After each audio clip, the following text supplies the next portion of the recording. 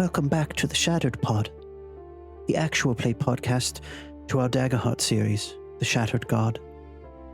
This week, we have a very special standalone episode from our one-shot entitled The Watchfire of Kharvos Keep. The story begins not with heroes, but with the condemned. Shackled in a damp stone cells of Witherhelm Hold, 5 prisoners await a sentence already decided, until fate intervenes.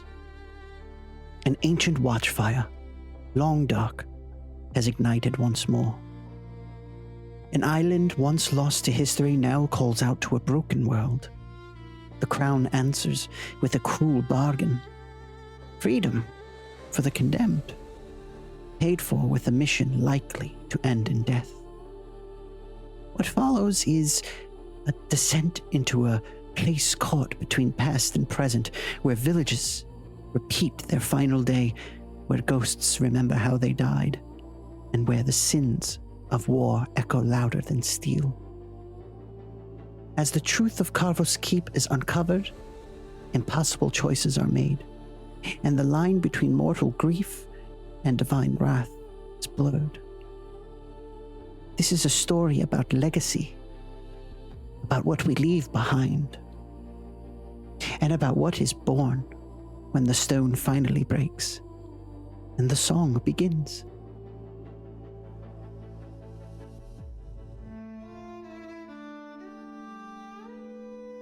Hello, everybody. Welcome to Group Action Roll. I am joined by a whole group of mostly new faces. Hello, everybody. How are you this almost Halloween evening? Oh, very good. Very good. Greetings. Doing good. Doing fairly well. Thanks for the invite. I appreciate you all taking the time out of your schedules to come play some games with me. Let's start with Crix. I'm Steve, aka Bat or Batchild, Batchild DND on TikTok. Yeah, I'll be playing Crix, an interesting little fellow, and I can't wait for everyone to meet him. It's gonna be very interesting.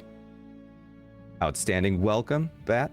We're gonna do it differently today. I'm gonna drop down to Nox. Oh, well, hello. My name is Nox, Captain Skittles on TikTok, and I am just super excited to be here. I'm going to be playing Saroth, and I can't wait for you to meet him. Jumping back up to the top here, let's go to Ray, Maximus. Me. Yeah, hello, I'm Ray. I don't have a whole lot to present and promote, I suppose, but I have started a recent YouTube channel called The New GM, where I'm going to make some videos about the things I'm learning as I go along, becoming a game master. I've also got a Twitch channel, Retrovirus 2K, where occasionally I might push the button and actually play some games. But right now, I'm super excited to be here with with my new friends to play Maximus and find out what's going on at the Watchfire. What is going on at the Watchfire? That's such an interesting, poignant question. We're going to find out today, but not before we drop on down to Princess Fairy, Maeve, Star Moon Knight. I'm calling you by the wrong name. Star Moon Knight Maeve. How goes it today? Yes. Doing good. So, hey, my name's Maeve. I have a YouTube channel. I sometimes record games on there, Princess Fairy. And the character I'll be playing is Star Moon Knight. Outstanding. Star Moon Knight is well, we have a couple of Void classes, which I'm really excited to see in action. So, and last but not least, joining us tonight as Emily Pond, Blue Phoenix / Jen. What's going on, Jen? Oh, a whole bunch of nothing. By the way, it's Blue Phoenix RPGs on Blue Sky, as well as on here. I will be typing in chat randomly. But I am almost done with my 13 days of Halloween on, Twitch. Have one more day, and then I can sleep for like 2 full days probably. But then you'll see me here every other Thursday And I also do stuff on Solid 10's channel. So on Fridays, most Fridays. But yeah, happy to be here with all of you. Nice to meet y'all. It's great to have you. Thanks for popping in and helping this group round out a bit. Somebody give fear? They just give you a fear in the Yeah, chat? hey, what's that about? Knock that Oh yeah, off. that's what a great thing to talk about before we start. I'm sorry, I don't have my my Wow. Twitch chat open. Wow. So you can spend channel points to give players hope, to give me fear. So we're gonna go ahead, find my little fear counter. Before we kind of dive into meeting the players, though, I want to speak to you a little bit about the status, the world as we find it. 2 months have passed since the skies above Lunesra went dark. The shattered remnants of the once glorious city now bleed darkness land. And from its ashes crawl horrors that do not sleep. Where once banners flew and bells rang, now silence reigns. And the shattered walk unchallenged. King Alistair Thorncrest has done what he must. The armies of Corvallis have pulled back, abandoning their outer wildlands. Now the kingdom holds fast in a fortified ring, a blockade of stone and steel that draw tight around the crown jewel, Greymore. The outer settlements become walls. Their soldiers conscripted into shields, and behind them, for now, the heart of Corvallis beats on. But the tide is rising.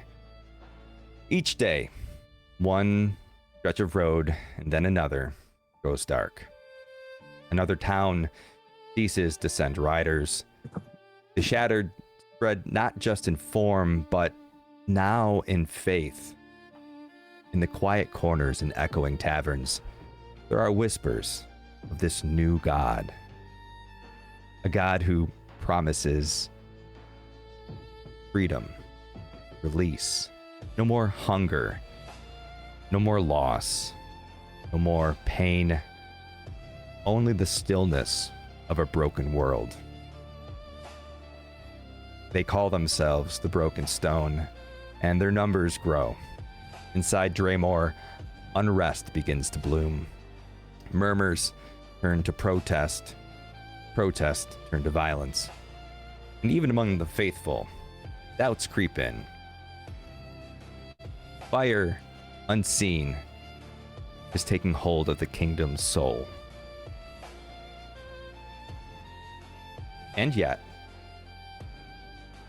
it's not the northern front or the city riots that draw the king's gaze in recent days. It's the southern shore. There, beyond the reach of walls or roads, where old coastal cliffs rise above the sea, something stirs. An ancient signal. A fire that should not burn. A warning that once meant war. The king says little of it, but those who know his counsel have seen the worry on his face.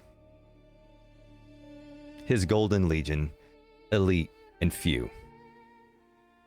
They can't be spared. Not for something so uncertain. But they are stretched thin. So he turns to another resource. One born of desperation, mostly. A quiet order is given. Cells unlocked. Hands are to be unshackled and summoned for a purpose. You all. Whatever crimes brought you to the dungeons of Corvallis, they now make you useful. You've been chosen not for your worth, but because you can be lost. And if you survive, if you return from this place, perhaps there is redemption still. Perhaps.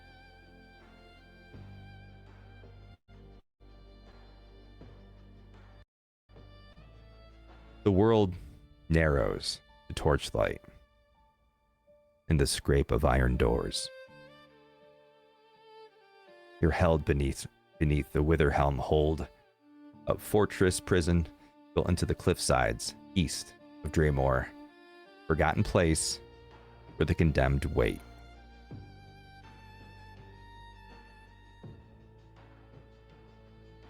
As you sit waiting out your sentence in the darkness, you realize this is a place of endings. Stone walls strip with sea brine, age, slick with the damp breath of the ocean just beyond. Moss gathers in the cracks between slabs. Some of it pulses faintly in the gloom. The air is thick with sweat, mildew, and old blood.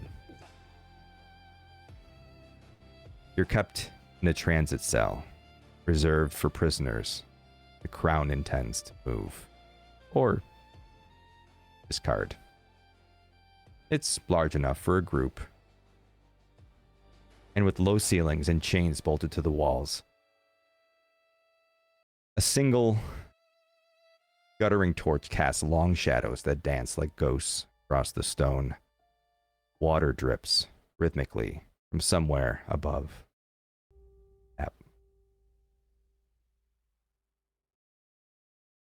Steady as a death knell. In the far corner, someone's already there. A man, or what remains of one. Barefoot, emaciated, his knees drawn to his chest, he rocks slowly. Place, his hair patchy, dried blood crusting beneath one eye across the side of his face. He whispers in a raspy loop over and over. Stone breaks. From the breaks, the song begins. Stone breaks. From the breaks, the song begins. The tattoo of cracked stone seems to come up from his neck to the side of his face. But upon closer inspection, it appears to be a self-induced scar carved with a fine blade, with old ink powder thrown into the wound, leaving a dark, jagged scar. A mark of the broken stone. He pays no mind to the guard. Just rocks and whispers. The heavy door grinds open as boots echo down the corridor. One by one, the guards bring you in. Who comes in first?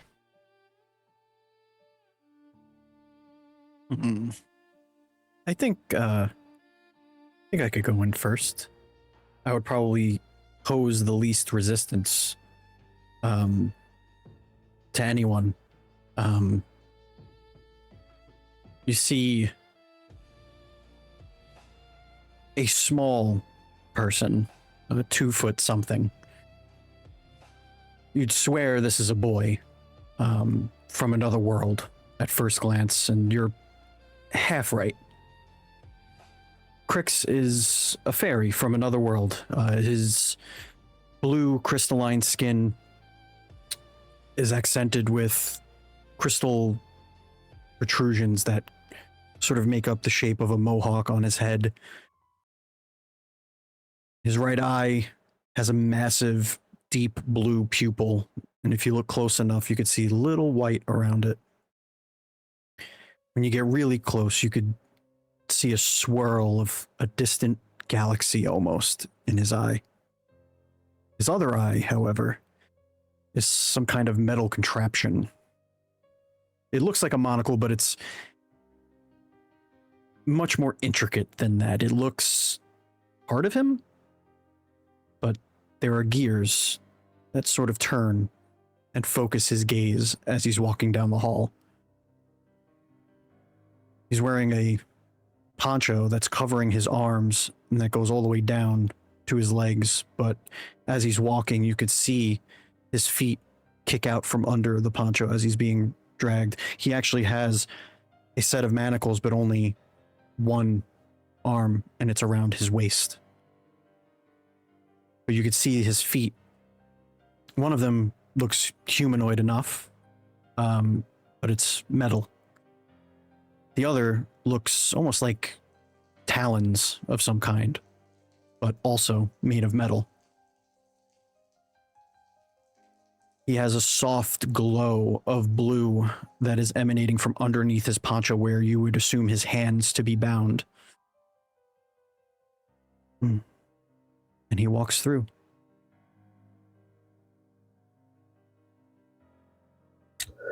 Following behind. Sorry. Nope. Crix is escorted in. The guards pay you no mind as you walk into the cell. They leave to be followed by the next. Nox, tell us about Sarah. Following behind Crix is a slightly larger, older fawn woman, a teal tunic with various little strings and things coming off of her tunic, fawn legs with hair. But if you look close enough, you would see that her most prominent and favorite feature is her crow's feet, because it would be hard to find her not smiling. She has silver hair, big ram's horns that engulf her little floppy ears. She's not smiling at this point, and she is very much crestfallen.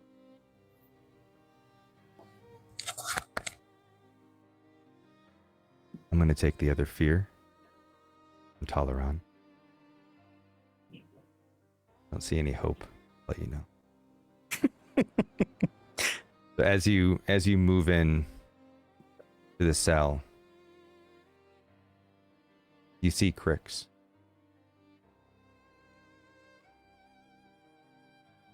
Do you recognize them? I do. Is Crix standing or kneeling, or where Crix is Crix, as soon as he was led in, is just going to be sitting seemingly cross-legged, sort of off against the wall, arms still under the poncho, and the hood about halfway up his head, with one of the mohawk crystal protrusions kind of catching the hood, as he's just sitting there kind of staring at the ground in front of him. I make my way over and I kneel down and I put a hand on his shoulder and I say, "Fancy meeting you here." Hello, Mum. I fucked up. I'm sorry. Our fates are not ours to decide. You're right about that. And she just kind of scoots around and puts one arm over his shoulder and sits and waits.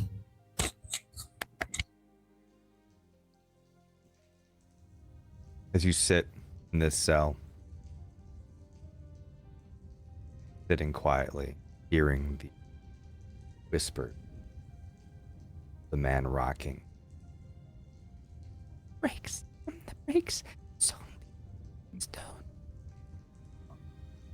You hear the door open.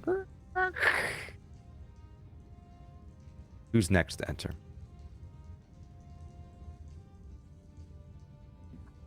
A star. The star comes out of just, and how you will see her, she's wearing like an eye mask, but if you're really close, you can see a little bit glow on the right eye.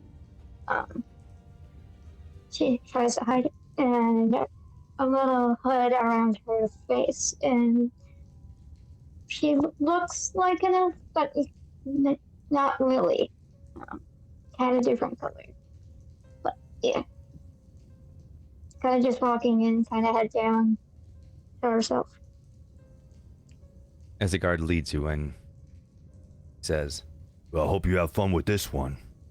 Sort of gives you a quick little jolt as you stumble into the cell, almost running into the next guard, bringing in the next prisoner. Go ahead, Phoenix. Okay. So these are one guard per person, You tell me. and I have two. Sure. You can have as many guards okay. as you want. Beautiful. Okay, so unassuming little, human, female, around 5 foot. Being escorted by 2 guards, one of which is kind of looking bashfully to the side and like he just got scolded, and the other one's just like shaking his head at him. And then my girl looks over at the one that's all like, I just got in trouble, and just like kind of half smirks at him and kind of rolls her eyes and looks away from him, and then just kind of strides right on into the cell there. Doesn't say anything, just kind of like, these guys, okay, in her head. But she does see Star, so she'll go over and kind of wave and just kind of sit near her. As more people start coming in, I think Crix is gonna like make sure the hood is like fully over and really like retreat into his own skin. And a point of clarification is the whispers in the room we are headed into, or the room we're coming out of? You're going into the jail cell. There is a prisoner already in it. He's the one doing the rocking in it. So as you hear more footsteps come down the hall, hear some comments from some of the guards. Traitor, watch this one. And through the door. Yeah, so then you hear, before you see anything, you hear the sound of large chains starting to drag over the cobblestones and stones of the prison floor. And then stooping through the door comes Maximus, who is all of probably almost 7 feet tall. He's a massive gorilla / orangutan beast of a creature, covered in scars. Has clearly been through kind of hell and back, and is heavily manacled and chained, just due to his sheer size. The guards all keep their kind of general distance from him. He doesn't say anything. He just kind of, leans in under the door and looks up and makes eye contact with his fellow prisoners and just grunts as he lumbers his way into the room. As they let you into the cell, you hear some of the soldiers, the guards talking, saying like, "Oh, and there's got someone for the oh." Close the door. Now here you are. You're not alone. Not anymore. You still hear creeping. The man in the corner. Song. Don't break. Break. Song. Do I know what this guy's like singing? Like, is it a song? It is. Is there a song about this? It probably has like a melodic feel to it. How long has Emily been in prison for? I was thinking probably like 3 to 4 years. Okay, so this isn't something that you would have. Well, actually, here, do this. Give me a knowledge roll to recall. Oh no! First roll of the game. Here we go, baby. Okay. Lead off hitter. Oh well, it's not that high, but at least it's with hope. 8. Nope, 10. 10. Okay. So this may be something that you've heard from some of the other inmates that have come through. This lone guy isn't like singularly new to you. You've seen more recently, probably you've seen a few more of this type of person come in. You don't know exactly what it is, but you kind of get that feeling that they're all related and they're all into something. This cell we're in, does it have any like moss or fungi or anything like growing in the cracks of the brick or anything like that? Yeah. I think specifically when Maximus comes in, he's gonna retreat to a corner where some of that moss might be its thickest. And he's gonna turn his back and start whispering at the moss. I'd like to use my ability Nature's Tongue and speak to the moss. Okay. You can speak the language of the natural world. When you want to speak to the plants and animals around you, make an instinct roll. 12. Instinct roll 12. On a success, they'll give you information that they know. On a roll with fear, their knowledge might be limited or come at a cost. And I'm not going to spend any hope to get a +2 on this. I'm just going to roll straight. Love it. Okay, that is a 15 with fear. So early. And he's going to just start whispering. Show me where the weaknesses are in the wall. I know you know. We have a big fella now. As you whisper the moss, in the one wall that is brick, the other 3 sides are all bars close together. The moss begins to whisper, tell you a story. You see by this windowless room and through the conversation with the moss, you were in the center of the building. But it does point out that some water comes in the far right-hand corner of that room. Maybe this is where the mortar starts to pull away from the brick. That's where you get some incursion. He'll just turn around and sit in front of that moss and just listen at the room.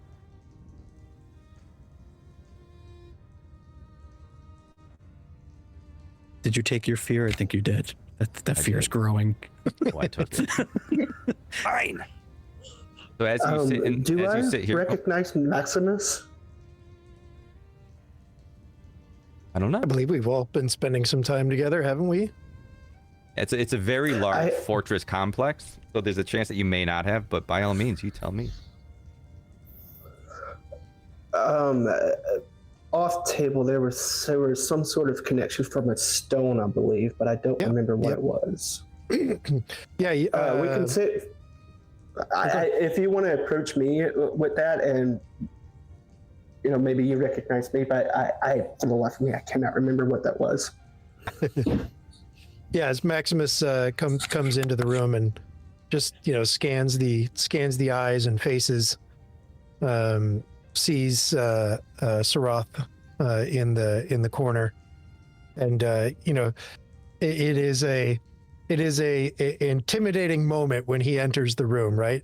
But you can see that he just gives kind of a little grunt and flashes a small smoothed over stone that Saroth had given him, and then he just kind of tucks it back into his waistband.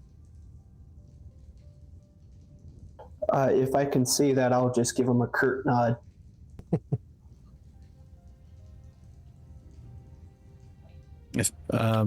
If I notice that, I think I'm just gonna go sneak up behind Saroth and just whisper, "Friend of yours?"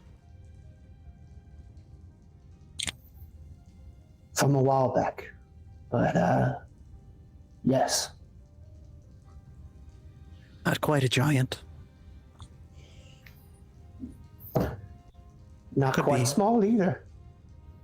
Could be useful. Agreed, little one.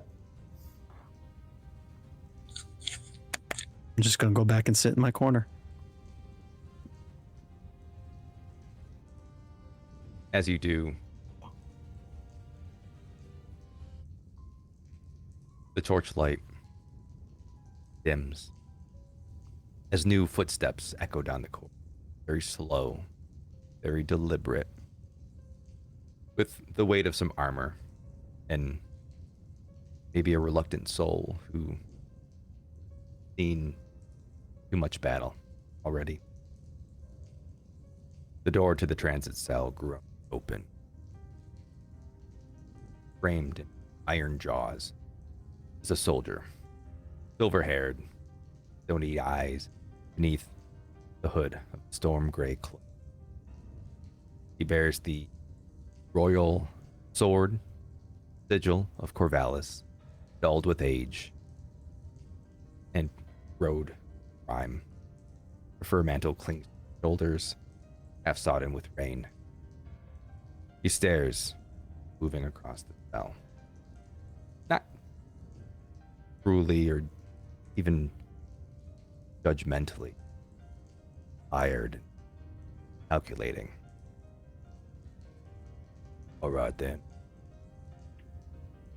Commander Holtvale. Hope you lot are getting along just fine.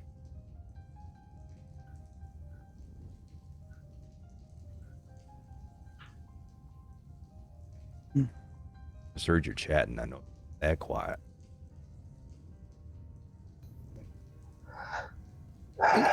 Maximus doesn't even acknowledge, just lumbers down into the corner and sits. Heard that you. All right. I'll do the talking if that's fine.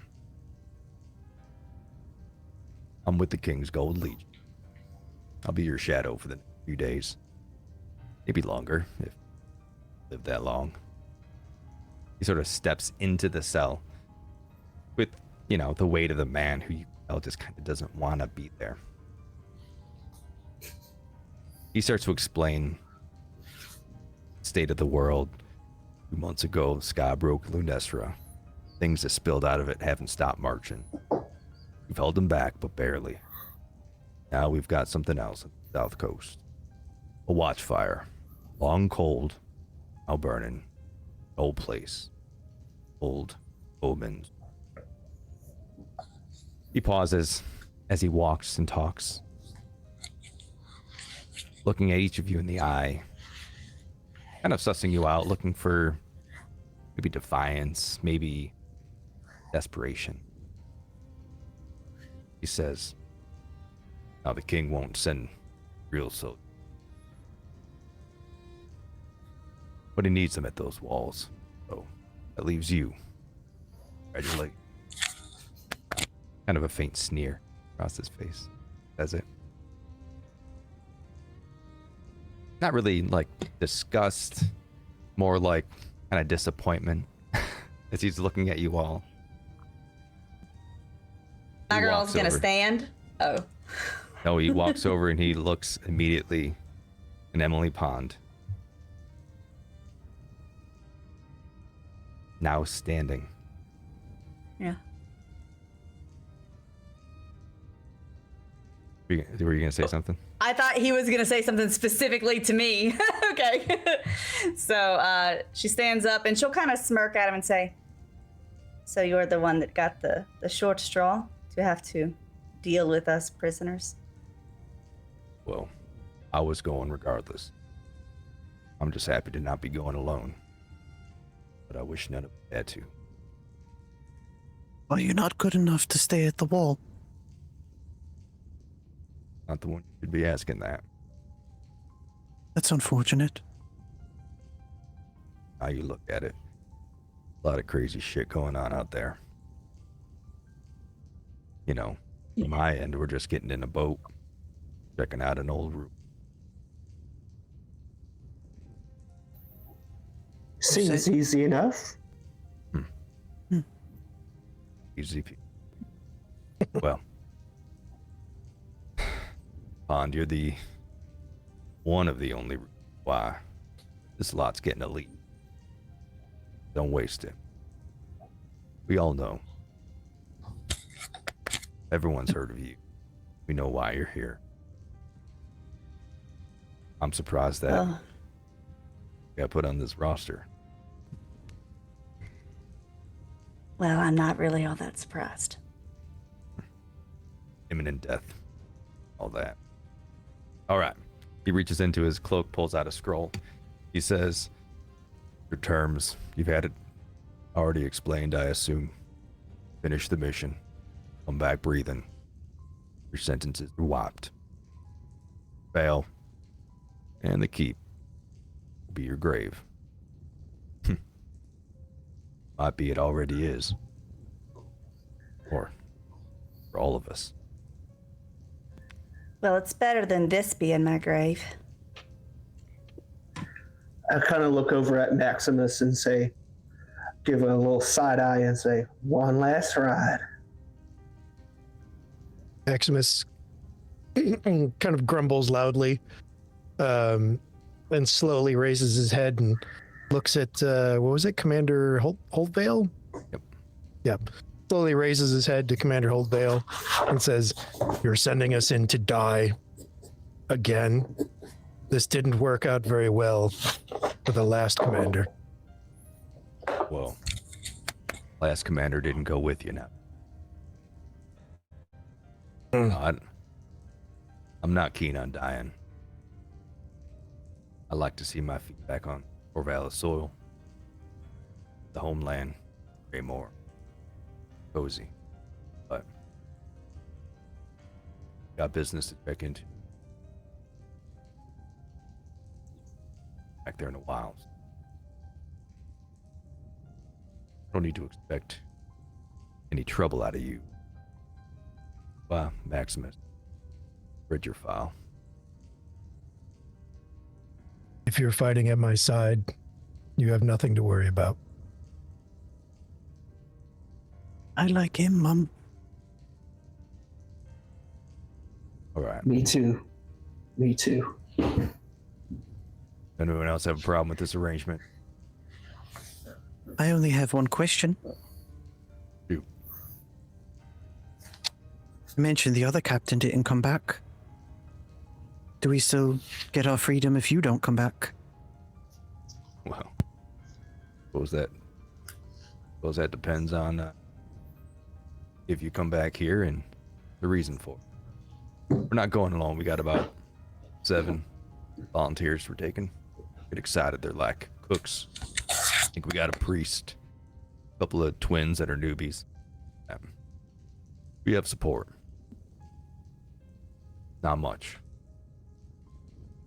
About as useful as this old lady. Heard this old lady packs a punch. Oh, yeah, back in my day. I'm not much use now. How long you been in here? Oh, I just arrived yesterday. How many guards it take you to bring you in? A lady never tells. Well, the guards do. I think you'll be fine, ma'am. Still unsure why you volunteered for this.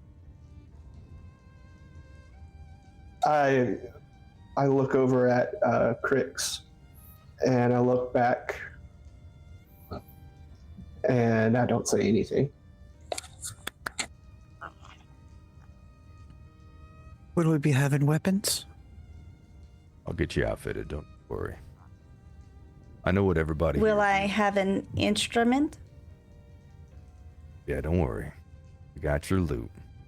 And where's my goddamn walking stick? On the inventory, but I'm sure we can get you a stick or something. The only thing I don't know about is this here elf, I want to say. Star is the name, right? Yes. What's your weapon of choice, darling?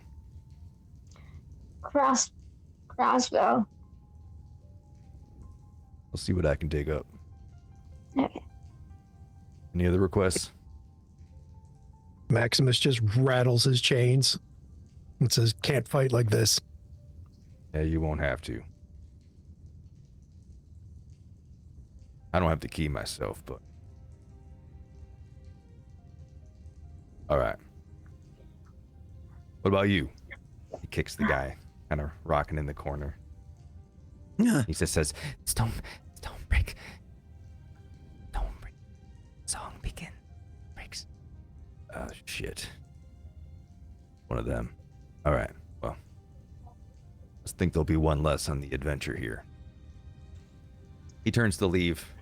Muttering cultist in the corner is still rocking, saying his loop over and over again. It seems like the kick from Holtvale kind of exacerbated his condition a little bit. He seems agitated as he's rocking faster and faster.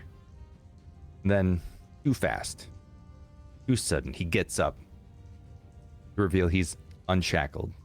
And he lunges towards Holtvale, shiv in hand, preaching something unintelligible about the song and the stone reborn. You hear him, "The stone breaks, the song begins, the flame awakes!" As he lunges towards Holtvale.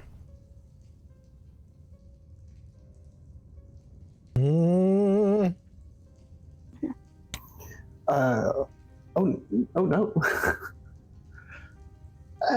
I'm sure he can handle himself. I'm not going to do anything. Could. And I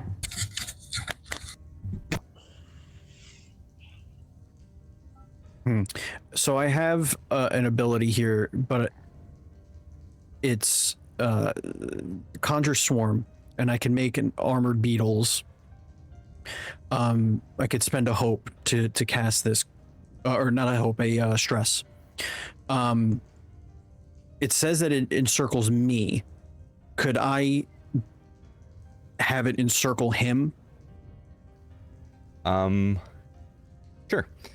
How close would you be to him? He would be right at the entrance of the cage. So you'd have to get there quick and touch him to... Yeah, I walked up to him to speak to him because he is very soft spoken, so I would have walked up so he could hear me. Mm-hmm. So I would be at least, close. I would say, I guess it's a small cell, so I would assume I'd be pretty close to him. But all this will do is, if he takes damage, it will reduce the severity by 1 threshold. All right. So as this cultist is lunging forward with this give, you see Crick reaches out and grabs Holtvale. These beetles just envelop him in this shell of Titan. Did anyone else want to do anything? I was gonna try to push, shove the guy to knock him off balance, so maybe he'd miss. Give me a strength roll. I don't want to get in the way of the stabbing, but she doesn't want to push the commander dude. She wants to try to Give him a shoulder. Yeah, go for it. She doesn't have an ability for it. Is there anything that I can do to help? I do have Caprine Leap. You can leap within close range as though you were using normal movement. In Daggerheart, you can choose to spend a hope to help an ally, which gives them advantage. Which Okay. adds a d6. So if you'd like to do that, you could. Then you just describe to me how you would help. Can I do it after she rolls, or does I have to declare before? Before. Gotta commit. All right. It's best hope you'll get more. Unless you don't. 50-50 chance. So I'm gonna, as she tries to push him, I'm gonna try to slide tackle and give you advantage. Roll behind his knees. Yeah, and I'm gonna mark off a hope for that. All right. So Phoenix, roll a strength roll add a 1d6, or if you want, Nox, you can roll the 1d6 and add it. Totally up to you how you want to manage that. I haven't rolled anything. I want to roll. Okay. Roll that die. It's 5. Hey, that's not bad. Nice. Uh-oh, we got Oh, no. we have a happy Oh, no. bard. Oh no. It's a critical success. It's we 2 go. 7s. 2 7s. Very nice. Didn't even take a need hope, it. clear a stress, and then describe to me how you absolutely wreck this emaciated Just cultist. struck this dude. Well, with the help, right? Like, you know, I feel like your character's like a grandma, you know, like that's Yeah. the vibe I'm getting. So I can just see like the grandma going in low, and then I come up top on the other side, and he just like goes whoof, and like kind of spins. Oh, yeah. So I go in for the shoulder. I just like shoulder, and he's like, it'll be great.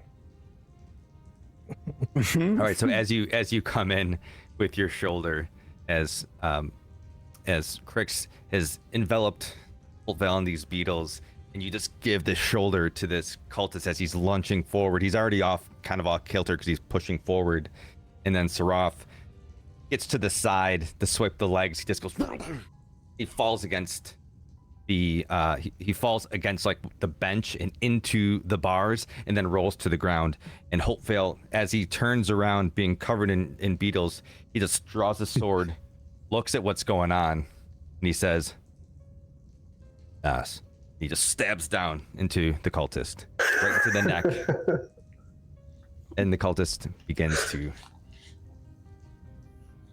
bleed out the ground. Oh, yeah. You're not gonna die. We'll make sure of that. He says, Maximus mutters, "No, stop, don't."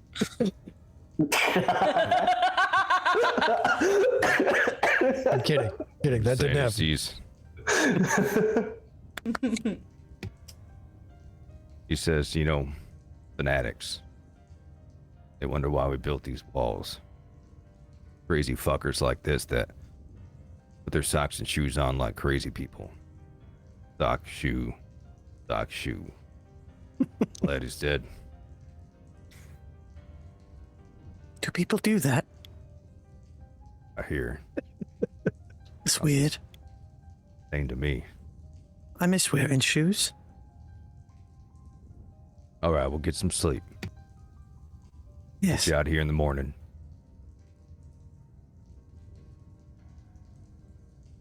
He turns, closes the cell behind him, looks at Crix, kind of gives a little nod, shakes the beetles off, and then Be gentle.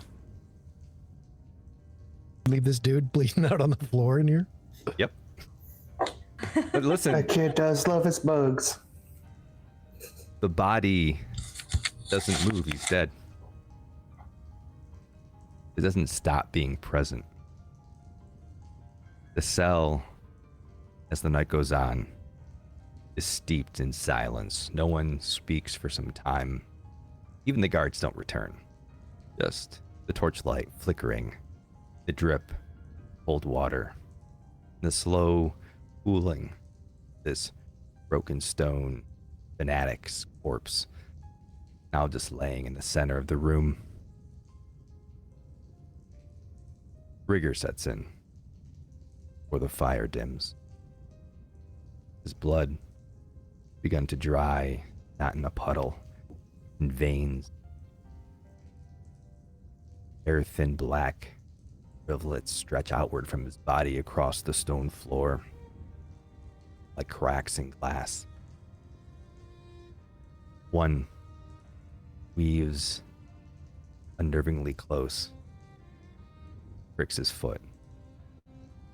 The smell is worse than rot. It's sour and coppery, tinged with something burnt. Sulfur. Scorched bone. You sit there, the dark, no blankets, no bedding, just stone and shadow, death. Try to sleep. Some of you doze. Some of you stare at the ceiling. Are any of you watching the body? As I notice that it goes towards Crix, I am on high alert. I think Crix is sad by what happened to this man and is almost mourning the loss of this person. Doesn't know the person, doesn't. That's why, Crix's first instinct was to protect and not to harm. So I think he is watching, but not watching for it to do something, but watching as if guarding it, something happening to him. And as you watch it, it watches you right back. Head, the ground, mouth open, blood dripping from the corner. Its eyes blast open, staring. I'm sorry, friend. You can rest now. And he does. Can I perform a song through like humming? Sure. Okay, so Emily sees, this creature. You're still kind of hidden, right? Like you haven't really like shown yourself that much. I think because you were so close to him when he did the beetle thing, you would have seen one of his arms come out from under his poncho, and it's completely robotic. It's gears and like pulleys and just metal fingers. You would have seen that, and when after he did it, he would have retreated very quickly back under his cloak and kind of stepped back as everything happened. But I think his hood is still up, but he's more present. He's less retreated. So you would definitely see his face. And is he kneeling? He doesn't have to kneel to get close to the body. Okay. Well, my girl will kneel to. Yeah, he's like 2'2". Yeah, my girl's like 5 foot even, so like if she kneels, it'll be close. Yeah, sure. Sure. And she's going to say, you never really know why people do the things they do or reach the places they reach. And then she'll start humming a song. It's just like this song, it kind of goes with the mood, of loss, even though you don't know what you lost, and it's just kind of like a solemn kind of song. I'm doing the heartbreaking song. It doesn't technically say that I have to use an instrument. It just says I'm performing. So humming is a performance. Absolutely. In Daggerheart, it doesn't say anything about your instrument being your casting focus necessarily. You can, just through the artistry of it, that you perform these magic. Yeah, there are a couple. There's like one that says something specific, and I'd have to find that. But we're going to do the heartbreaking song, and you and all allies within close range gain a hope. Now, I know close is very close. I don't know how close is. We'll say that they're all in close. Okay, cool. But yeah, so we're gonna do that one. Gain a hope, And you say? everybody gets a hope. Hey, thanks. I appreciate that. Do I get a hope? You're welcome. No. I hope you spend some of that fear and fail. I think Crix, appreciates the moment and towards the end of your song where he feels like it's getting close to the end, he'll take off his hood, and he'll kind of bunch his poncho up behind so you could kind of see who he is. Crix has both of his arms from the shoulders are robotic. They're machine. You could clearly see that one of his eyes is mechanical. It's a, steampunk looking monocle kind of thing that has like a focusing shutter that opens and closes as he's looking at people, and it blinks. You could see his body, his torso and head and the rest of his head are a beautiful, like, translucent crystalline sort of skin. You could actually kind of see through him a little bit, and you could see his heart pumping through his skin. But the most important thing, or aside from you now can see his legs a little more clearly. The one that has a more of like a bird-like appendage, also mechanical, is from the knee down, and then the other more humanoid one is from his hip down. And you could see on his back, pushing part of his poncho back. Then now that it's bunched up, you see just kind of just like a couple of they look like pointed sticks, almost like coming out of his back a little bit. And he'll reach and close the eyes of the cultist that is on the ground, and will turn around and go up to Emily. He called you Emily, yes? Yes. My name's Crix. Crix. It's nice to meet you. Thank you for doing that for him. She just kind of smiles and looks down at him. I don't think that anybody should be on their deathbed or have just died and not have anybody that cares at all about them. It's rough. Nobody should be alone. Do we see, in the layout of this room, can we see like where this blood is running to, like where it's pooling to? No, it's just as it leaves the wounds, it's very cobblestone, the way that this old fortress prison is. So as it leaves, it's sort of pooling in the cracks of the stone, making these sort of river-like. Could I grab some of the moss, the thicker part of the moss, and like make like a little mossy salve and just like plug it so it stops actively leaking all over the room? Like just kind of like pack it in there. Absolutely. And I'll whisper to the moss before I put it in the wound, and I'll just thank it. Thank you, friend. As you perform this like little bit of a ritual, just to stop it. It will eventually stop. But the night goes on, grows dark, grows quiet. Adrift. Just as sleep threatens to take you. Hear it.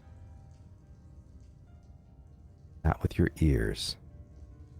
In that half space. Dreaming, waking. When the walls of your mind feel thin. Don't break.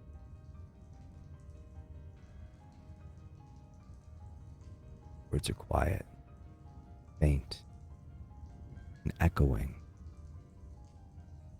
as if down a long corridor. You hear it once, enough. Raise the hair back of your neck. Gone. Then daylight. You wake up to the iron doors clattering open. Different squads of guards file in. One taps the dead cultist on the head with his boot, kind of grimaces. He was in here all night, huh? Aren't you lucky? Don't mind him. You'll be joining him soon enough. They start to unshackle your wrists. Lots of guards there with swords and spears. March you down, winding through Witherhelm's tunnels. Daylight stabbing down on you like a blade as you're led into the chill of early dawn. The prison sits like a barnacle on the side of a cliff. A sea cliff, and just beyond to the gates, there's a cart waiting for you. You all are ushered into the cart. Slowly makes its way near the docks. But they first bring you to a room. It looks like it was maybe a stand, maybe a farm stand of some sort prior. They've made it into a makeshift armory where your gear has been laid out. Not neatly, with the grim practicality of a quartermaster who just doesn't care if you live or die. He just is carrying out the orders that he's given. Armor, weapons, packs, it's all there. Instrument, waiting for you. He says, "Don't forget, gifts from the commander behind you." And on the table you see 5 items. A potion, a locket, a glowing crystal, a hand mirror, and a cloudy jar. Which do each of you choose? I chose. I'm gonna grab the potion. I'm gonna grab the jar. Jar it is. Crix goes up to the crystal and holds it up, and it sort of just slides into one of his gauntlets, and his hands start to glow a little bit. That'll work. And as it slides in, you feel the hum of the frequency matching the crystalline of your body. It goes, Little gift from home. Now you have AM radio. Sports Radio 66. Shit. It's a long boat ride to Sun Hollow. I want to pull Emily aside and just say, I saw what you did for my boy. He's been through a lot, and I just want to say thank you. That meant a lot to me. Oh, of course. When people are good people, they deserve good things. So, you can. Right, you are. Would you like a saltwater taffy? Would you like a Werther's original? Hey, You know, considering we're Time about is- to go on the saltwater. time is a there you little go. of the essence here. If you could gather your shit and get out of my store, I'd appreciate it. Maximus picks up the hand mirror, which looks like a child's toy, in his giant hands, and he's like, "Signal mirror, useful," and tucks it away. His compass is always pointing everywhere. Seems useful. I'm gonna sling my quarterstaff over my walking stick and grab my little bandolier of. Oh no, it's a belt that has like a little pouch on it, and that's where I produced the saltwater taffy. Nice. Emily goes to grab the locket and turns to the guy and says, "Oh, do you know what a gift of a locket means in my culture?" This came from the commander, did it? And then she goes and grabs the rest of her stuff and starts putting stuff on. I'm pretty sure it's been in storage for the last like 6 years or something. Whatever, sure. And as I you mean, look at it, sometimes people have to wait for good things. So as you open the locket, you see a picture. Lovely, old, faded. You can tell this locket is a little tarnished. And it's a picture of like a couple on one side and their children on the other. No one you recognize. But something in that moment of looking at this picture gives you a little bit of hope. Emotionally. This To be clear. emotional. I figured Give yourself No, five. write that down. Write that down. Write that down. there's even the symbolism of wanting children. How old is the commander? He's got gray hair, but that doesn't mean anything. Above Bow table. chicka wow wow. Above table, when we were in this cell, did we do a short rest? Oh yes, I'm sorry. Okay. Yes, you did. You can actually do your long rest if you'd like. I don't really have. Slept the whole I night. guess- You do have the option to prepare. Yes, So I'm I going did breeze to. right over that. I'm going to clear stress as one of my features.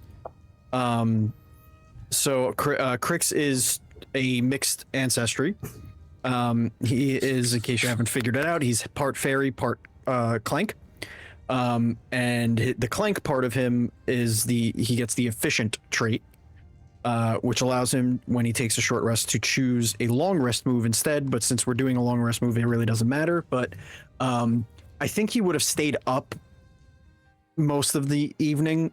So I think it would have been a short rest anyway for him. But I will clear a stress and I'll prepare for the day as well. As far as I understand, preparing allows you to gain a hope. But if somebody prepares with me, both of us would gain 2 hope. And So- anybody else who I'm over joins there with games. my boy. Okay.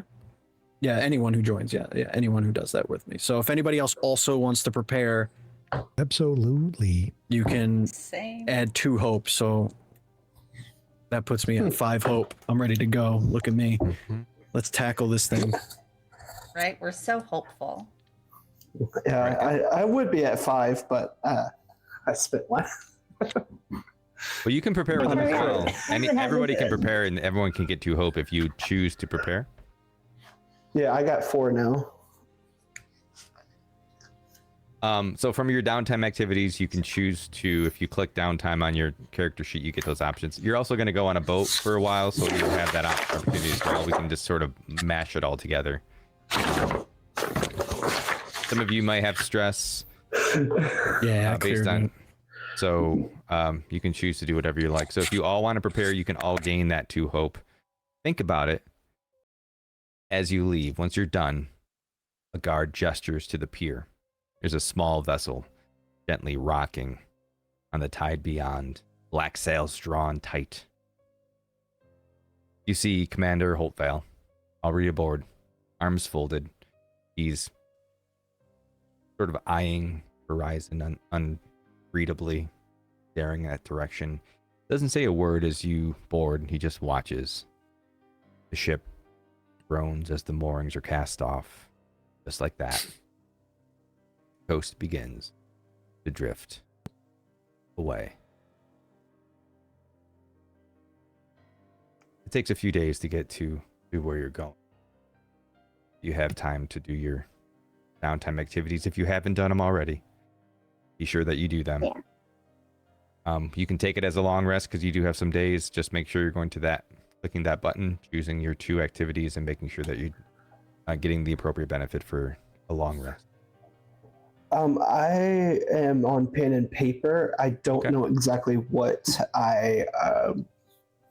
what my benefits are, if All right. at all. Do you have? Well, you probably can't access the resources that we put out today, huh? No, if I click away, it's gonna kick me out. Okay. Since I'm on phone. Not Okay. a problem. So you can choose to do a a few different things. You can choose to clear your stress as for your for a long rest specifically. Now you can do the same activities from long rest to short rest, but what you get for each varies from long rest to short rest, if that makes sense. So would the hope that I gained from preparing from the previous night, would that remain, and then I prepare on the boat so I could just max out my hope? Like, how does that work? We're gonna mash it all together as a rest, one long rest as you're making your way. Okay, got it. Yeah, so because you like demi-plane will totally allow you to do Yeah, I saw like that, two yeah. prepare actions. Yeah. Yeah, so I often tell people that it's not as like doesn't function as well together as like D&D Beyond that you probably do. So you just have to be mindful of what you should be doing because it'll let you do kind of whatever you want. So you can tend to wounds. You can clear stress. You can repair your armor. You can prepare. So gain that hope. Or you can work on a project during long rests only. So during long so rest, then you we clear would all of your get- So HP. for me, Sorry, go ahead. sorry. So for me, this is a new thing, so I'm just gonna read it. So one of my downtime moves is I spend a favorite to achieve with my my patron. Okay. Warlocking. Kiddo warlocking. Maximus will have a little project to work on. He's gonna, he's a soldier. He polishes things. Okay. So he's gonna polish his new mirror. Okay. Who's a pretty. So he's, let me ask you a question. To what end? Like, what would you like that project to accomplish for that mirror? Just to have, Maximus has been locked up here for almost 10 years, I think we said. So this is really, outside of the armor and weapons that he's just been given, this is the only nice thing he's had around in 10 years, right? So without making a display of it at all, he's just trying to make it nice. Could Crix notice you doing that and kind of very, very pensively walk up to you? I mean, you're massive compared to him. You're over 5 feet taller than him. You're his ankle. I just picture seeing you with this napkin, and this little mirror, and just trying to cloth, get in there, and he's just gonna go up to you and just go, I have smaller digits if you want me to get in the creases. Maximus, just kind of looks over in a curious way and grunts and slowly hands it to him.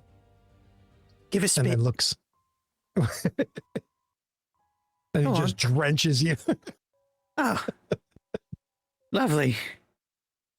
Thanks. But as Maximus looks away from handing you the mirror, he turns back and he says, "What you did in the cell was brave, but there's a fine line between stupid and brave." The tiny are mighty. and you just see that robot eye just kind of wink at you. There you are. He flips you the mirror. Thank you. Not a problem. I'm gonna go once I see them to part ways. I'm gonna go up to Maximus.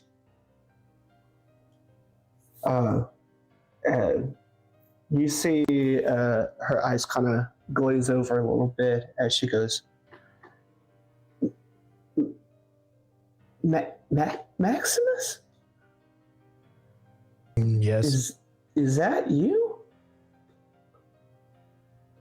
Do you know other giant girls? Oh, in all my years, I've met a cacophony of different people, but remind me, I gave you a stone. And he slowly kind of looks away, like he's just like a little embarrassed about it. But then, reaches up under like the edge of his breastplate here and pulls out a shiny little stone that you can see has been, one side of it is just like concaved and smoothed out from him basically just rubbing his thumb into it for these years. In all my years, you have to forgive me, Maximus, but I don't remember what that stone was or why I gave it to you.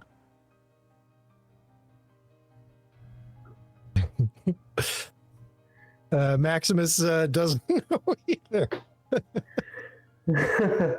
Chalk it up to the years, big old boy. Chalk it up to the years. As you have this conversation, I'm going to spend a fear. Oh, shit. Look what you've Just- done. You're interrupted by sound of a bell tolling. Dun, dun. You hear let ho from up in the crow's nest. Usually none of the sailors speak unless ordered. Holtvale stays gazing at the southern horizon, watching this rocky island approach. Flashes of lightning split the sky. They're miles ahead, perched the jagged cliffs above the storm-racked coast. See it. Kharvos Keep. Towers rise like broken teeth from the rock. Skeletal. Walls half collapsed. Battlements shown by time, war, and yet, impossibly, one thing remains intact. At the top of the highest turret, overlooking sea and ruin, a massive beacon blazes. Not red, not gold, crimson, purple. Flame, the color of bruised twilight, twists and writhes like a living thing. It seems cold, hungry. It pulses in irregular, breath-like beats. The wind doesn't even seem to touch it. The rain doesn't dampen it. It burns. Watches. Beneath the cliffs, a crumbled village clings to the shore, and from this distance you see only jagged rooftops, shadowed shapes, mist coiled around buildings as if unwilling to reveal them. No torchlight flickers, no smoke rises, and yet the watchfire burns. The ship can't go any further. Rocks too treacherous. The crew begins to load everybody from the party into 2 longboats. As you lower into the frothing surf, the wind claws at your cloaks. Holtvale gives no speech. He just says, "Right. Time to row towards the shore." You climb into the boats. Beside you are 7 soldiers and Holtvale. 5 of you. The rain slicks your grip. Waves slap against the hull. You drift closer. The cliffs loom high above you like a maw about to shut.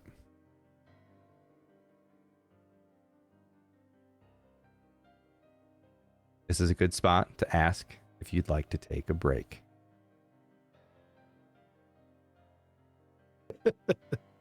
Yes, for Yes, the break. please. Yep. Sure. We can, yeah. All right. Stay tuned. Yep. We will be Short. right back. After these messages, Here we we'll go. be right back.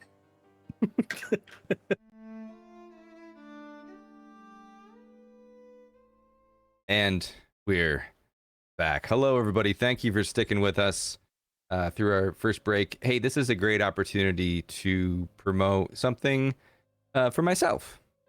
If you like these sessions that we do, these Daggerheart games we've been playing, the Shattered God has been this sort of world event within this existing world of Arendor.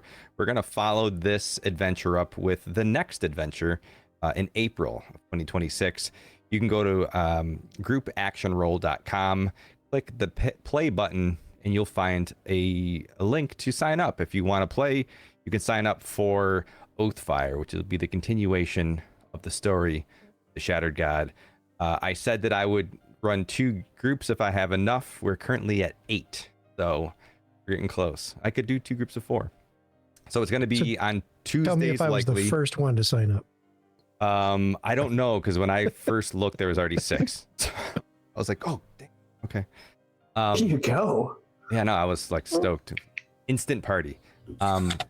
So I will run 2 groups. It's going to be every other week. I'm looking at possibly Tuesdays, but I'm open to whatever the group finds most available. It'll be bi-weekly. If we run 2 groups, it'll be in the same location. It'll just be 2 different groups. So if you're interested, groupactionroll.com, click the play button, find the sign up. That. So as we left off,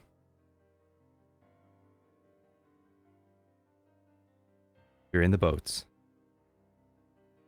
on our way to Dunhollow. Trying to find some kind of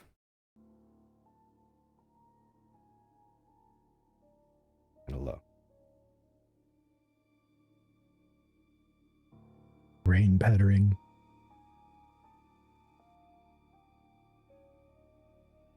So as you're approaching, soldiers are rowing. Holtvale is like, it should be a quick, easy in and out. We'll just find who lit the fire. Make sure there's no danger. The place has been abandoned. Stay close. Your sentence is commuted. Out as rain. Captain, you said you were here before, yeah? Something like that. Did you have that sword with you? This one. Well, I think technically I did. This is the family heirloom. May I see it for a moment? Well, you may not. You could hold it. See with your eyes right there. Okay. Give me a presence check to convince. I would say charm. Something along those lines. He's got a -1 to this. All right. But that is a 18 with hope. Take your hope. He looks at you, feeling like there's something singular about you. All right, listen, but just make it quick. And he sort of holds it out as the boat rocks. He holds one hand to his heart and another hand to the blade, and you see a swirl, like these star pattern, like swirl in his eye, kind of like those dice that have like the swirly in it, like that swirly mica powder, like just swirls around. And obviously, here comes the shenan. If you let me shenan, there's a wayfinder ability here called Path Forward. When traveling to a place you've previously visited, or you carry an object that has already been at this location before, you can identify the shortest, most direct path to your destination. Okay. So I kind of want to see where this sword had been through, kind of looking through. It's very like, Nice. I picture it as like very flash pictures, but like you could kind of see where this sword has been. And as he gets this information, he just comes back, he goes, thank you.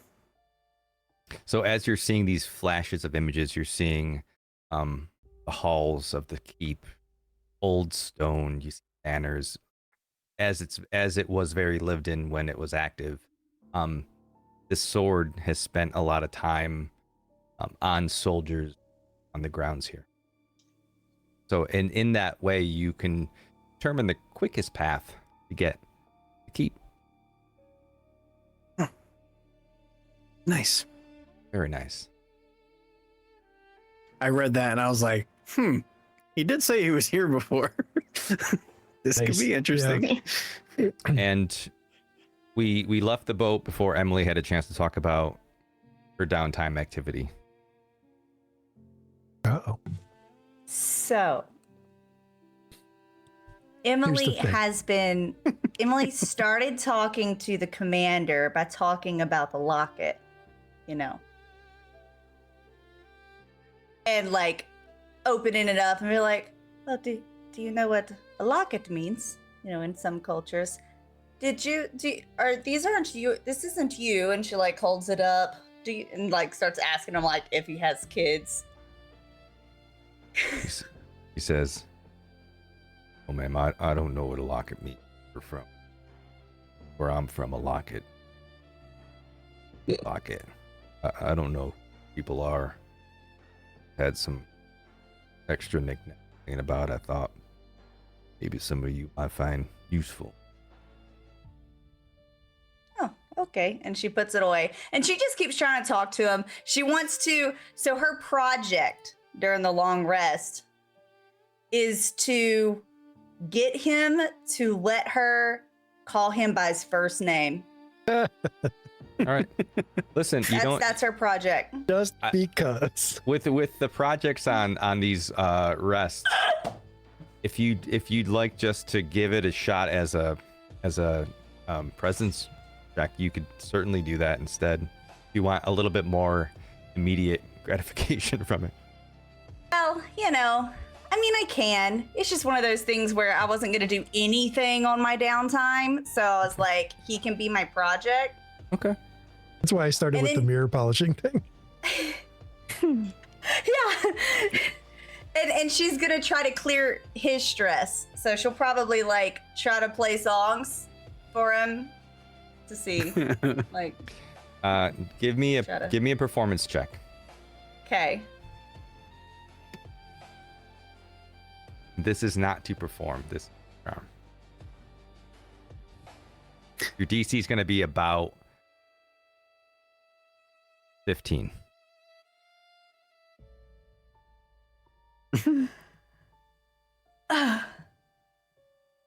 Uh-oh. That's the I rolled with fear face, I think. Oh no. Oh I know. no. No, I didn't roll with fear. Oh, I just didn't roll very well. And I was gonna ask if I could roll, but use one of my thingies. But then you said that like Listen, it's not like an actual performance, so I didn't think that it would count. well, you I are don't know so if it would count. well. Okay, I'm sorry, and I will give you the option because I confused you. You are performing, you are playing, but it's not. Your performance is the thing that's charming him. So if you want to add something about performance, you may. And that I messed that up for you. Oh. Okay. If you think it would make a difference. Well, I was gonna do there's a song about that.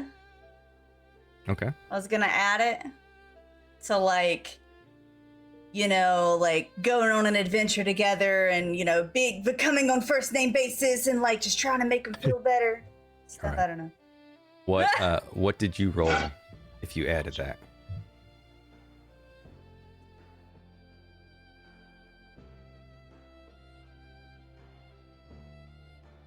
It is a 15.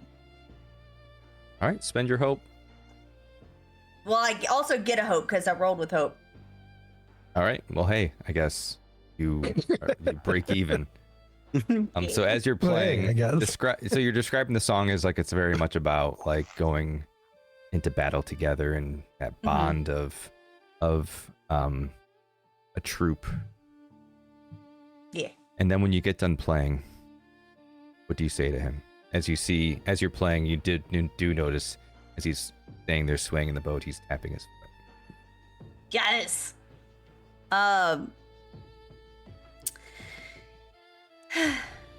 She will kind of look over to him and say,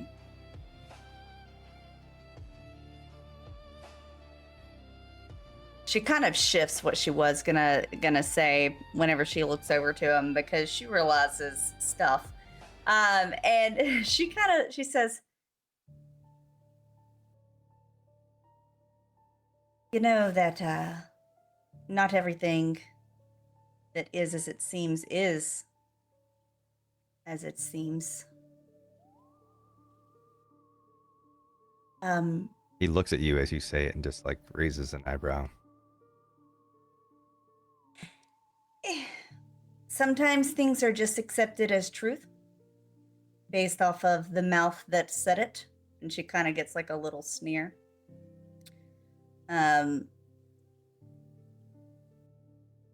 But you can't really change the hand you're dealt. Sometimes you just make the best of what you're given. Have you ever had to do that? Oh, may I call you by your first name? My first name. You want to call me? No, I assumed that your name was not Commander. He sort of Is your smiles. first name Commander? Garren. Garren. I'm assuming since you told me I'm allowed to. Miss But Emily, have you if I ever- may, we all know of what the king knows.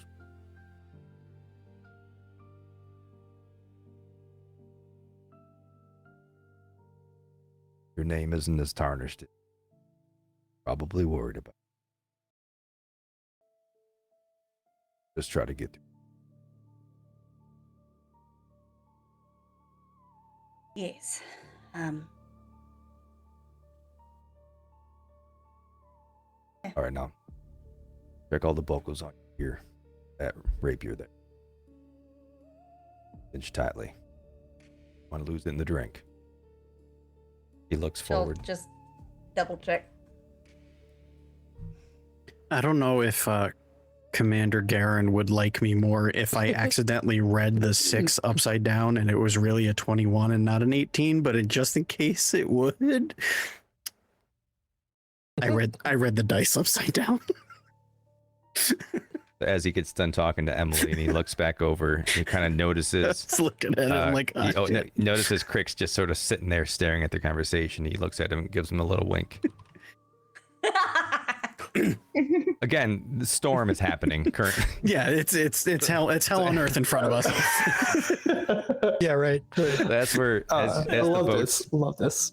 as the boats begin to go towards this big ruin. The sea goes still, the wind vanishes, the rain stops. And when you next blink, something unexpected. The mist ahead is cleared enough to reveal lanterns suddenly appearing. Soft light glows in windows. Chimneys smoke lazily. You hear voices, laughter, dogs barking, children laughing. You hear barkers at the market. Fresh fish? Today's catch, get your fish here. The village is brimming with liveliness. And you're drifting towards it. Towards Dunhollow and towards the keep. And as you make landfall, you see Garren Holtvale steps off, sort of confused. The hills. Maximus immediately is like abandoned for centuries. Isn't right. So as you all disembark your boats, I need everyone to roll me a finesse roll. Finesse roll. Oh, this is an opportunity to get so many fears. How do I do this on this? If Maximus gets Trying wet, he's to gonna be real use the upset. Daggerheart thing. Our bard is celebrating again. Already celebrating again. If you're on Demiplane, you can just click the finesse. Okay. You scroll over, you can click it, it'll roll automatically. +1. Okay. So mine was a 13 with hope. 13 with hope. I'm maxed out on hope. Do you have any so this is to, let's call it hide. I should give you that. So this is a finesse DC 15 and you're looking to hide. With this, I have Lightfoot, which from Wildborn, my movement is naturally silent. I have advantage on rolls to be made without being heard. Okay, yeah, let's do it. Advantage I is have that as a well. D6. You roll 1d6, yep, and then you 1d6, add it okay. to your result. So that's a 5. All right. So that's an 18 with hope. As one might imagine, Maximus has failed the stealth roll. Even Crix is hiding with my behind Lightfoot, that's I think I 4, failed 5, with hope, 6. Failed with fear. by the I way. have 12 with fear. Hey, that's what I had. 12 with fear. High five. Hey, there we go. All right, Star, I have 5 with hope. you had how much with hope? 5 with hope, because I think that's how you read it. Add them all up. You add them both together and you tell me which one was. Same on Daggerheart. Okay, so 3 and 1. Oh, okay. Yeah, there it is. That's a 5 with hope. Yeah, yeah. Perfect. And now Yeah. Emily can tell us about her critical success. I got a She's so critical excited. success and I rolled 2 7s. Again? Lucky, Yes. Lucky number 7. Wow. Wow. All right. I want you to, with your critical success, I want you to choose one of the 3 failures to make succeed. You can only choose one.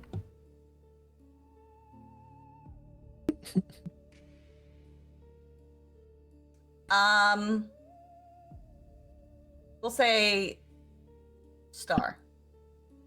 Okay. Makes 0 sense for Maximus to succeed at any of this. Well, so can you all hear the heater kicking on behind me? No. Okay, really? No. Just want to make sure it wasn't bothering anybody. So as the mist She just part, assumed Star might need to be hidden more than the other 2. It looks like a beacon. Mhm. no, this is not. This isn't the heater. That actually is the light. That Oh, actually is- I was like, what? Your house Yes. is on fire. So the mist part just enough to reveal cobbled streets winding gently uphill, and the village of Dun Hollow unfolds like a memory brought back to life. Rain drizzles softly, catching the lantern glass and the folds of bright festive banners. You step onto the main road, still a little uncertain as to what you were expecting or what even is going on. Your presence really is casting no shadows on the lives around you. Nobody really seems to pay you much mind. It's not the stable boy brushing down a gleaming brown mare outside the inn, humming off key of a tavern tune. Not the butcher's apprentice hefting a crate of salted boar meat, grumbling about the weight. The air carries the rich scent of honeyed root, wood smoke, and sea salt. You hear laughter spilling from windows of the tavern. Golden light dances between. You hear conversation going throughout the town. Again, they generally don't pay you much mind. May Crix walk up to some trees and see what's going on in this village. Absolutely. He's gonna just really listen in on a tree and use nature's tongue. An instinct roll, 12. Spend the stress to use it. And where's my instinct? There it is, +2. Okay. That is a 17, 18, 19 with Okay. fear. 19 with fear, and he's just gonna look and he's gonna say, "Hello, friend. You look mighty tired. What's going on here? We were told this place was abandoned." Yes. Hmm. Fair enough. Are you in danger? Leave this place. The sound rattles through your mind. Oh boy. All is not what it seems. The Thank you, sound, friend. particularly with your, you said 19, right? Mhm. With your 19, the sound particularly sounds, you know, the sound of this tree is making. The tree itself looks vibrant. It looks at the peak of its life, but it rattles like something dead. I'll look to the group and to the captain. This place is under a spell of some kind. The trees look mighty, but they are dying. They warn us to leave. There's a lot of danger ahead. Emily Tree told looks you up. that. Is the watchfire still lit? Oh yeah. Same color and everything? Does it look like a rune, or does it look like a healthy watchtower? Give me a instinct to perceive. Whoever wants to, you can do it together if you'd like. I'm gonna do it as well. If you all want to do it as a group action roll, Yeah. He said the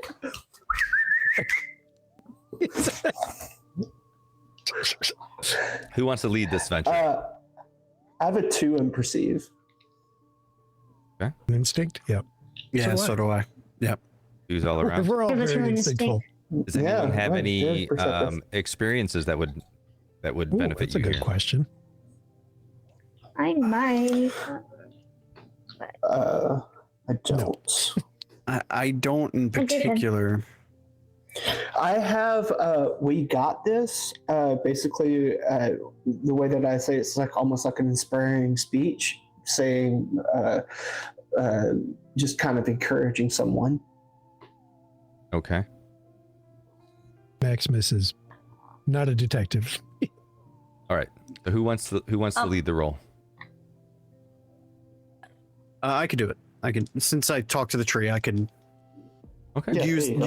use that as his focus to see what's going on here. All right. So Actually, sorry. Yep, good.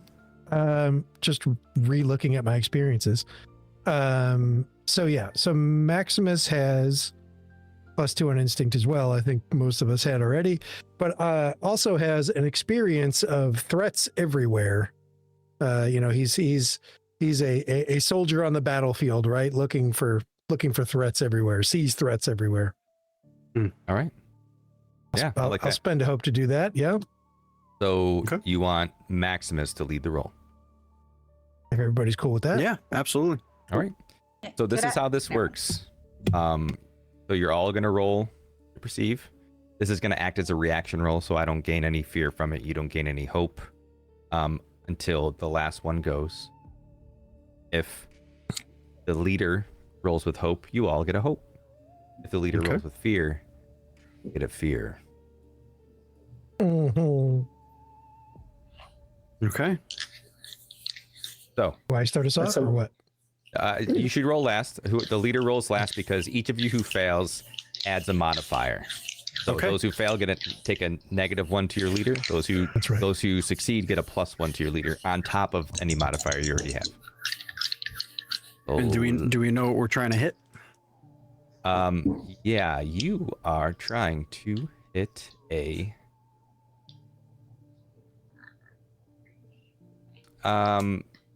it's tiered. Okay. So let's call it a 15. You'll get something for a 10, and then you'll get everything for a 20. And we're adding our instincts to this, yes? Yeah, Or you're just- rolling it. yes, You're rolling okay. it an instinct check right. with any modifiers that you want to add. You can add any modifiers that you want as well if you want to add an experience or whatever. Okay. I just got double 12s. Great. Very nice. I got double That's ones. how you do it. Oh shit. Ghost, I hope you've got a spreadsheet somewhere of how many criticals get rolled in your... I just want to point out that these are reaction rolls. I know. That's fine, but it still feels good. It still feels good. Fantastic. Okay, so we got +2. My thing is I so rolled a slow. 15. 15. It's not. All right, we'll count that as He's got a receipts. success.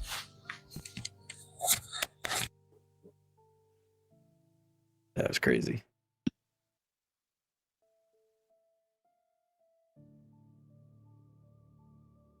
Who else? So Hold on. 24. I'm just gonna get my dice at this point. That was a 26. Damn.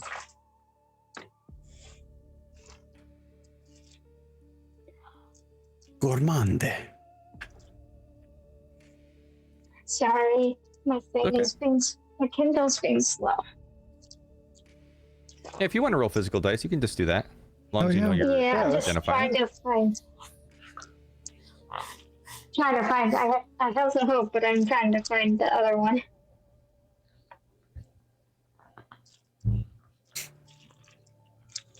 I don't have the hope.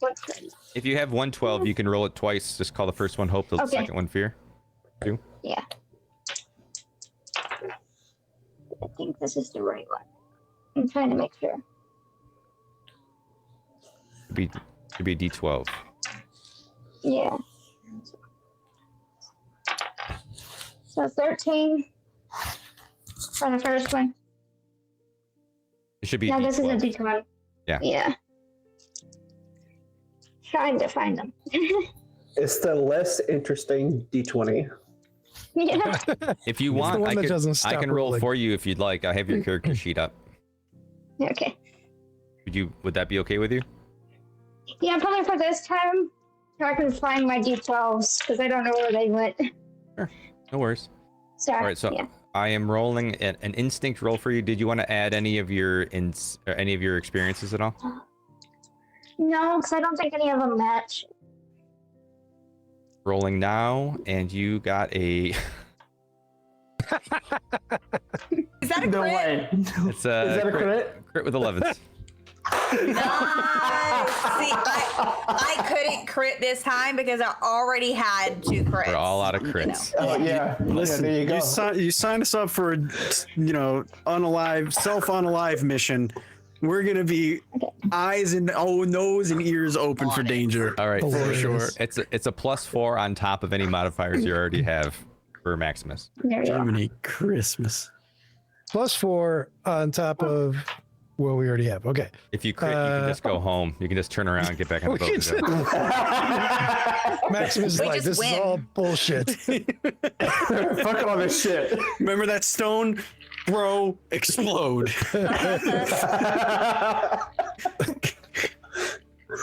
All right. So And now I I found my dice. There we go. there we go. There you All go. right. So I'm spending a hope to use my experience. So I'm going to have my own +4 on top All right. of the Team Plus- +4, right? +8, Plus baby. Let's do it. Let's see it. Let's go. All right, Let's that go. is an 11. That is 19 with hope. All Plus right, okay. Or it is I have a 19. question. 11. Okay, plus okay. 8. Gotcha. Yeah. 11 on the dice, +8 Okay. with hope. Not that mattered, I guess. I have a question. Yeah. Can Interrogative. I? No, I would have had to do it before. Never mind. I was gonna rally him so that if he Yeah, wanted yeah. to roll a rally dice Sure. on the Next time. reaction roll, Something to he keep in could. mind for next time. But yeah, Next whatever. Massage the gorilla's shoulders. And he's like, You You got this, buddy. All right. So as you look at the tower itself, you see the light burning.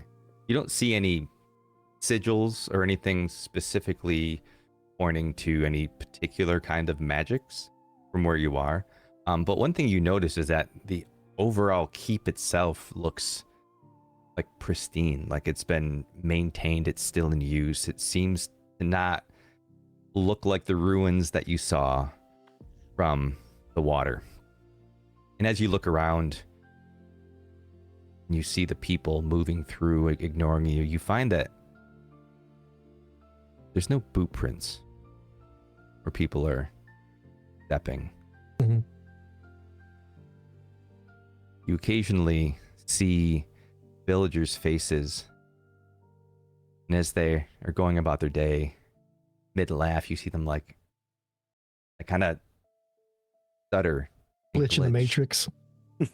For the briefest instant, their skin seems to peel back to bone as they shift. And it's gone in a blink, and they continue unaware. There's still a mist clinging close to the buildings. It seems like it's obscuring parts of the village, as if ushering you towards.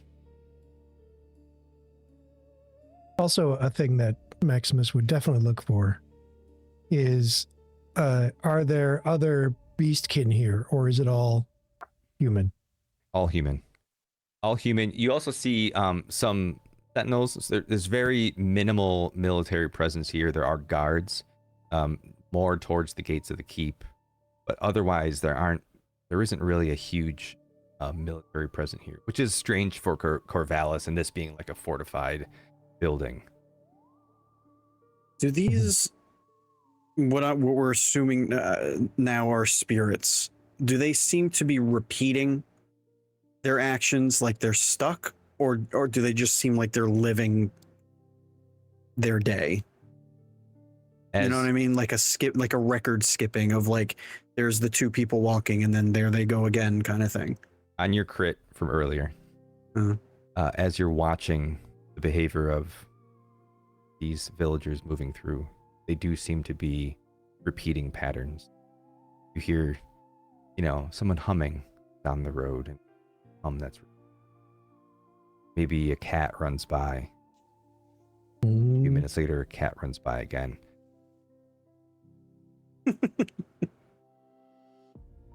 You So it's hear like, same conversations sort of repeating. You hear like two women in the market talking. It says like, the general's feast tonight. They'll be drinking the victories until the barrels run dry. I hear he rides at dawn. Can you believe that? The hike. This will be the push that we need to break over the line. He'll break them like twigs. No warband stood a chance since Blackbridge. All these conversations about this ending campaign. Girl skips past, garland a red ribbon, gold buttons in her hair, stops in place. A little while later, girl with ribbon skipping by.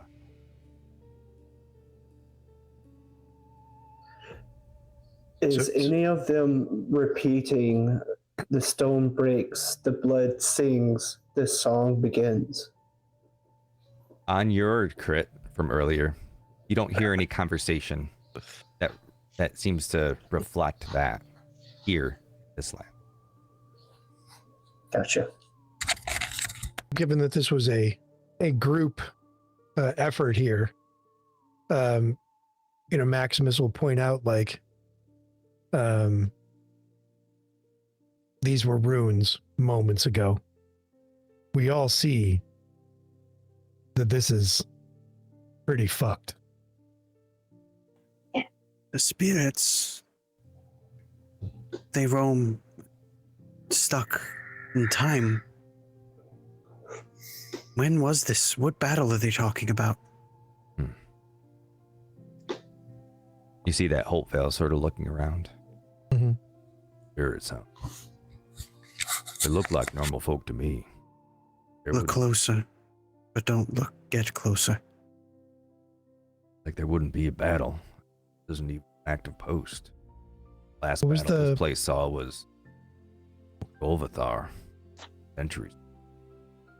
Well, I think that might be the battle they're talking about.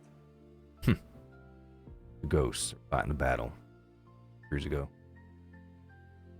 All right, let's see what job to do. Clear the path. Maximus stops and turns to Holtvale. Describe what you see.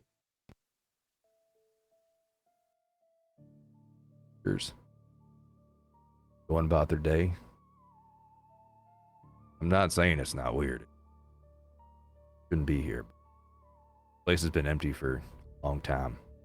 Someone is likely to come in here, set up shop.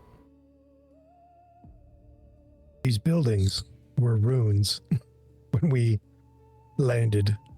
It was dark. Mists, trick of the eye. Do you see them repeating somebody wants to get their head themselves chopped over off. and over? Over. Yeah. All right. Well, what would you have us do? Turn around. Mission's not successful. We should avoid the right people. back in the clink. We should avoid the people. Commander Holt, It's Holtvale. do you... excuse me, Mr. Man. Mr. Man. Commander Holtvale, do you see these people repeating themselves over and over again after a time? Well, they don't have much to do here. Suppose. Oh my They're god. repeating some stuff.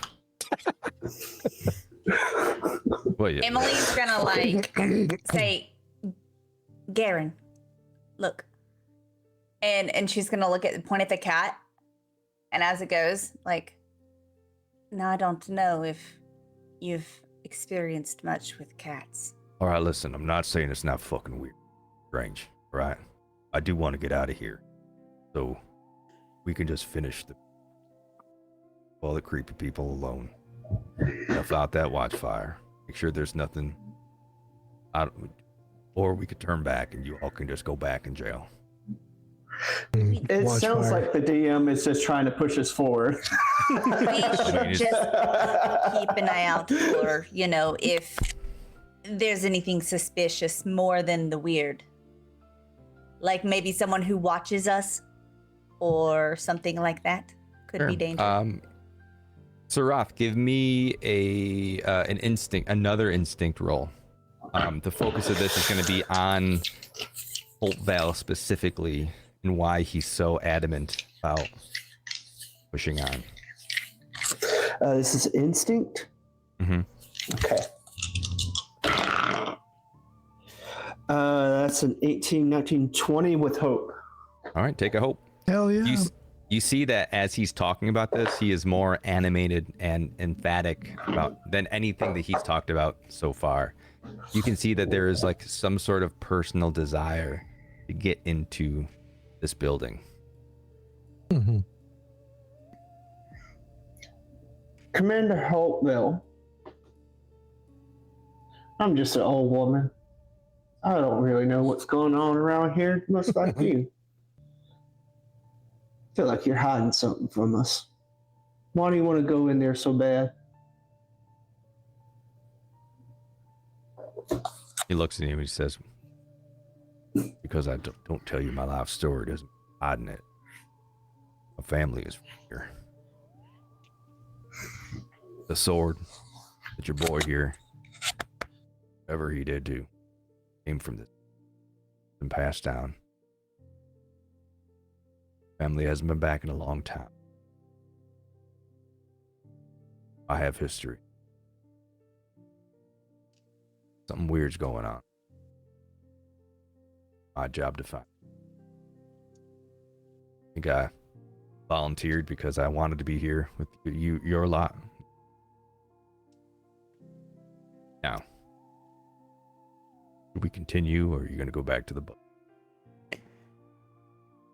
Your sword showed me where to go. Follow me. Where they go? What in the hell? What the god? Which goddamn this? Emily's gonna look to Star and say, would you like a little bit of extra armor to strengthen your armor a little bit? Sure. She'll touch Star's shoulder and get a +1 bonus to your armor score. And it costs me a hope to do that. So you'll get an extra slot, an extra armor slot. Very nice. Until I cast it again, or until we rest again. I have an above table question real quick. Okay. So we're at proficiency 3. With my quarterstaff, it's a 1d10 plus 3. With the proficiency, would it be a 3d10 plus 3? Yeah, so when it says anything with proficiency means that it's that number, your proficiency number. Of Gotcha. Okay. Nice. So you're walking down the main road. Sorry, Crix, you start walking down the main road. Mm-hmm. Yeah, I start kind of going down the main road, but then I would like to look around. I know the path down the main road, but I kind of want to avoid the people. So if I could figure out a way to dip away and lead people away from, I don't want to disturb them. I feel like they're doing something that is important to them. These spirits, Crix is, comes from a world where spirits and nature all talk to each other, and there's wild magic and wild effects that can really open a person's mind if they or really freak them out too. So I think his instincts here are kind of taking over, where he's giving reverence to these spirits. He's not treating them as enemies, but he's treating them as something to be respected, and their land to be respected. So I think that's kind of the way he's going to navigate this, is walking on eggshells and being respectful of their space. Yeah. Holtvale's right behind you. Is everyone following? Yeah, after I give Star the thing, I want to keep an eye out for anyone who watches us, or anything that looks like it's a magical orb that's creating this mist or whatever. Those things. All the important stuff. So, sorry. As you begin to approach the keep,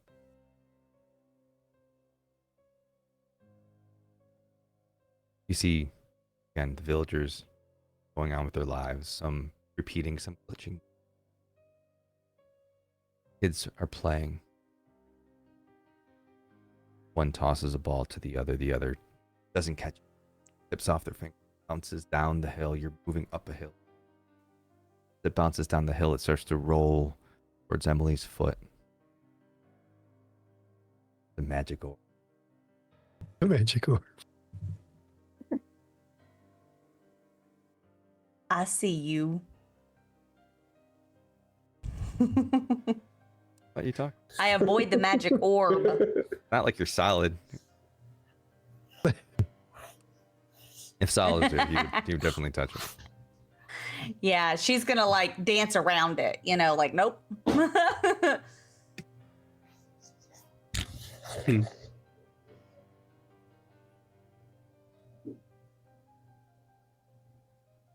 As you get closer and closer to the keep,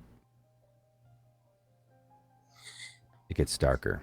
The sky begins to turn black, mist thick, rolls like smoke. The candlelit windows darken, the laughter's silence. As you look around, the daily going-ons of all of the villagers stop. Mid-step, tools drop, heads slowly your direction. And as you keep walking, you notice that those to the sides and in front of you, they still watch. Those behind you begin to close, slowly walk towards you. Then you see a baker's mouth open a little too wide, revealing his throat slit, filled with ash. A blacksmith's arm kind of bends backwards, broken where an axe once found him. The garland from earlier wilts into strands of entrails being dragged across the ground. Villagers twist, turn, and seem to decay in your wake as you approach the keep. They all seem to bear sort of mark how they died, burned, torn, crushed, or bled out. They begin to shamble towards you. Slowly, you walk towards the gates. You begin to hear them chant.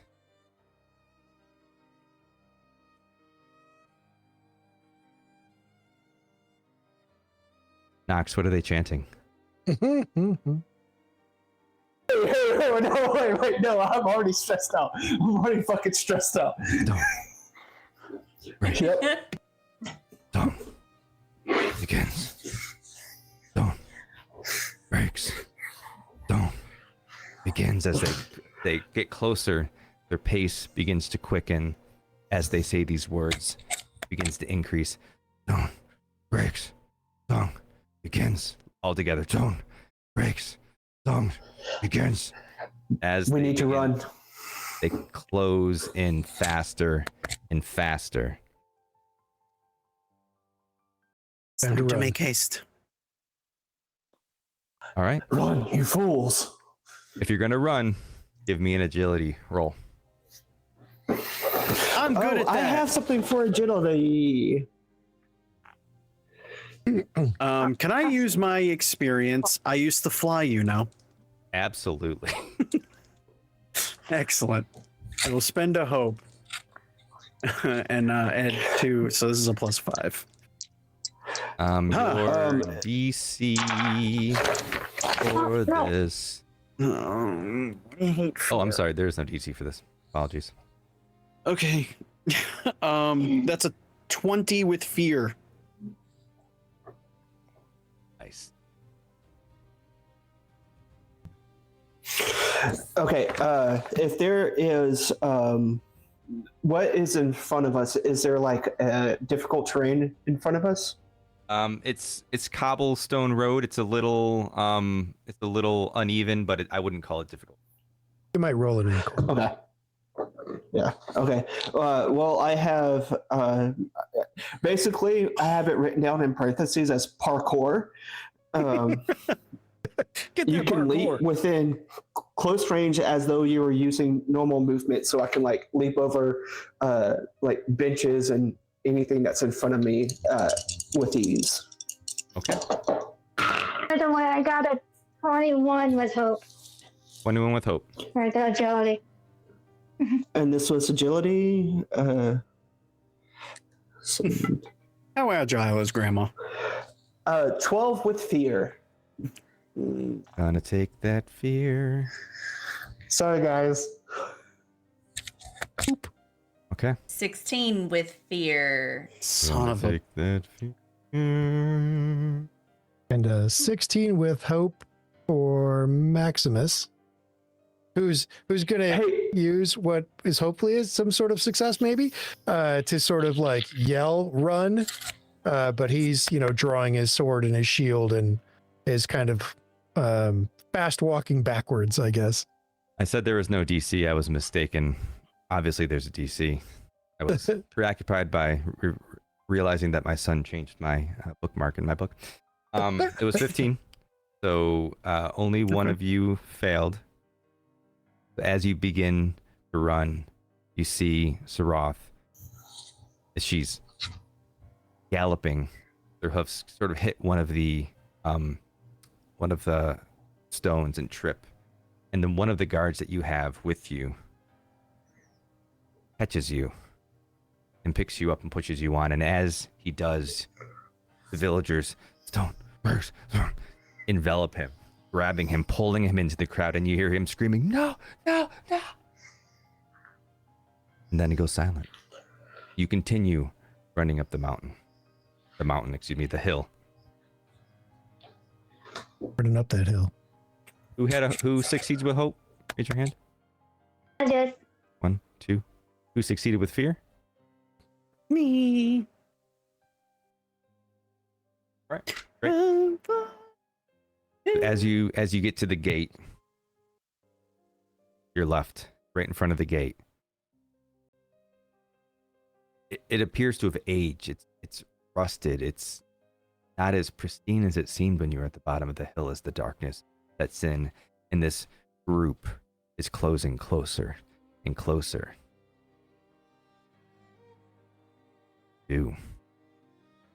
Why do you have all those muscles? Break it. Yep. Maximus doesn't even slow down. He just like puts his shield up in front of him and just plows straight into that gate. Give me a strength. Hey, give me a strength roll. Strength roll. Could I use a hope to give him Giant's Courage? You absolutely can. All right, that's a +2. Giant's Courage experience of just riding behind you and helping you shove through this thing. Oh wait, hold on. Is that your experience? Yeah, right. Yeah, my experience. Okay. Yeah, only you can use your experience. So if it's your roll, you can, however, spend a hope to give to help an ally, which would give him advantage. Okay. Yeah, I'll I'll do call that. my shot. Yeah, I'll do that. I'll roll the d6 for you here. So that's a +3. +3. Sweet. Reading my experiences before I roll these dice. Well, let me tell you the DC Uh-oh. before you go. Sorry, I don't want you to It's think fine. I'm making it up as I go. That's your job. Never. DC. We'll say DC is 15 actually. 15. Steve, what'd you do? 3. I gave you advantage. I rolled a d6 Nice. and I got a then 3. Strength, you say, is +2 for me. So we're talking +5. We're going to roll a 12 with hope. So 17 with hope. All right. Describe how you tear this door open off its hinges, however you'd like. Yeah, like I said, Maximus just doesn't slow down a step. He just drops his shield and throws his shoulder behind it and just plows through the gate. Just blows through whatever was holding it, blows through whatever rust was inhibiting it. Do we need to block off the gate as we move through? Or do we just keep running? I can actually help with that. If the gate is shoved open, you'll see Crix reach into his mouth and, like, behind a tooth, pull out this tiny bean, and he's going to shove it into a crack in the ground, and you'll just see it start to glow, and I will cast towering stalk and conjure a thick, twisting stalk that will grow up into the doorway. As you plant this bean into the cracks between the cobblestone, instantly you hear the rubble as the stone cracks. Stalk vines wrap around each other, instantly filling that space. And you notice that as these come up and the stalk goes high into the sky, the villagers who were facing behind you come to that stalk. Bricks. That's not stone, you stupid morons. And they just stop. They don't make it. They don't make an attempt. Maybe because it's not stone to like, traverse this or climb around it. They just stop. Crix, my love. And you come to the main doors of the keep. Large oak doors that would look into like sort of the main hall. Main doors. Wood. That was frightening. Crix, you truly impress me every time I see you work. Thanks, Mom. Well, time to go in. What we came here to do. I'm sorry your friend died. All right. The last You saved me. He pulls his sword. Begins to push the door open. He looks and he's nothing but darkness. Take my quarter staff out. Actually, I think you all notice Crix didn't take a weapon when we were getting all our weapons and stuff back. And I think at this time you see his hands glow and he pulls them like a bow and they just glow a bright gold. So it looks like he's holding a bow, but it's his gauntlets that are glowing with arcane energy as he's Nice. steadying his little hands and creeping forward, like between the legs of Maximus. Just like, Don't worry, I won't nip your balls. Holtvale's gonna look over and see you and be like, "You had that the whole time? We're gonna Yep. talk about this later. Not right now." I nearly had a spit take. He's gonna have his hand back. Gonna touch Emily in the shoulder and say, "Just stay behind me." Okay. And he walks in to the door. Do you follow? Yes, but first, is there a lock on the door? Yeah, I mean, there is a lock. Not currently locked, but it could be locked if you had the key.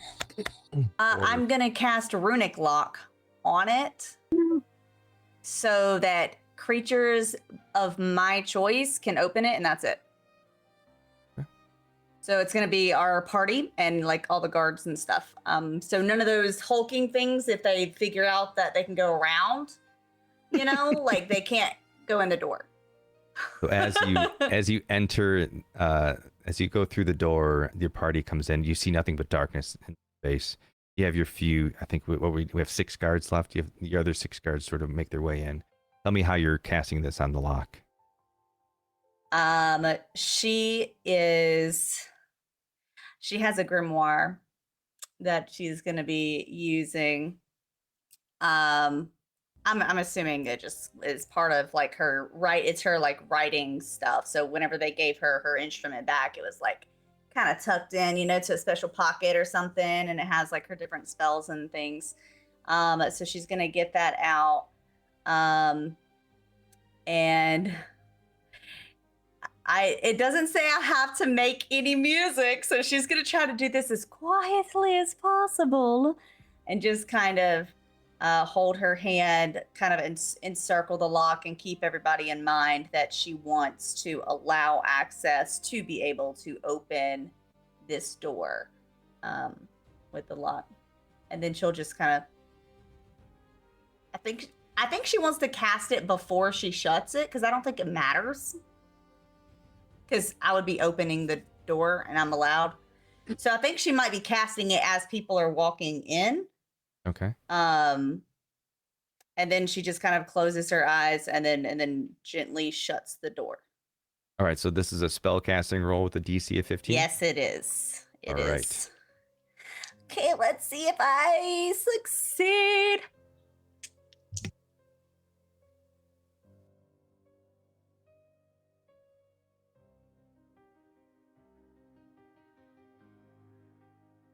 What was it again? Is it 13 or 15?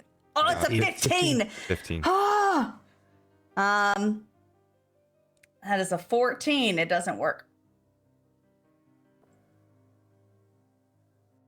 Oh well. So as you cast the spell, close the door. You're not really certain it remains locked, but it dims any of the light that was left.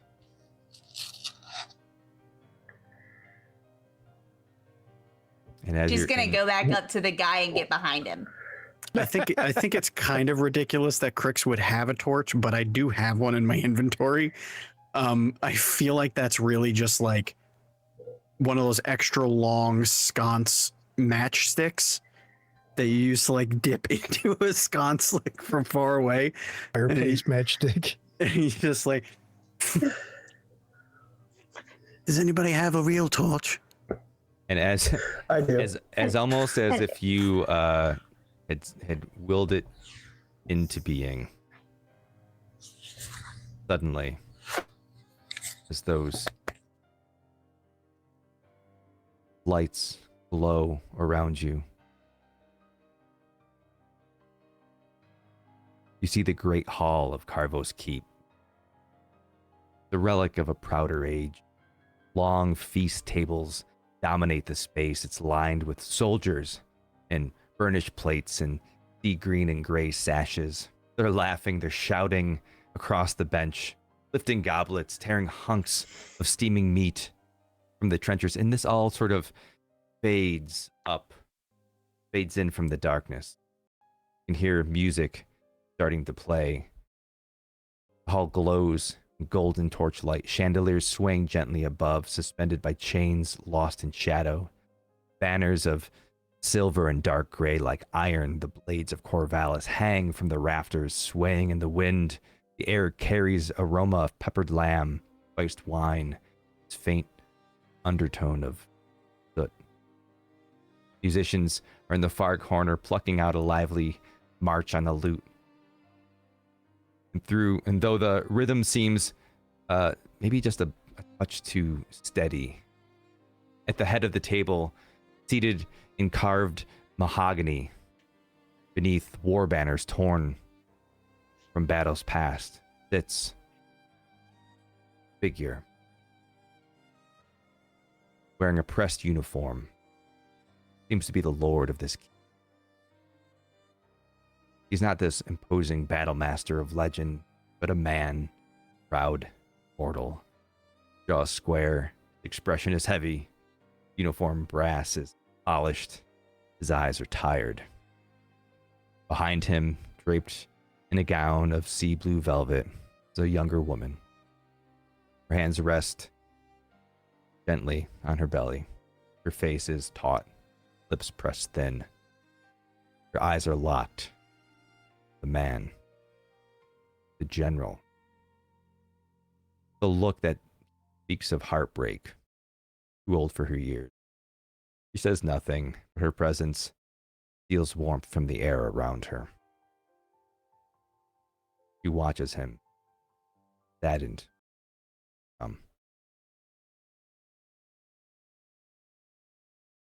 There's this lively atmosphere in the air. This It feast just revealed rages itself on. in this light. In the light that I made?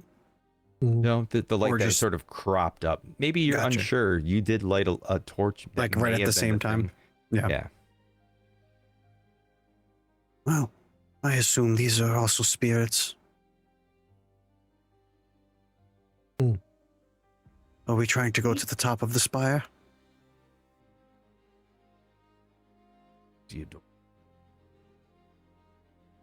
Or steps? Sort of on the edge of the scene is this darkness. Really make out what's on the periphery of this. Can you just follow the sword? Follow which sword? I could see if the sword Oh, that sword. Yeah. has been here and knows the path.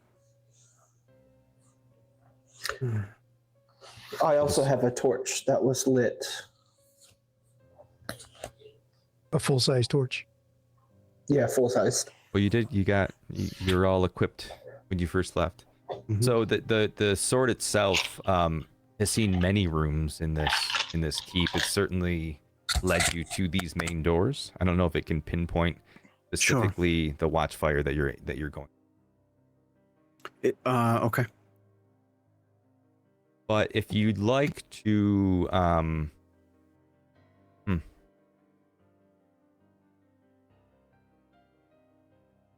So as this scene continues in perfect rhythm, musicians play this melody. You hear all of these conversations going on. Maybe a soldier playfully tips a goblet into his comrade's lap, making jokes. But this figure in the front stands, and the room goes silent. He lifts the silver chalice, raises it in toast, his voice deep, commanding, reverent. The last dawn of peace, and the first blood, tomorrow's battle. Crowd erupts in cheers. Dozens of goblets raise, steel boots pound the stone floor. This doesn't feel like an illusion. There's no ethereal whisper. And nothing is more important to me than what we leave behind. What we go forth and fight for to protect. In my absence, that duty falls to my most trusted marshal, Ian Allen Dunhollow. Please, Ian, grace us with a few.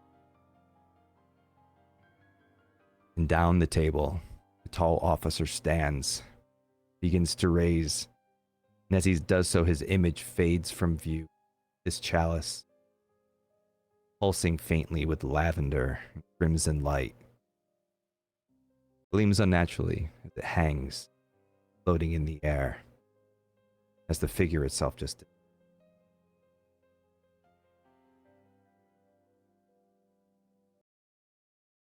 Mhm. And then it starts again. You hear the doors close.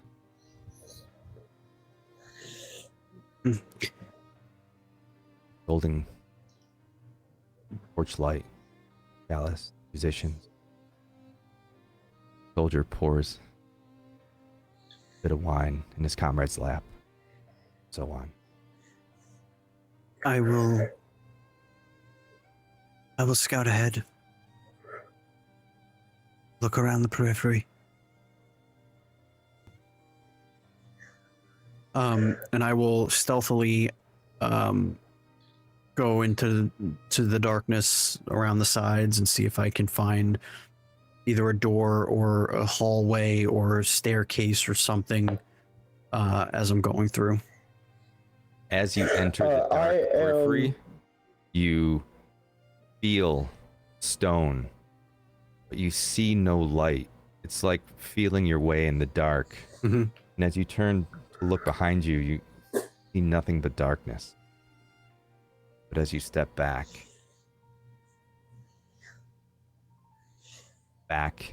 in the scene.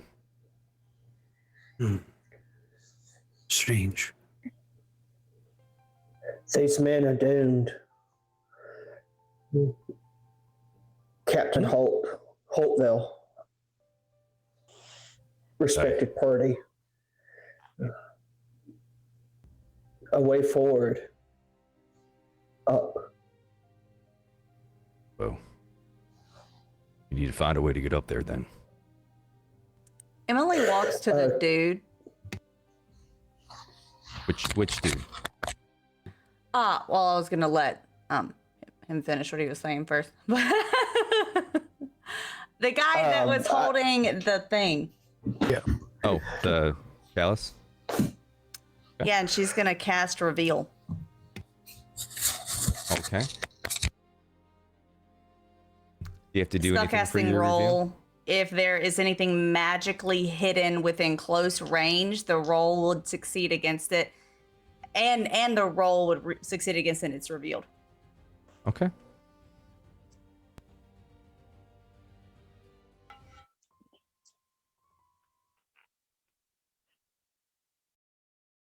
Your spell casting roll. My experiences do not do anything with this. It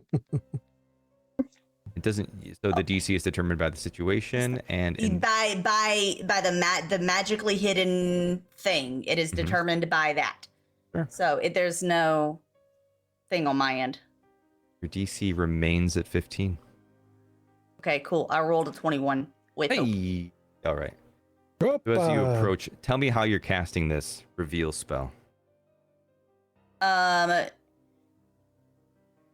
She's going to kind of focus in on the object that she believes is cloaked magically, maybe because of the light, the purple and crimson thing that it had on it. And she's just going to close her eyes, hum a few little notes, and then go like this. As you cast this spell and the scene plays out once again, as you stand there like this in front of this person, once again you hear those words come across the man at the front, the general. I think it's more important to me than what we leave behind. It's to Ian, the Stellan of Dunhollow. Please grace us with. As he stands, once again, he begins to fade from. And you reveal, bouncing back on this image, the feedback you're getting is that not of a hidden item that needs to be found. It's of this moment, this fading moment that seems hidden in this scene. That's the important thing that needs to be revealed. As the chalice hangs in the air, stare at it. For a moment, you have an opportunity To grab it? You can The certainly chalice? try. You can certainly try. Yeah, I'm going to try to grab the chalice. As you reach up, grab the chalice. Emily disappears. You were replaced. Hold on. Yeah. Not literally. That. Not literally. You were replaced by the spirit of the Castellan of Dunhollow, Ian Holtvale. And you hold this chalice up. You recognize your liege lord, General Nathan Kharvos, standing at the head of that table. You instantly know your duty is to protect this place when he's gone on his last campaign against the orcs, Golvathar. And in that moment, your chest swells with pride, and you deliver a speech from the heart. What do you say? Improv Oh speech. shit! Oh gosh. I wish I would have paid a little bit more attention to all the words that he said.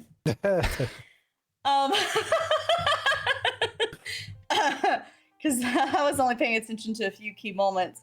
I can't add my experience to this, right? No.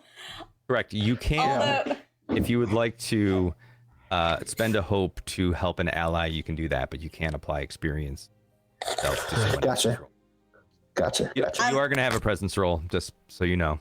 yeah, I'm gonna be rolling my experiences that I'm gonna use with it is the greatest performance. Hell yeah. So, You could volunteer Greatest anybody for an show. impromptu speech. It's the bard. Sure. As this person that I'm assuming is, because he had the same last name as the commander, as Garren, right? Nope. I'm Well, pretty sure he that's- did. You don't gain that Commander Holtvale. information from Yeah, I think being you just said inside Ian. this person because they don't know who the commander is. You do know that his I name am me, is but Ian not. Holtvale. So he Sorry. stands there, very proud, looking over all of the people that are about to head out to battle. And he says, he holds up the chalice. And he you know how you take a breath and you kind of pull back your shoulders and you're just like, and your stance just proves how proud you are to be, the one that's responsible for this. And he looks to him and he says, I will protect this place with my life, but all of you are the true heroes heading out there tomorrow. And I will protect everyone that you leave behind, and looks to like the woman, to ensure that they are safe and awaiting your return. As with all of you and all of your loved ones, you will ensure our future, and I will make sure that your future awaits you.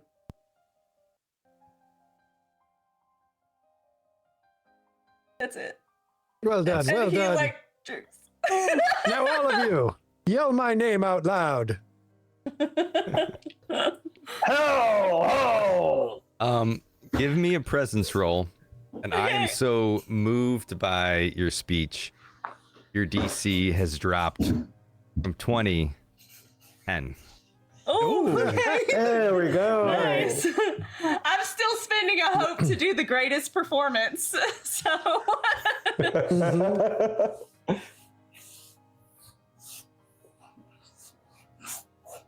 okay. We're all witnessing I'm this looking at a speech wall. happen right now, right? Well, first off, you can't see it, so you're not looking. Guys. I rolled a 17. Oh, you're gonna say 7. As you deliver this epic speech, this proud words that just ring out across this hall, this feast, and you can see in the eyes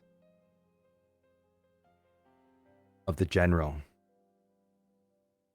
he nods.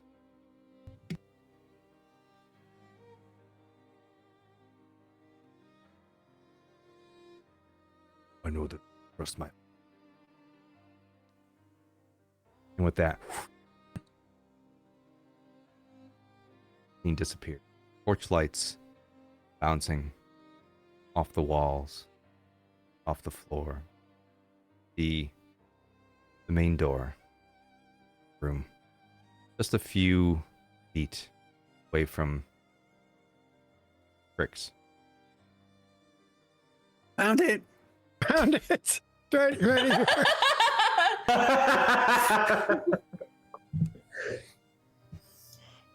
As Emily, do I realize that now that was his ancestor.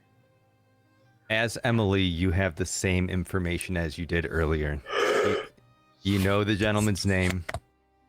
If you would like to, you can make a roll to analyze, but also if you just want to draw that conclusion. I actually do want to analyze it. Can I use my Loreborn for well-read to have advantage on? It says history, Absolutely. culture, politics, a prominent person. Did you take a hope for your last roll? Or are you full? Oh yeah. Oh, I used that hope, and then I got that hope right. back. Okay. And from my Just a notes, you only revolving gave loop. us Ian as a name, right? No. I gave Phoenix the full name. So Emily is aware of the full name. Okay. As she occupied that person, they shared a soul for. Okay. You only heard Ian from the general. Right. And then Castellan as the title. Yeah. So he's the Yeah, Castilian okay. of the. Yeah. Okay, so using the advantage and add, I'm assuming it's knowledge. Oh yeah, analyze knowledge. That's 21. Standing. So while you were occupying that body, everyone's wearing their finest. You notice on his hip the sword. You recognize it. You recall the shape, the conversation about it. It seems obvious to you, given the last name, the presence of the sword, that this person is Garren's ancestor. She's gonna go up to Garren. He is slowly going towards the door as you approach him. Sword out. Say, hey Garren. What can I help you with? Did you saw the scene from earlier?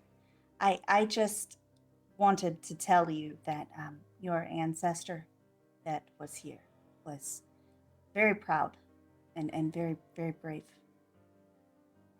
He honored the position that he had. You see, as you speak, just for a moment, that sort of crass, rocky exterior sort of breaks a little. Sort of looks down and looks at you. Thank you. My family is She nods. a proud bunch. Name is not. And he continues to push through the door into the next room. She'll say, "You can tell me more later when we're not in danger." And then she'll go behind him like he told her to.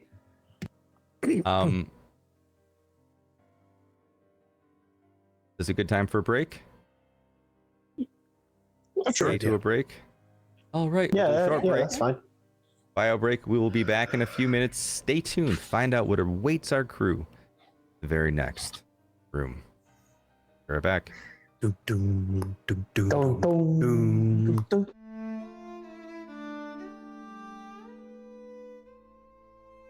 And we're back. Hello, everybody. Bridge five taters. I know we were chatting, and I gave nobody any sort of. We're going in 5, 4. I'm just like, we're back. All right. Yeah, I was like, oh, Here we back. are. I'll Let's wait. do it. So I was trying to time it with the commercial to be over. How's everybody feeling? Everybody feeling good? Yes. Yes. Yeah. All right. Fantastic. Feeling fantastic. I took the break to sit down for a little bit. And then I've been juggling tea and beer this whole time, but I had the super where'd it go? Super on theme pint glass I'm really stoked about. Yes. So you've gotten through a couple of trials. You understand that something is going on.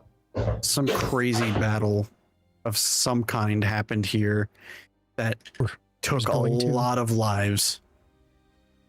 Yeah. And above table, Phoenix, you might have an idea of what is happening here. remember the battle that they're heading towards. You remember the person at the head of the table? The woman's pregnant, right? Yes. Mhm. It would. I know that you said like put We don't wanna her presume. hands on her Yeah. belly, so it was kind of like That's what it sounded maybe like. pregnant. But yeah, this man's about to go die. You know, we saw his death, sort of. You saw whose death? The commander dude, the dude up front, the dude with the wife that's pregnant. The one that passed it to Ian. Mhm. Isn't it? That one? Hear about that? Or is Okay, it maybe Ian? maybe I'm wrong. Hold on. You can Maybe look it's through- Ian that's dying. I You don't can know. look I know through that this Sage's place notes is later. about to be raided. I only the made place it to is about to be episode raided because there's lots of fighting and like Mhm. because the woman could hear the fighting. This is specifically episode 5. There's a little. Okay. There's a Dar has a vision in episode 5 Huh. that is essentially the lead into. Check it out. Okay. Group Yeah, I'll action have to roll go and Ghost Light. You redo can go find it. That. Yep. Very cool. I'm only on episode 2. There's so much lore, y'all. If You're you better off- love Yeah. lore, y'all, you need to You're watch better off. the Shattered God. You should totally. But also, you can go to our Discord, and all of the lore is put into Yeah. the episode breakdowns, so you can check that out as yeah, well. yeah. It's very cool. But for Ghost is you about all, to put the Discord link in the bio right now, or in the chat. I'm a good Twitcher. I know how to do that. There's a button. There's a thingy. Oh, look at that. Ah. When it works, it works. So you Yeah. Go. You've moved into the next room. Did I unmute? I did. Okay, cool. So as the cold wind rattles the old shutters of this war chamber, the smell of salt and ash pick up. In this new room, you see this is different. Like, this doesn't feel like a scene playing out. This feels like something palpable. A map of Valdrenan lays unfurled across this large oak table, its corners pinned with small silver lions. Around it, the inner circle of Kharvos Keep gathered. Fire crackles in the hearth, but its warmth feels distant. At the head of the at the head of the table, stands the Castellan. Ian, as you know him. His shoulders stiff and polished steel, his gaze fixed on the southern shore. His hands, he holds a dispatch freshly delivered, wax seal broken, the words heavy. Behind him in a seat of wide stone sits Sarah Kharvos, a widow in all but name, as her husband has left months ago to wage his war on the orcs. Her dark hair hangs loose about her shoulders. Her gown is simple, lined with fur, and in her arms she cradles small, swaddled, his face soft with sleep, the faintest red wisp curling at his crown. Her eyes are hollow, expressionless. The heavy iron doors on the other side of the room open. A steward steps in, breathing hard, his tabard torn, blood on one sleeve. He walks in quick, bows deeply. He says, "My lord Garren Holtvale, they've landed. 4 longships, raiders, by built but flying war colors of the orc warbands. Golvathar markings." As he comes up from his deep bow, he sort of glances in the direction. Sarah, for she knows that there's been no word that campaign that went to wage war. They just left. And this is the first sign of what they've been doing out in the world. He looks back to Ian, says, "They're sending an envoy to speak, not to attack. They want terms." Holtvale mutters a curse and nods. Well, then we'll let them speak.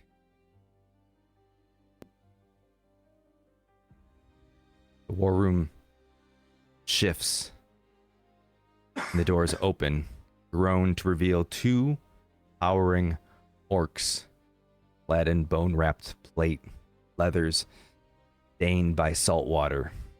They're massive, the leader hunched slightly by age. As he approaches, he speaks perfect common. He demands, "Where's the Lion of Corvallis, the bringer of death, Ixarath?"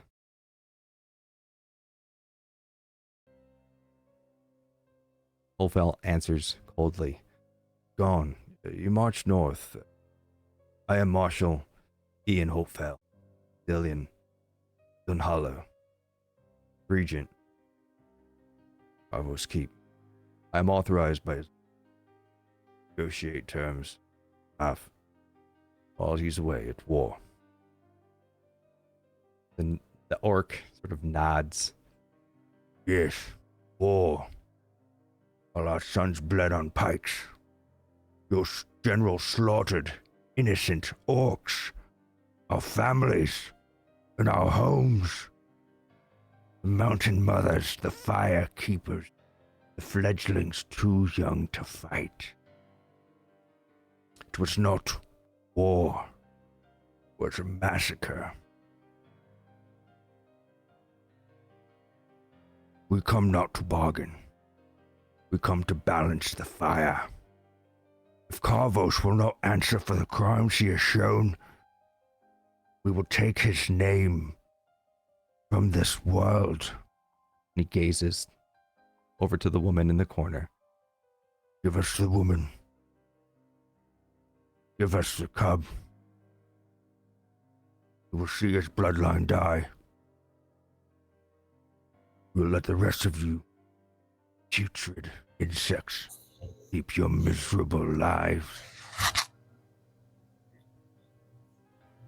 Can I use one of my experiences called Ready or Not? It's basically, as my experience as a fighter, I can look at somebody to know whenever they're about to draw weapons and fight. Okay, how long does that last for? It's just an experience. It's just a +2, I think. Okay. Maybe it's just one check. Okay. Do this for me.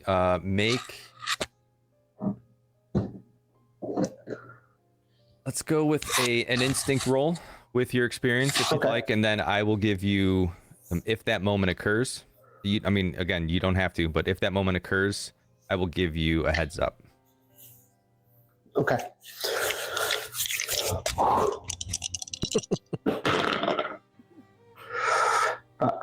Okay.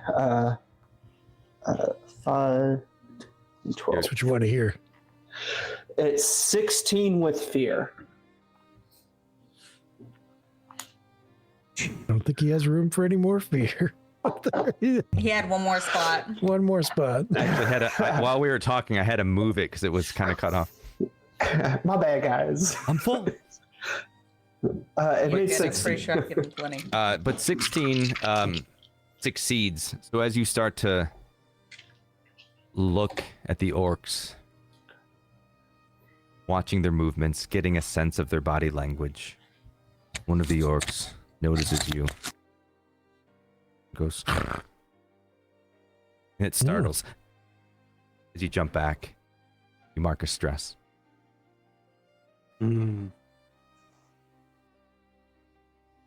So with all this happening, this marshal, this Castellan, turns away, slowly back towards the table, his face unreadable. His knuckles are white around the hilt of his blade, a blade that looks very familiar. He does not look at Sarah as he approaches the table, a table that you all stand at. He says, "My advisors, you've heard them. Whatever they want, say your counsel. Fight.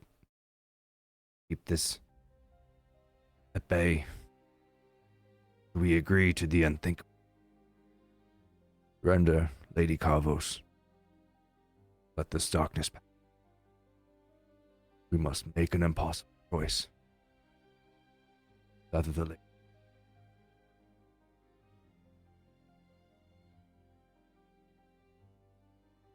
You see that those specters that are around the table are quiet, looking at. Holtvale says, your Holtvale. Garren says, whoa. What the predicament they find themselves in. And upon saying that, Ian Holtvale says, speak plainly. Garren is shocked. Spectre is aware of your presence, seeking your counsel. I was just picturing us all around the table, just like with popcorn, just like.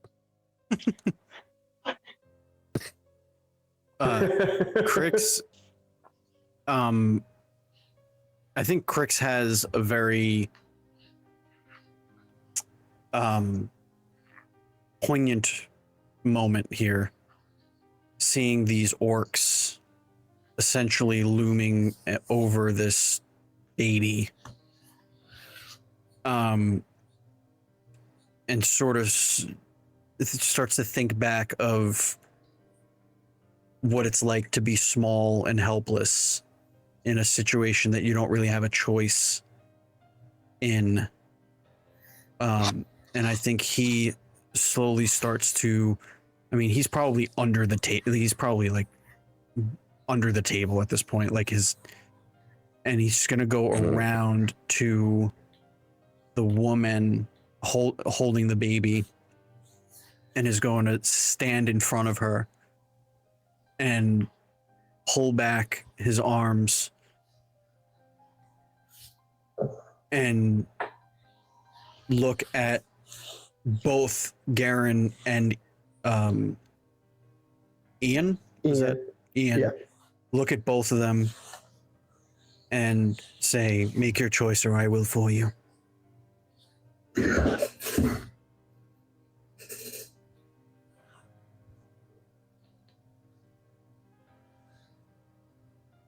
Does anyone else have any counsel to give?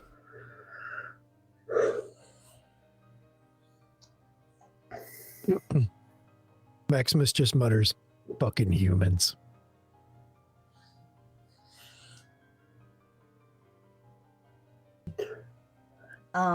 Anything? Emily. Yeah, go ahead. No, you go ahead.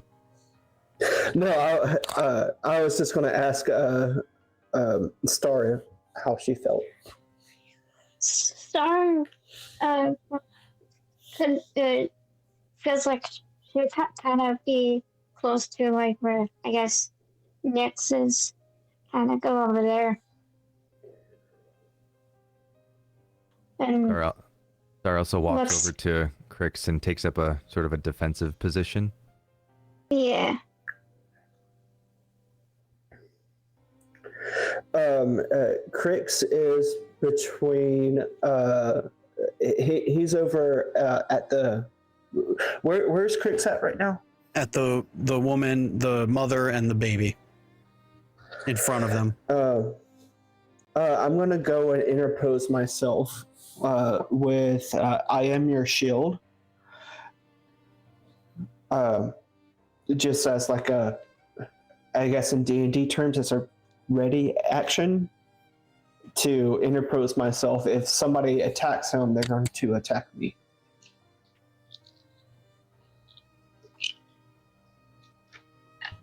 Emily?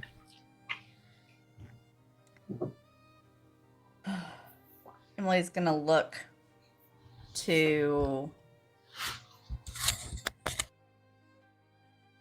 Garren and then to Ian. She'll walk up towards Ian. Don't know if he can actually see her or not. But why and say, you know the vow that you made. Depends on what kind of man you are. However, I do think you should find out what she thinks. The lady of all of these people. You should consider her once.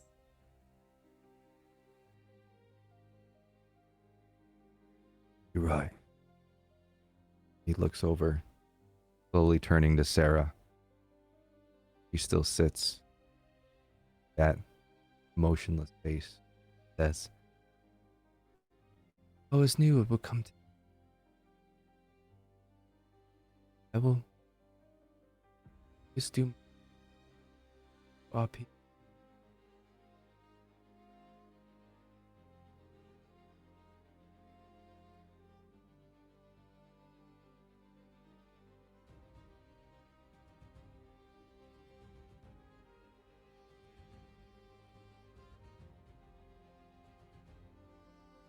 You could always make the child a eunuch.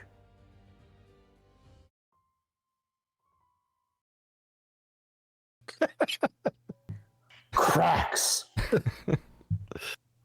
Sorry, if it's about the bloodline. Oh, I don't understand how that would even. Oh, yeah, I guess. Calm yourself, son. Apologize.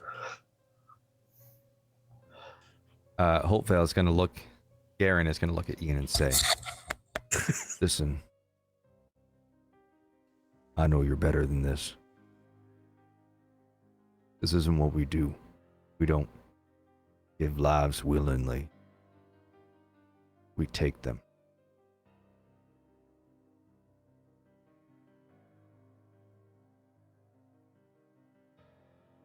I'm sorry, who said that? A Garren did to Garren. Ian. Garren. Our commander Okay. guy. Yeah. He said, okay. So he's going through it right now. Yeah. Emily's going to also say to Ian, but you should also consider everyone here and what they would want. Do you want all of them to live with the life of, you know, someone who just let them do this and the conscience that they would have to carry? So the decision is still yours. We are going group action roll. Presence. You convince Ian Holtvale whatever you're trying to convince. That giving them both up is the wrong idea. Yeah. Okay. Who wants to lead? I don't think So Crix we need to clarify agrees what with we're that. wanting to do, right? Or, Oh, hold on. Yeah, like, let's. yeah. Or, Crix doesn't agree. What would Crix like? I think Crix's crux is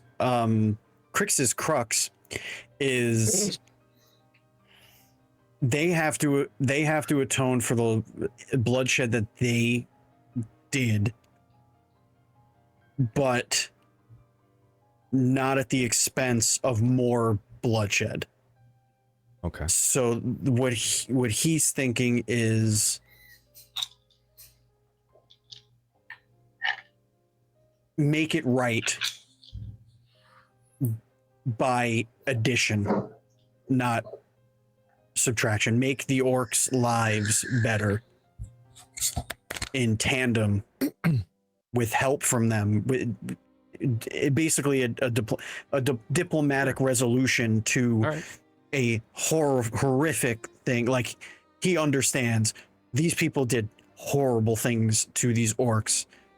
What I know of orcs are, you know, they're not necessarily enemies of all man. They're just always at odds and, you know, that kind of thing. So I think he's looking at it like less death, no more death. Figure out a different way. All right. you also hear this deep rumble kind of building from Maximus in this as the tension here builds. You can see his hand has gone to his sword. His shield has come around to his chest.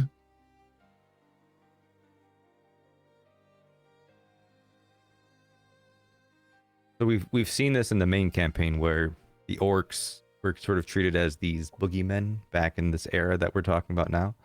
And that's just not the case, and they're dealing with that kind of persecution. So I think maybe Crix has probably seen some of what modern day orcs are trying to accomplish and clawing their way back from this stigma. But who agrees with Crix? Who? This is what I'm getting at. Ooh. So, all right. So we're talking about a group action roll to convince Holtvale. Unless Maximus does not agree.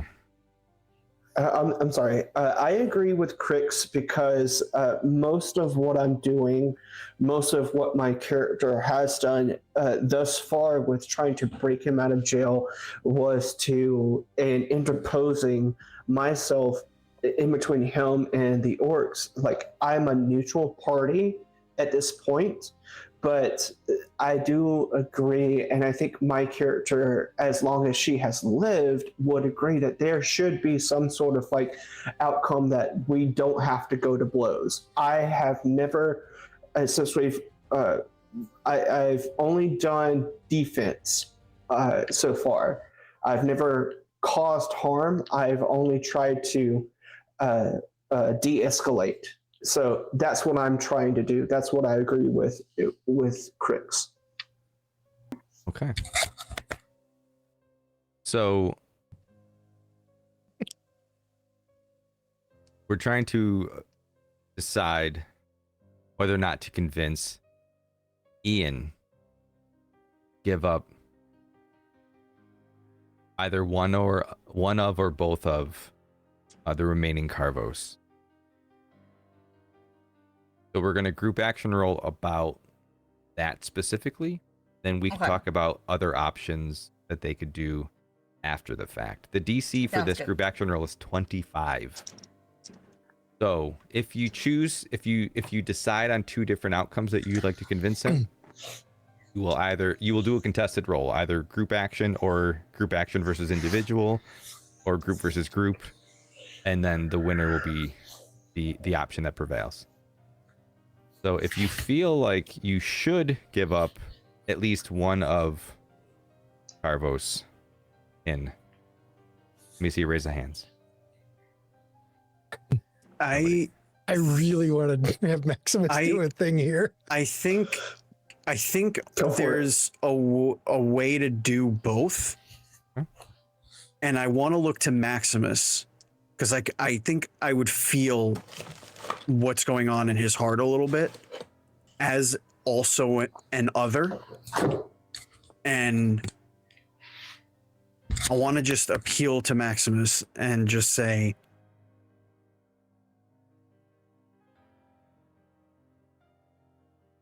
You've been on their end. I know you have.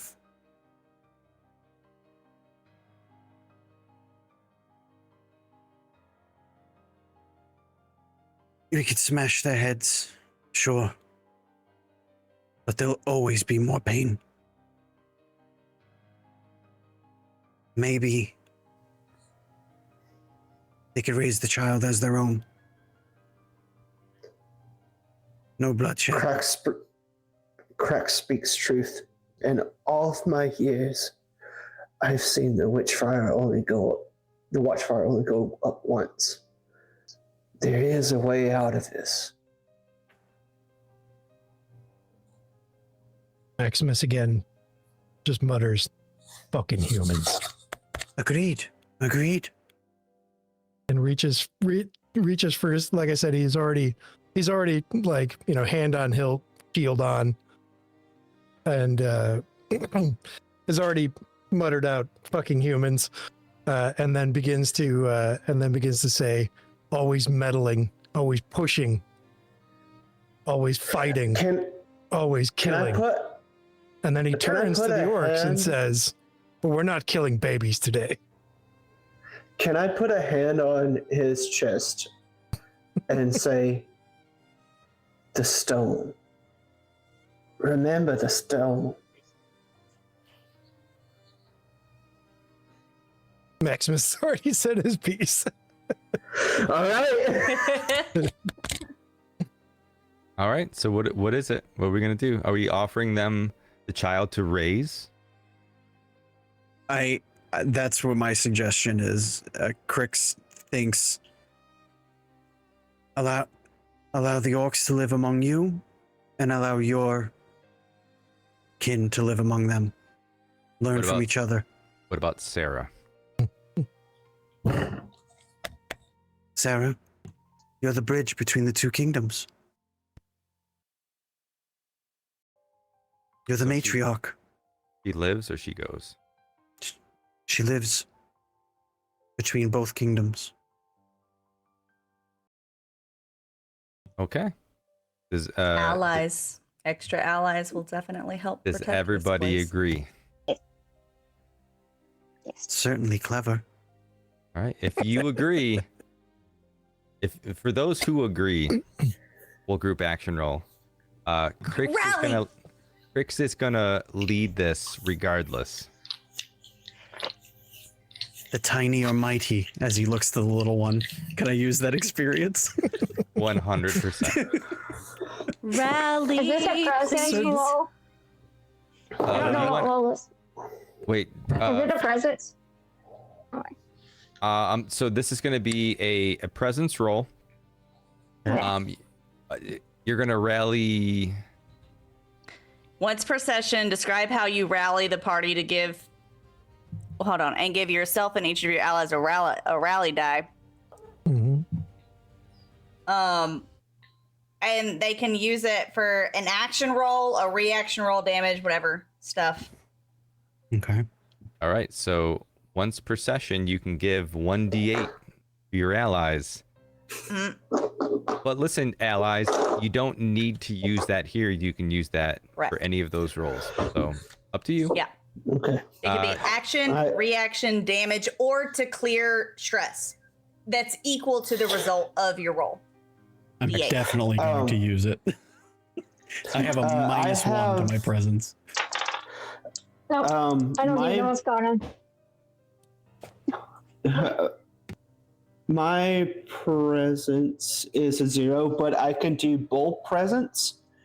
When doing a presence roll, spend a hope and add my strength once per rest. When you would gain a condition, you describe how your bold presence aids in the situation and avoid the condition. So the conditions would be like restrained, Prone. hidden, yeah, that sort of thing. Gotcha. Okay. So that's I built my character for one thing and one thing only. It was a good try. All right. So I have a D8. I have my duality die. I have a minus one to presence, but a plus two for tiny or mighty. This is for the little ones. Okay. Don't roll yet because you still have additional modifiers that you'll add when everyone else rolls. So let's start with All right. Sarath. Let's see how many crits we can get. That sounds like Okay, 300 dice. Your DC No, again yeah. is 25. Okay. Oh He's got no. a sound effect button. I don't think I got it. That's a 19 Okay. with my Minus one. D8. Okay. Yep. All right, let's go with Star. What'd you get?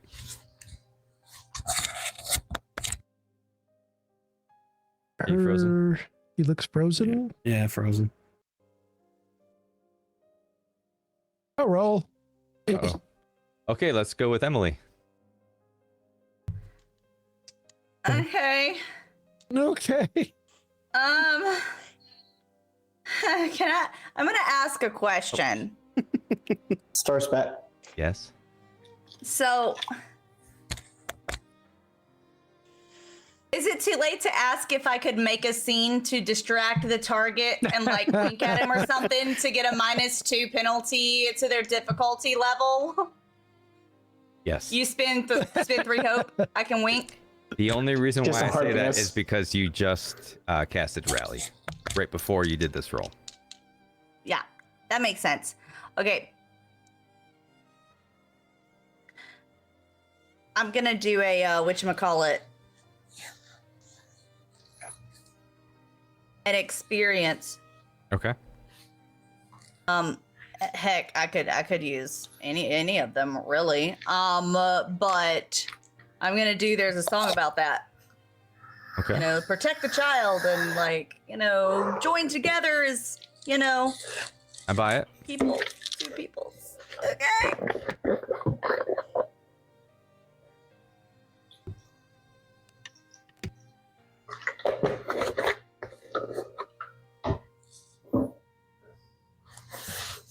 Um, 28. All right, +1. So we're even. Star. What'd you get? 12. 12? All right, so that's I got a 12. -1. Did you add your D8? No. If you want to. I If you don't- want to, I yeah. mean, it you wouldn't don't have even to use it. matter.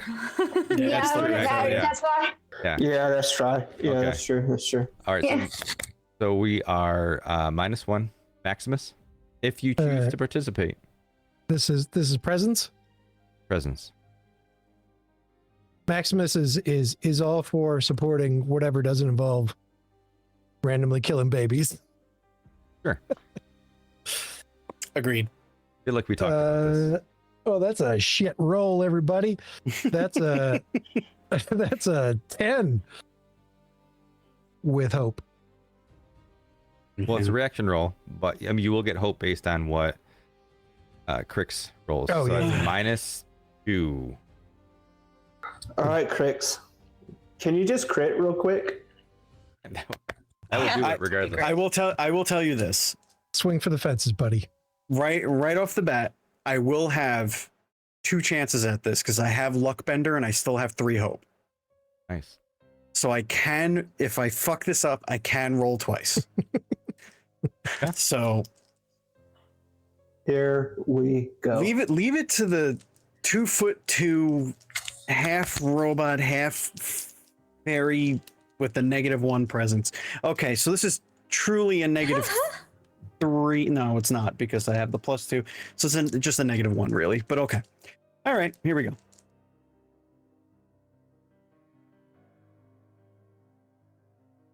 Did you just crit? My D8 is an 8. Nice. My hope die is a 4, Okay. and my fear die is a 4. Oh. Yes! 4, 4, 8. Wow.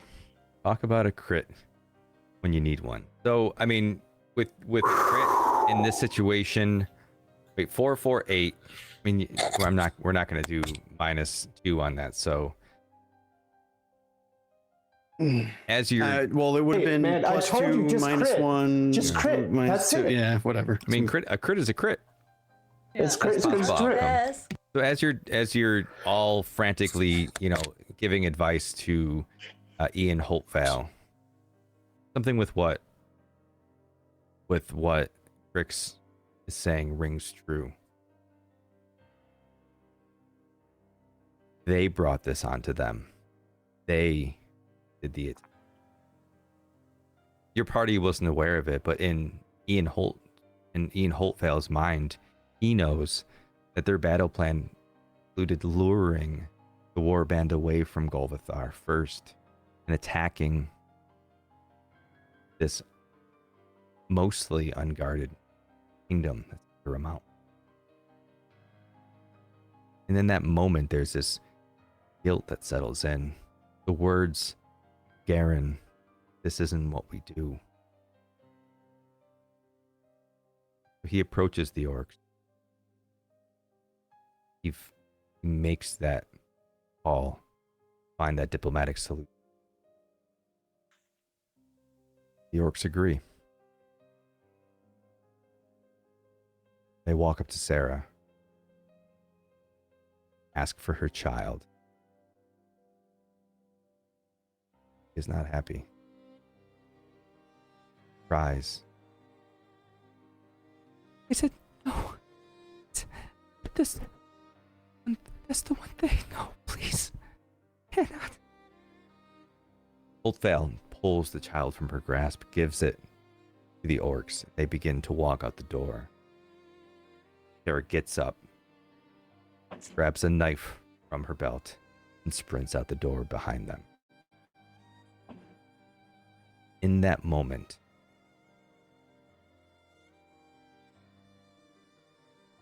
here screams.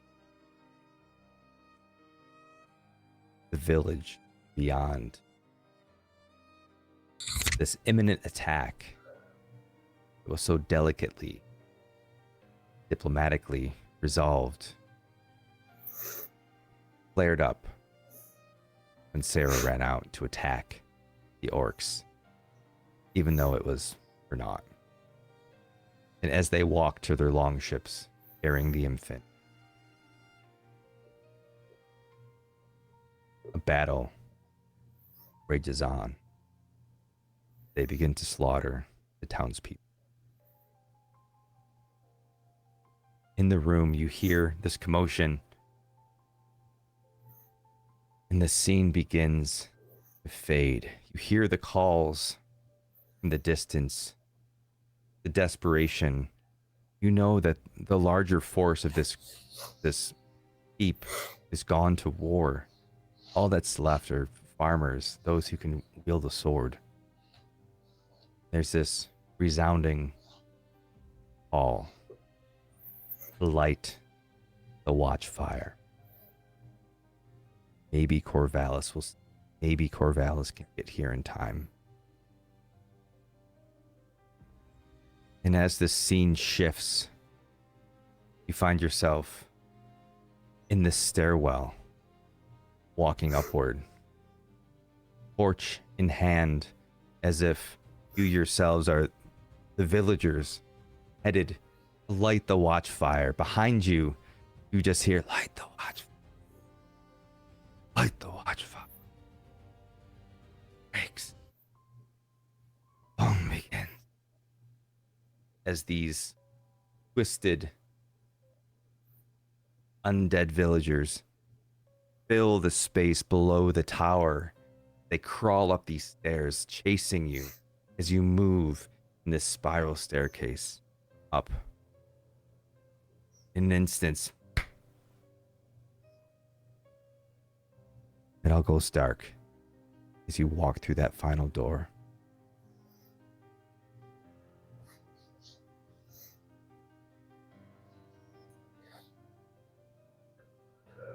Each of you. I want to turn to Cracks, Emily, Star, and Maximus before we walk through the door.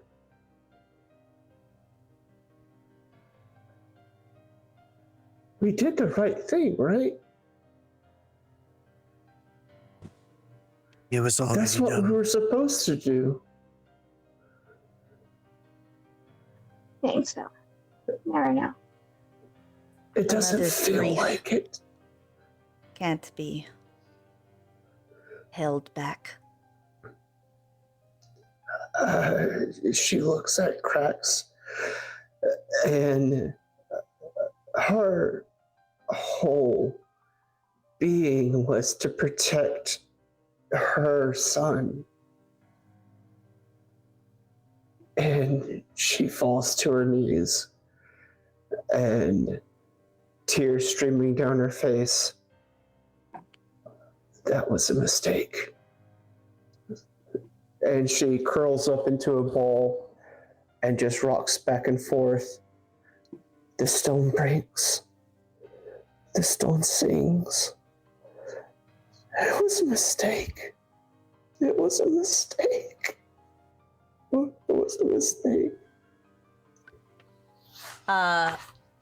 Emily's gonna kneel down and put her hands on, your shoulders, and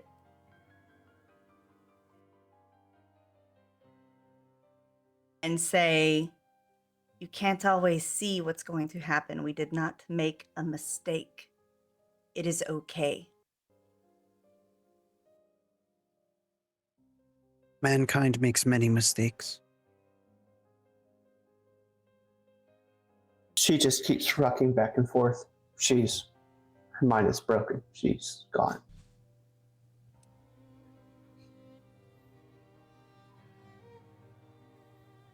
We're actively being chased from our perspective.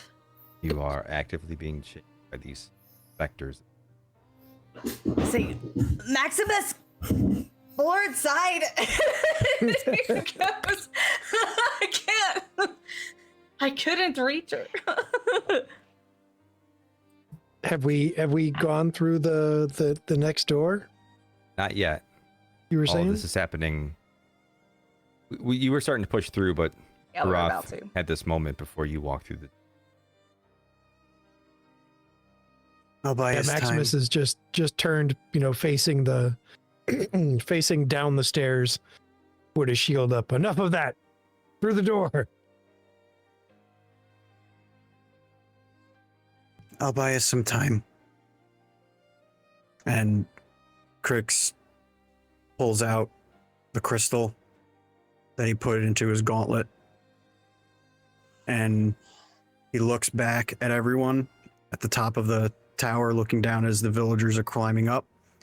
And he just goes, "I used to fly, you know." And he leaps off with the stone, going down to the group of villagers, smashing the stone to the ground as he lands. Stone does crazy shit.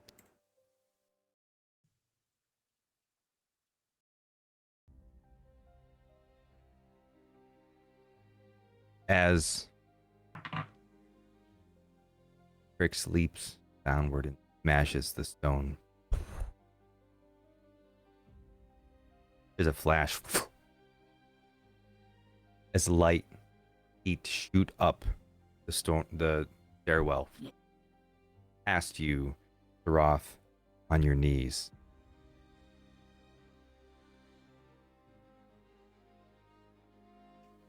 You no longer hear stone breaks.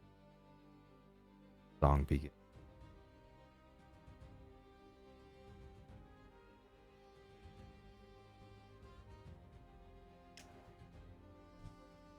You hear nothing.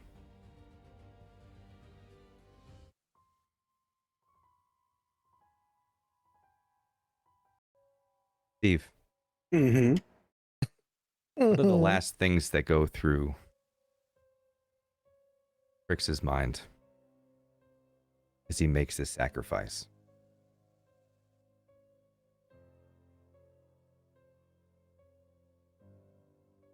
Crix was thrown in that jail because his lust for revenge, an obsession with getting even with the giants that tore his limbs and wings off for fun, for sport.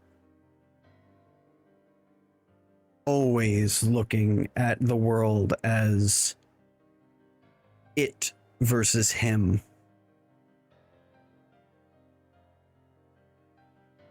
And when he realized that when he was trying to make something right for others that were wronged, that sometimes you just can't fix it. But he can't pursue this anymore. He has to let it go. The tiny are mighty. and together we topple giants. And he will go down in a blaze of glory, quite literally. And if I read this correctly, that is an auto crit going down in a blaze of glory. And this little stone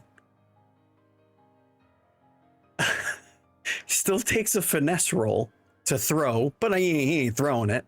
True. And does 4d20 damage in a explosion to anything within far range. So, if I remember correctly, a crit is now going to be rolling that and also just adding 80. So, Oh, yeah. so 80 plus 20, 80, so that's 100, 116, 120, 137, 37? 127 damage. And we play massive damage here.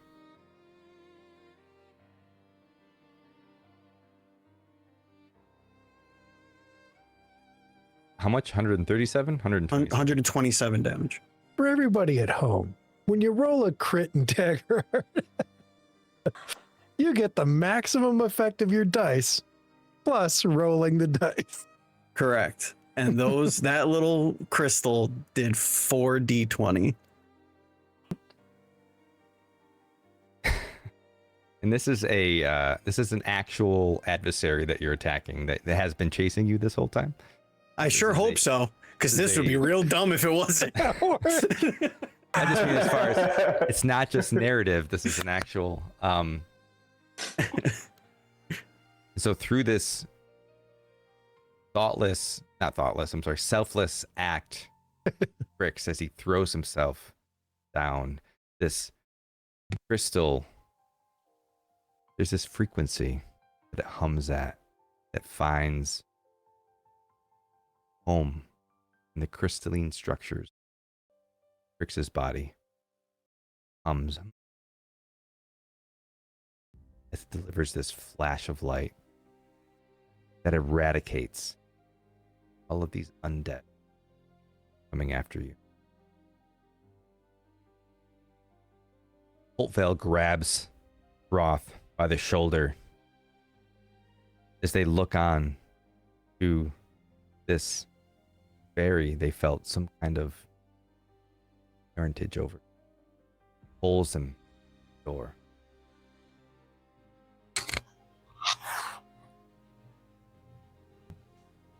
Maximus looks down the stairs at the flash and the whatever dust might remain, then rumbles again. There's a thin line between brave and stupid, and that was very brave. Storm breaks. The song begins. The flood sings. The storm breaks.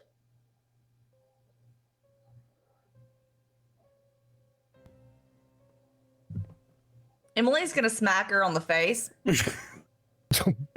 and say, With the loot, just oh kaboom! no, her hand is just. You need to pull it together because you loved him and he loved you and he wanted to save you, so you have to live.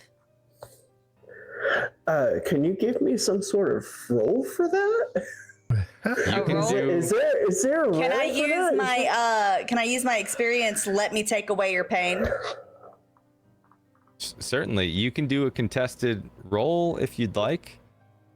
Her mind Roll is for trauma. like she's not only has she broken her mind from letting these not goblins class Orcs. what were they orcs take Of away course. the mother being separated from a child has broken her, and her seeing her surrogate son has broken her even further. So she is nearly complete. Like, her mind is broken, her spirit is gone. She's the crow's feet that she's always had a smile on her face. She is a shell of who she used to be. If you'd like, you can roll contested instinct.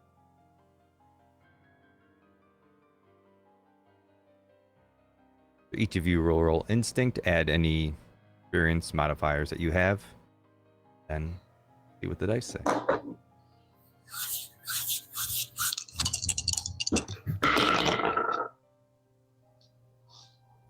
That's a 10 with fear.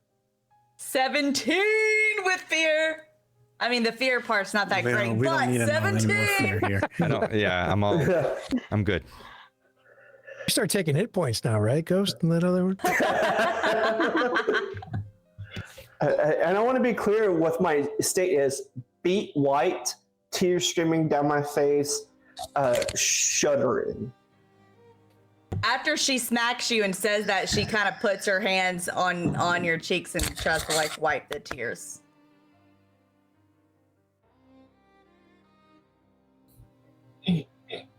He's gone. He's gone. I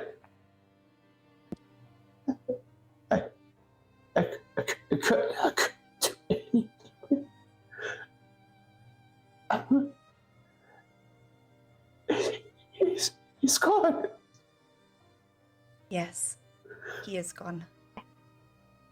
You can't control what you do whenever you're in a state like that. It's not your fault. He wanted you. He wanted to give us time. It was his choice. He was a hero.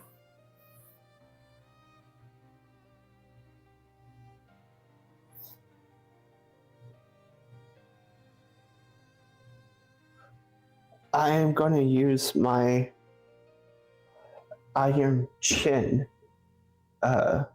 experience, which is not something that, when somebody says they have a glass chin, they get knocked out easily. My Iron Chin is that I can rally. So if I can make another roll using that to kind of come out of this state that I'm in, I would like to do that. Okay. Make a using your experience.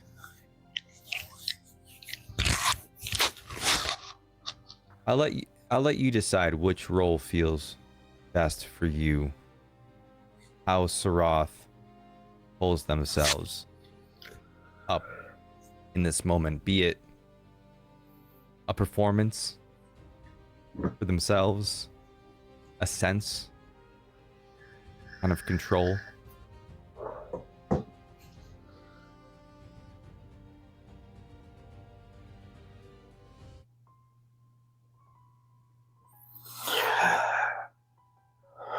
She's going to smack herself in the face and use strength.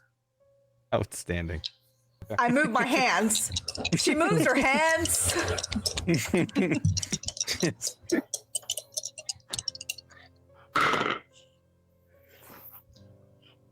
15 with hope.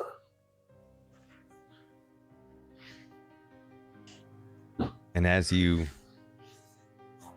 compose yourself, I'm sorry, that's 15, 17. okay, even better. 15 was the DC. Describe to me how Saroth composes themselves to go on. As Emily has been kind of shaking me out and giving me encouraging words, thinking about how Krax sacrificed himself.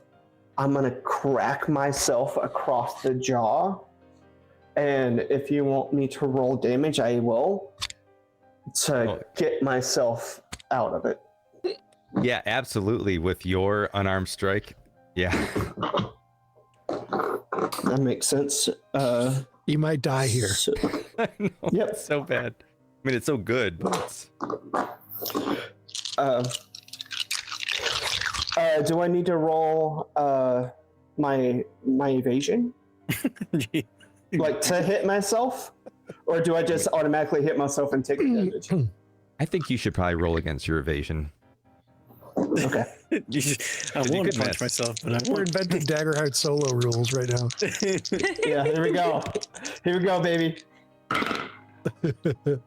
That is 6, 7, 8, 9, which does not beat my evasion, which is 11. So you take no damage when you hit yourself, but you can go on to describe how that makes you come back. So I crack myself across the jaw. My knuckles have not healed from the lives that I have taken. They're still bloodied. My gauze are still blood-stained. And as that crack comes across my jaw, I think back to when I first discovered him, badly bruised and wings ripped off, and I scooped him up in my arms and said that I'm here for you. I will protect you no matter what. And as I come out from that memory, almost blacking out, blood is filling my mouth, and I spit.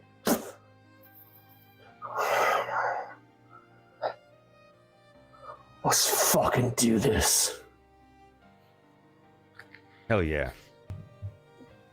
Emily just nods and then stands up and goes over to wherever Darren is. Garren, not Darren. So now that you're rallied, having just lost a member of your party, feel the final stair groan beneath your feet. The wind howls across the exposed rooftop. You step the crown of Kharvos Keep, the wide stone platform ringed by broken stone. Straight ahead, you see the Watchfire.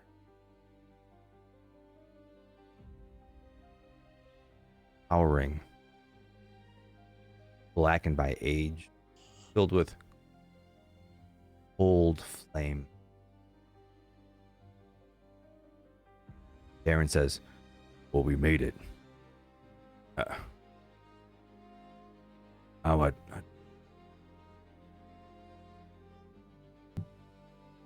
the flame erupts, not with fire. Memory is time folds like paper, suddenly standing in the final moments of the past. Nathaniel Kharvos, war-scarred, rain-soaked, eyes wild, crashing through the archway behind you, dragging his broken sword, his armor still dripping with orcish blood. Zara! His eyes fall upon her. What's left of her, crumpled near the brazier. He was the one to come to light the Watchfire. Her neck torn, a deep gash to her belly, her face locked, horror. Beside her, the twisted banner of Corvallis flaps, coated in dark handprint. Well, something cracks in him. He begins to curse the gods. Bravos! Nazara! The sky pulses. Take me! Let me burn everything. Everyone responsible. The watchfire explodes with light. Not warmth, but radiance, like a dying star. Kharvos' form is consumed, bones stretch, shadows fusing to his skin. His skull crowned with fire, his face becomes plate, two crimson eyes burning beneath dark plate armor. He falls to his knees, vomiting blood, but not blood, dark ink, flecked with bone. His skin peels in patches, his voice splinters. Sorry. Only so sorry. His eyes rolled back. Spine cracks. He stands, changed. Spectral form. Immortal. Risen. To godlyhood. By the gods of war. Gods of death. His name erased by time. Known only by the name given to him by the orcs. The bringer of death. Nixarath. The In that storm moment, rings. The thoughtless sing. The song begins. Garren starts to cough. And in that moment, Nixarath, in this spectral form, still seeming like a memory, looks at the man whose ancestors were responsible for the loss of his loved one. As he approaches him, he reaches, but he doesn't reach. He enters.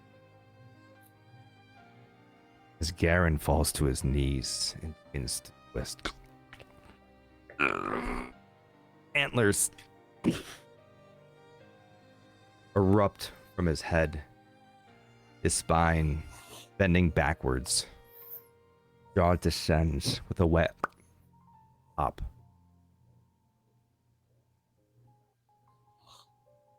In this moment, he rises. Not of a man, but as something twisted. Vengeance from the memory of a god. Oracle of doom. He stands before you and turns. The only thing between you, the Watchfire. The man who swore your freedom.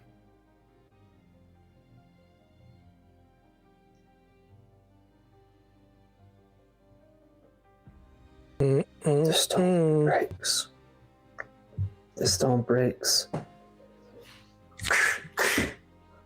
The blood sings. The song begins.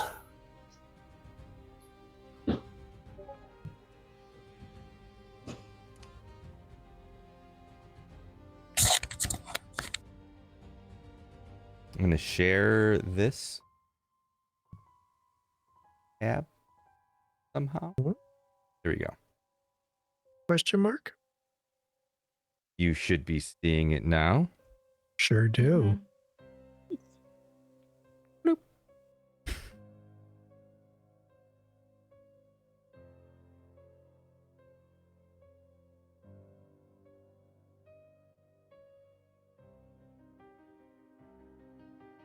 You know, we need for this fight 5 Yeah, people. are we still going? Are we still going? Like, I thought we were done. I thought that was it. Yeah. You had there's 3 combat scenarios built into this. You've managed to skirt all of them so far. But this was one that was going to happen regardless. This was happening no matter what. No, we don't have cracks. No. I know. I thought that was going to be in when he sacrificed himself, and then we're just going to be like, and then that's the end of it. Tune in to the next thing. Oh, God. I have an idea. Okay.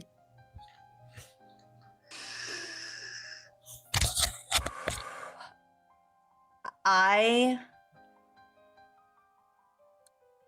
would like to. Could you do me a favor and zoom into the enemy Certainly.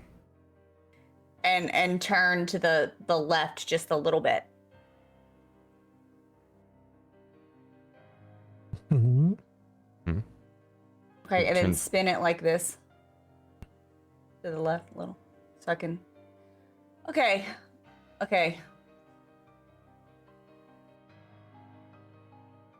So my thought Okay.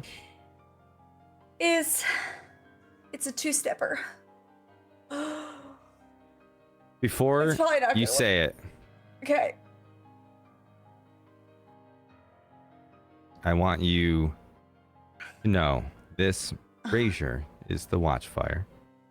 Yeah. Mm-hmm. Yeah. I can't change the color in Tailspire, unfortunately. This is the thing that is glowing this eerie, twisted, vine glow.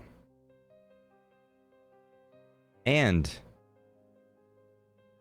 this is happening in the world of the Shattered God. That's it. Okay, you go. Okay. Step 1 of 2. I might die. Step 1 of 2. Especially if all those things around him are enemies. They appear to be spectral in nature. And our dude turned into Nexarath here. This is the place that Nixarath first touched the mortal realm. Mm-hmm. I'm gonna cast Arcane Door. I have Okay. to make a spellcasting roll of 13. Okay. And I get to choose a point within far range. And I want it to be on the right side of the big guy, so that my next spell that will hopefully shove him to far distance from me will knock him off the wall. Okay.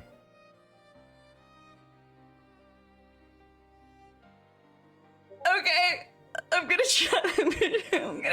try to cast Arcane Door and then step through the portal. So just to be clear, you're gonna cast Arcane Door, appear next to him, and then try to physically. I have another spell called Power Push, and I'll make a roll against a target that's within melee range, and on a success, they're knocked back to far range from me, and then take a bunch of They take a bunch of damage too, but the goal is to knock him off the Oh, tower. I love that. Yeah. Okay, I'm nauseous. It's fine. Arcane Door. That is more than the number there.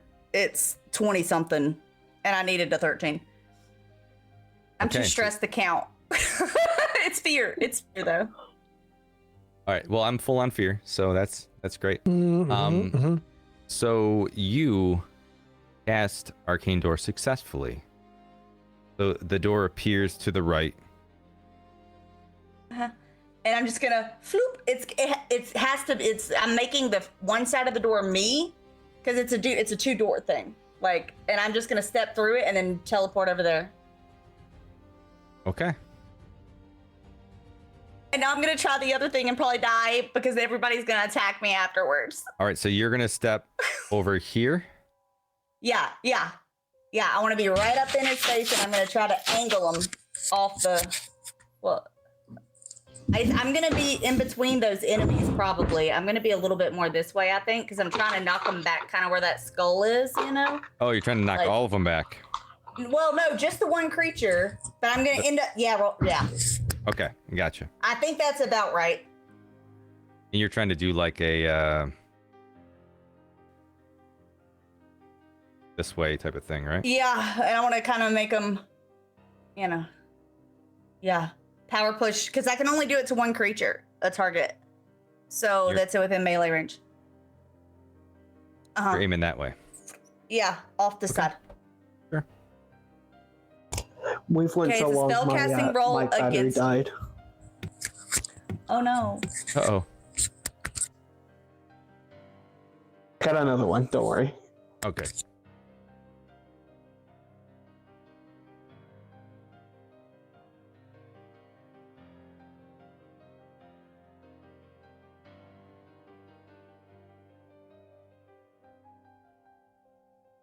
My headphones are about to die now too. Gosh, this is awful.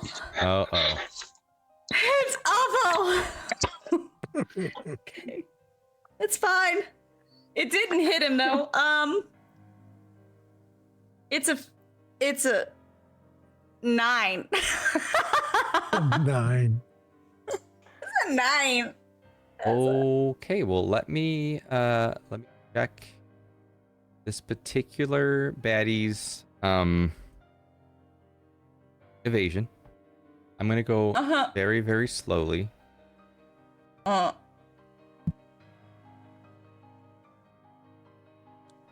There's no way it's 9 less than 9. Because Debbie's playing. No, the difficulty on this enemy is 20. 20. I'll try again in a minute. I guess. Maybe I'll let other people do stuff. It's gonna be great. Star, want to get in there? Do anything to? Well, I diminish failed, this? so doesn't it automatically go to? Oh, you Oh did yeah, fail. I I'm suppose sorry. that's true. I'm working on something on the side. Apologies. She's gonna look really sadly at him before she does it. I meant to say this. So after she teleports through, she's gonna be like, are you still there? And then she's gonna do the spell. Okay, that's it. So this creature has a feature. The creature feature. Feature. When a creature rolls a failure while within very far range, must mark a stress. So as you try this power push, and this creature feels the push, this sort of glance against it. It looks at you. You feel this psychic billowing outward, causing you to mark a stress. But as the one that attacked it, it's gonna reach out, flash at you.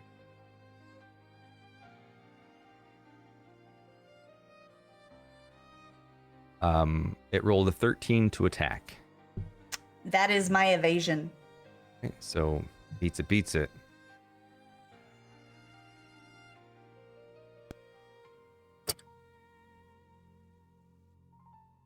Does 30 damage.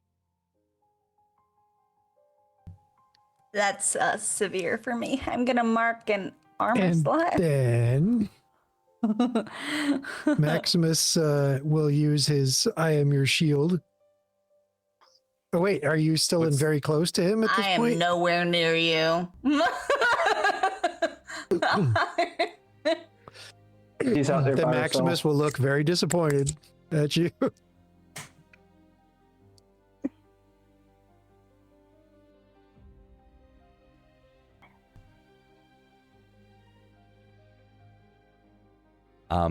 This creature's just, that's it. It just looks at you as the person that attacked it and strikes you.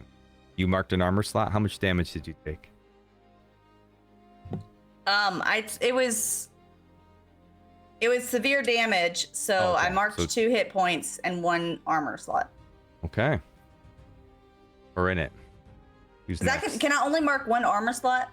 Yes, unless you Yeah. have one of the classes that have a feature where you can mark. I thought so. I think I am your shield that lets you mark an additional. One of the others does, but yeah. Oh. One of these on here. Iron Will. Called.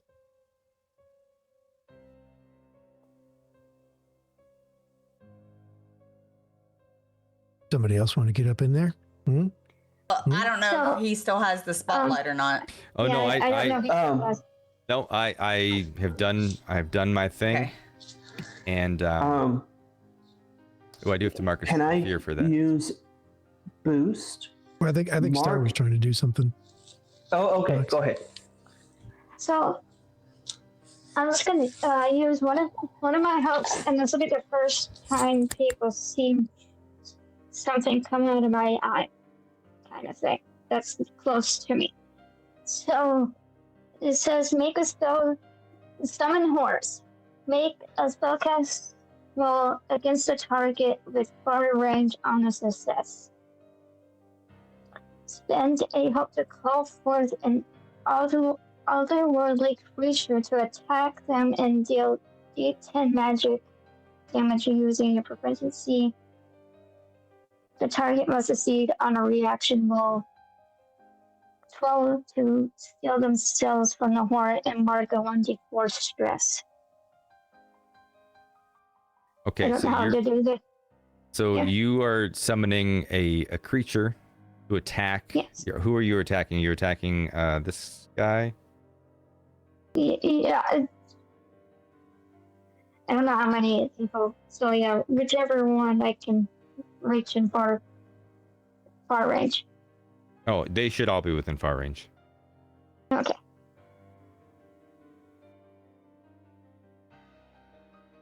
And I don't know how to do this. Yeah, I'll try. Well, first thing you're going to want to do, let me look at your character sheet. Okay. I have it open still. You have, what's this feature called? Summon horror. It's a spell. Okay. And then spending a hope.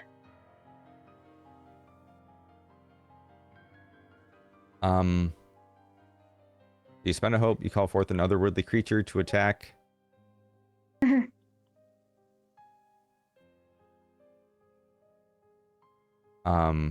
Efficiency. All right, so make your spellcasting roll against the Okay. target. So for you, that's going to be what? I think it's presence, I think. Okay. All right. For So worlds, yeah. make your spellcasting roll. You're trying to beat a 20. You can add any, if you have the hope to spend, you can add any experience that you'd like.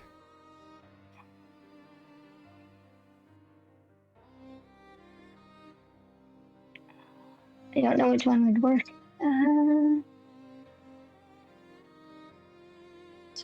I mean, you could probably argue that the first one might work.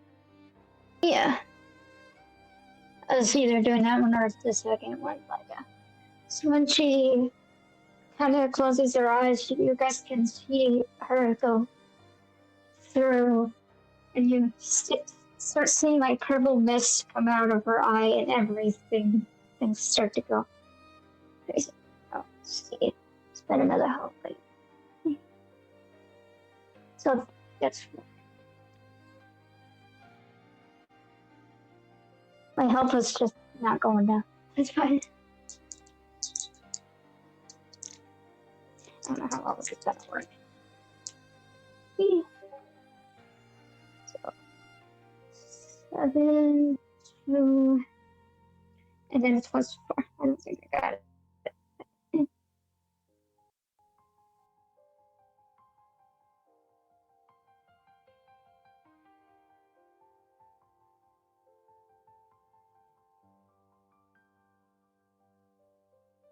Did you freeze again?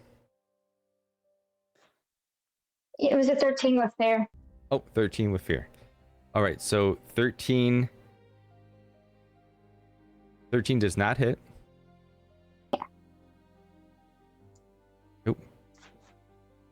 So what was the form of your spectral, the horde that you've summoned?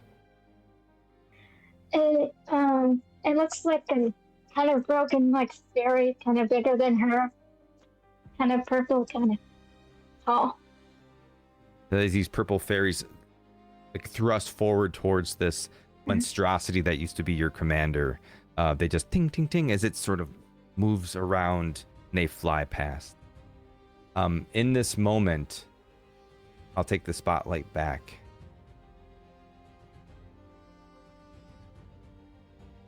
I'm sorry, you also mark a stress for failing. I will mark a fear for.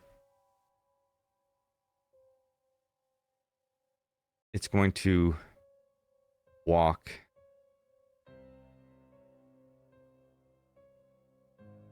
going to move itself to about here, looking directly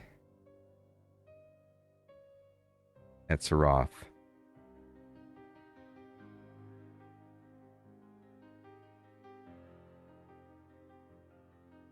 Gonna unleash psychic attack, which can be within far range. Her brain has been through enough. Yeah. 26. Yeah, that beats my evasion. And it delivers 30 damage. Damn. That is severe. How many? Which is 3 HP. After 18, do I mark any more after 18? You can mark an armor slot to lower that to the next tier, so you can make it severe and just mark 2, if you choose. Yeah, should. Yeah, go ahead. Oops, mark sorry. 2. Maximus will use his I am your shield here. Okay. Assuming you're still standing here. Yeah. Yeah. And teleported across the room. So let's see here. It says when an ally very close range take damage, you can mark a stress to stand in the way and make yourself the target of the attack instead. When you take damage from this attack, you can mark any number of armor slots. All right. So as this attack launches towards Saroth, Maximus jumps in front with the shield, absorbs Yep, those just blows. steps in, shield up. And then marks a stress. And this was what, 30 damage you had said? 30 damage, yep.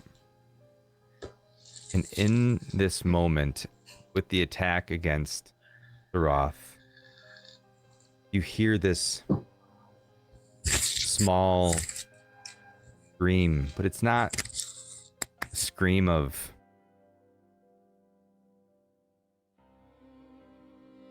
woefulness or like the villagers down below. It's a scream of anger. Someone watching injustice. And as this occurs, I know exactly who that is. the spectral form shifts. And in front of you, see this little art fairy, art blank cyborg appear right next to Saroth.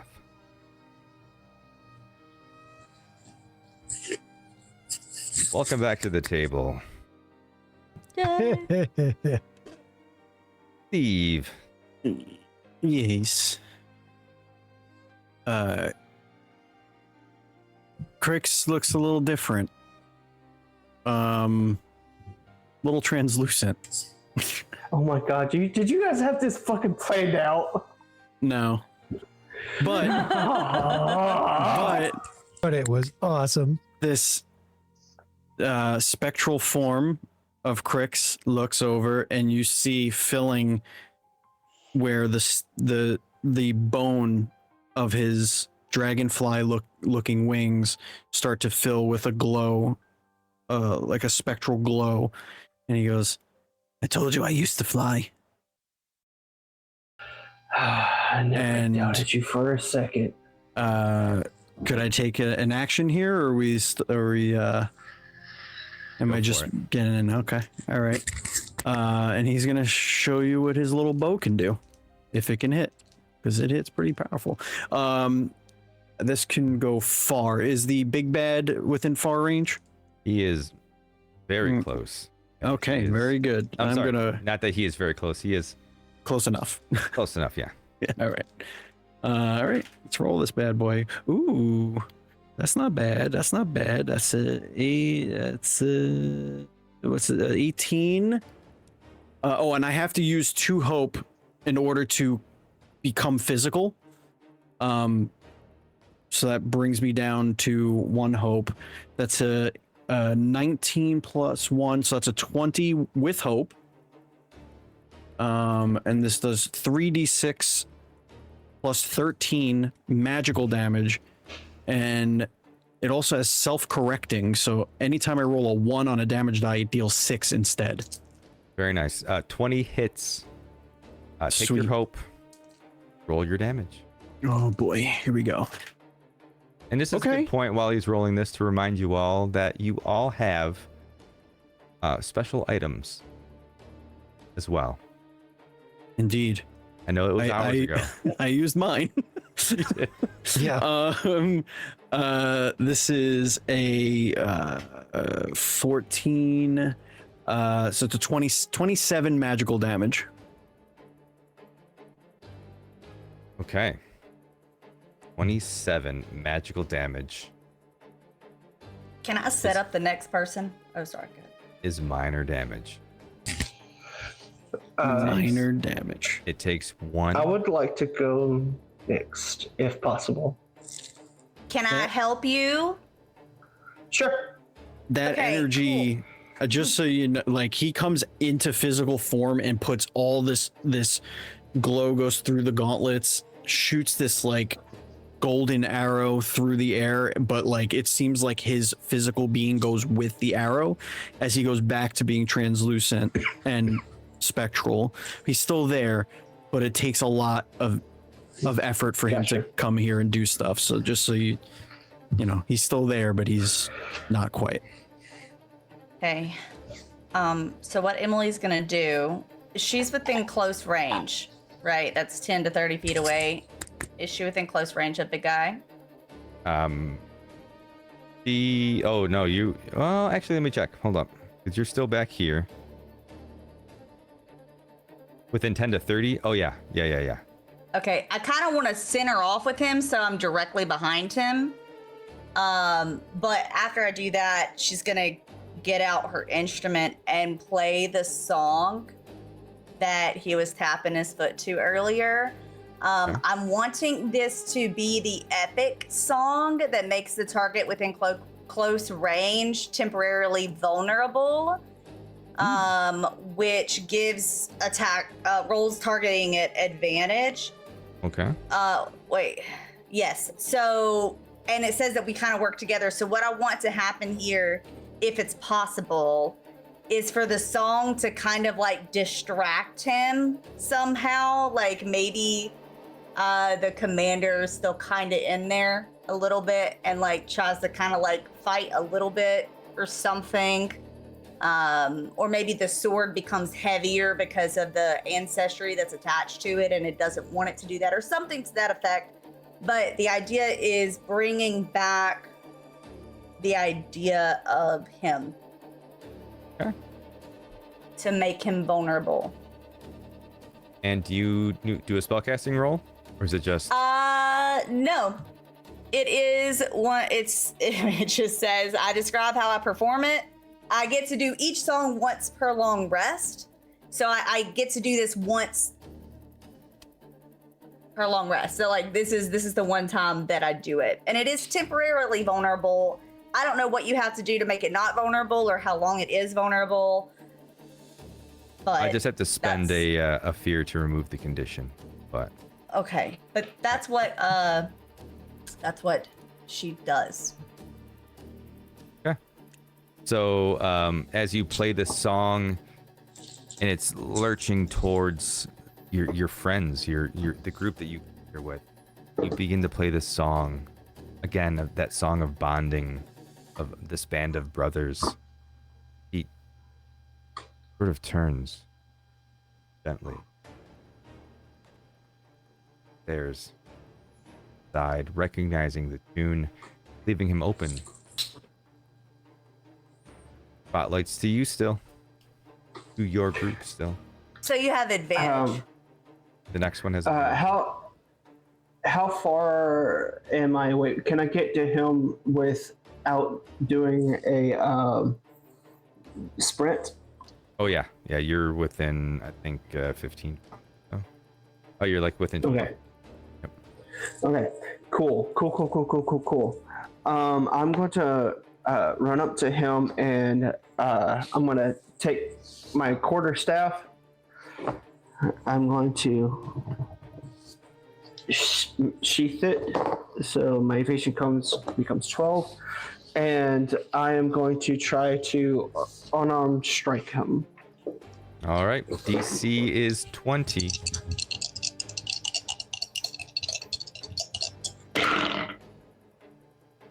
And you have advantage, so roll an extra D6. Mm-hmm. This needs to be a 5. So make it a 5. Fuck, it's a 3. Damn. So 11, 12, 13, 14, 15, 16, 17, 18. 18 total with hope. And you rolled your 6. Mm-hmm. Yep. Do I take hope with that? You still take hope. You take a hope. Do you still have your bard die? Oh yeah, you saw your no, D8. No, I do? I thought I spent that. I don't remember. You may have. When did you spend it during that group action roll? Yeah, I did spend okay. that. Let me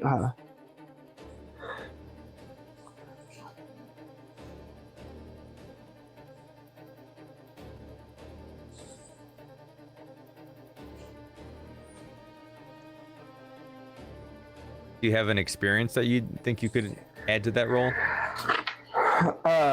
maybe war cry.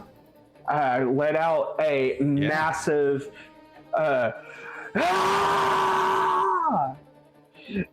and sprint towards them. And so 11, 12, 13, 14, 15, 16, 17, 18, 19, 20. So that would So spend your hope to add that. Normally we don't let you do it after the roll, but I know we're all still learning. Yeah, I am so sorry. No, it's okay. So add that too, which makes their evasion, and roll damage. 1, 2, 3, 1. Just as a heads up, 3. thresholds are high. This one. Yeah. Yeah. I lost my die. What am I? Oh god. Okay, we're just gonna grab another one over here. Yep.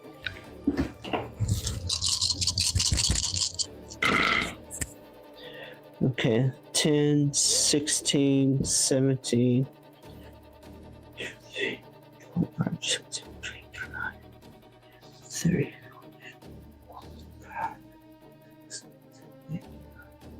41 damage. 41 damage meets. It's severe.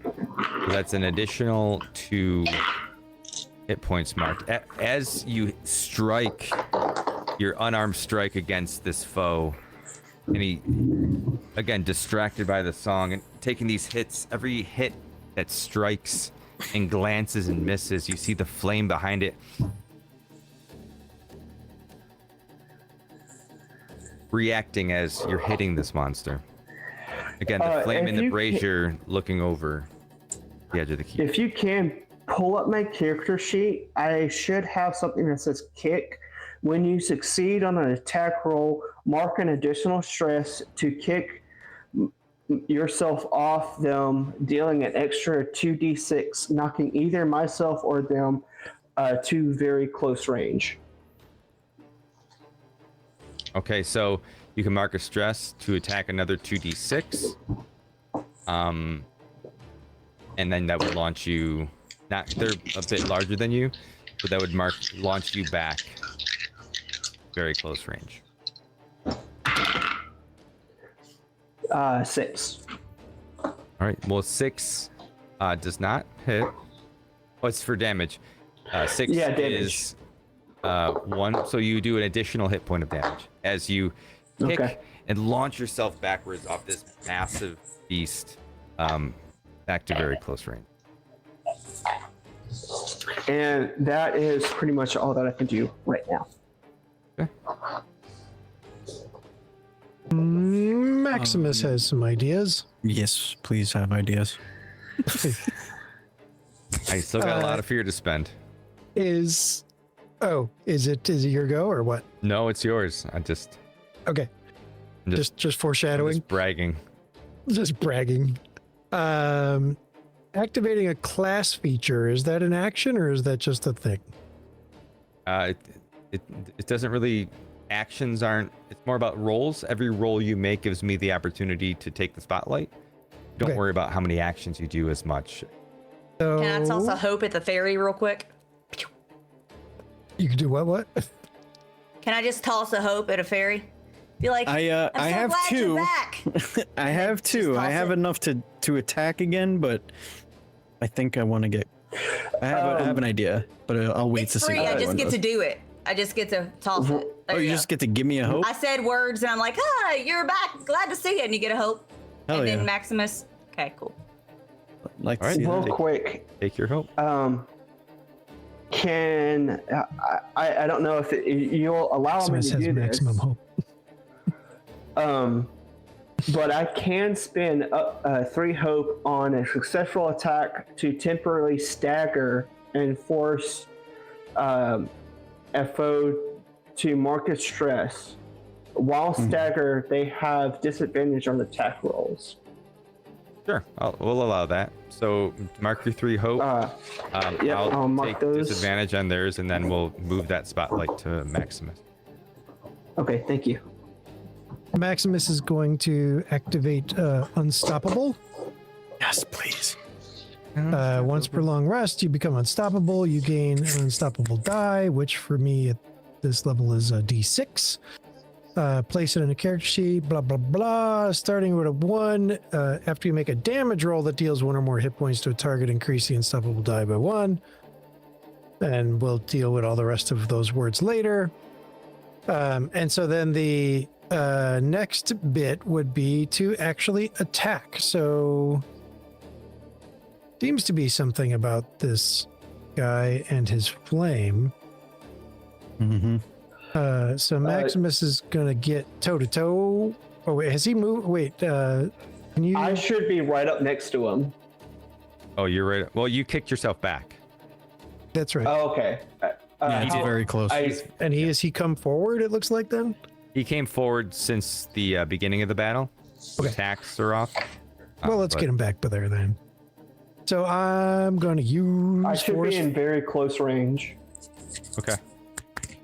I'm going to use forceful push, which says make an attack with your primary weapon against a target within melee range. So I guess I got to move to melee range, if you would please, sir. Thank you. And then on a success, you deal damage and knock them back to close range. On a success with hope, add a d6 to your damage roll. Additionally, you can spend a hope to make them temporarily vulnerable. A lot of stuff. To the point that I have lost track. Okay. It is already vulnerable, so you don't have to add a hope to that. Oh, okay, nice. So you get a d6 on the attack from the vulnerability too. On the attack? Yeah, you Yeah, get, that's what vulnerability does. Yeah, you get Sweet. advantage on the attack. I also Okay, want to remind you all that you can also work force with one another should Indeed. you choose to.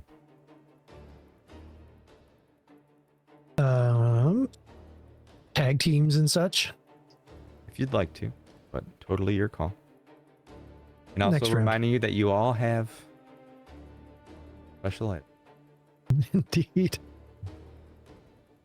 right. All right. Oh, that's a really, Yes, really indeed. shitty roll. What? No, I That was just is- saying, indeed, yes. All of 10 with fear. Ah, boo. And I totally forgot to do experiences there. So that's a 10 with fear. Well, and let's- that's if what- you have experiences you want to add, if you feel like that would help you in any way, did that include the advantage on the attack? that did include the advantage on the attack. Okay. Okay. The three on the advantage. That'll happen. That will happen. So But as yeah, you so that's as gonna you- fail. as you swing, and this large monster being sort of brings the sword around and just kind of parries it. It follows up with a flashing attack with Mhm. disadvantage.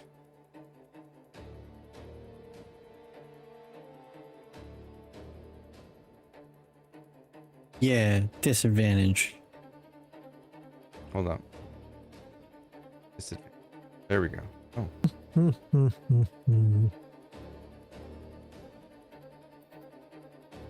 I'm about to throw up.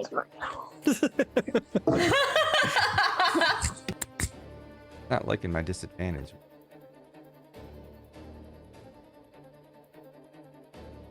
All right. Damn. I'll do it physically. So this is a +8 attack. I will roll as a 1 for the disadvantage. I couldn't make this shit up if I tried. So rolls.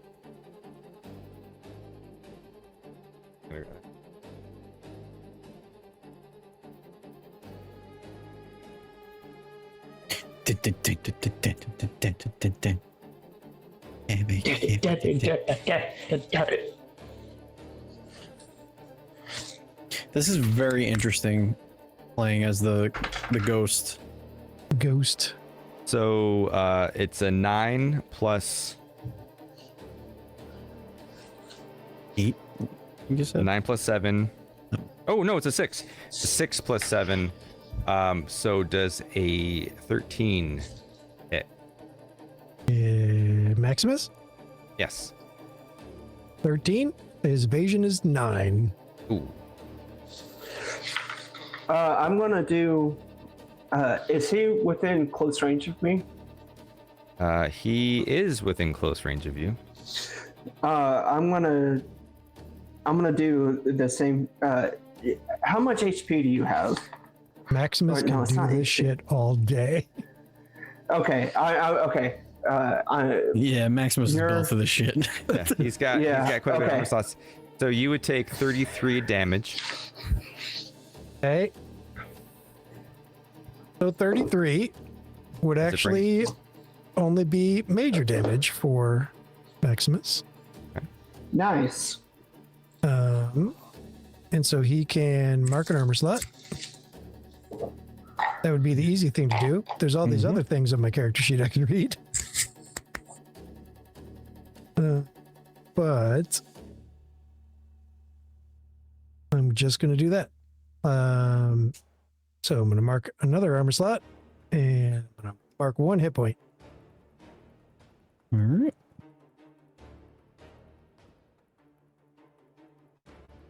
Okay. I think So- that should go back up to Mavis, right? I'm gonna spend a fear. Okay. I don't want you to. Oh god, I'm gonna throw up.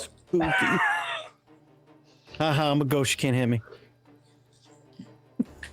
I'm gonna spend a fear to move one of these Why don't I have a weapon equipped? folks over. Oof, I can't go that far. Hey, you could just not. That's fine. I didn't even know those guys were there. Didn't even see him. So they are going to attack Star here. Not seeing the spectral. Look at my little guy. He's so cute. Sorry, just a 13 hit. Okay. Yes, but I also have something. I'm still trying to learn my pack thing.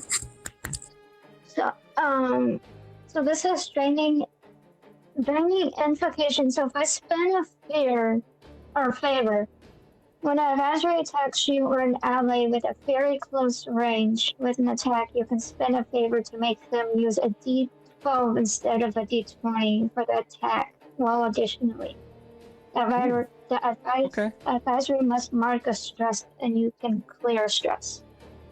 So I roll a d12 instead of a d20 for the attack, and I mark a stress, or only if I fail? Yes. It says you must mark a stress. Okay. This is called, you just said it. What's this one called? I can repeat it. So just the name of it. Hold on. Draining invocation. Y'all, I'm so nauseous. Oh, I see it. Draining invocation. Okay. So Me too. Spend a favor. We're within close range, so I'm going to take my D. Yes. Roll a fear die during this time. And so your evasion is what? 13.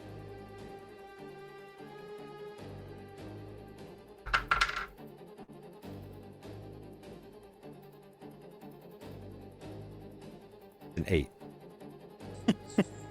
Okay. Lucky. So this specter marks And then I get stress. to clear stress, and you mark a stress. All right, clear your stress. I've marked a stress. Spotlight's back to you.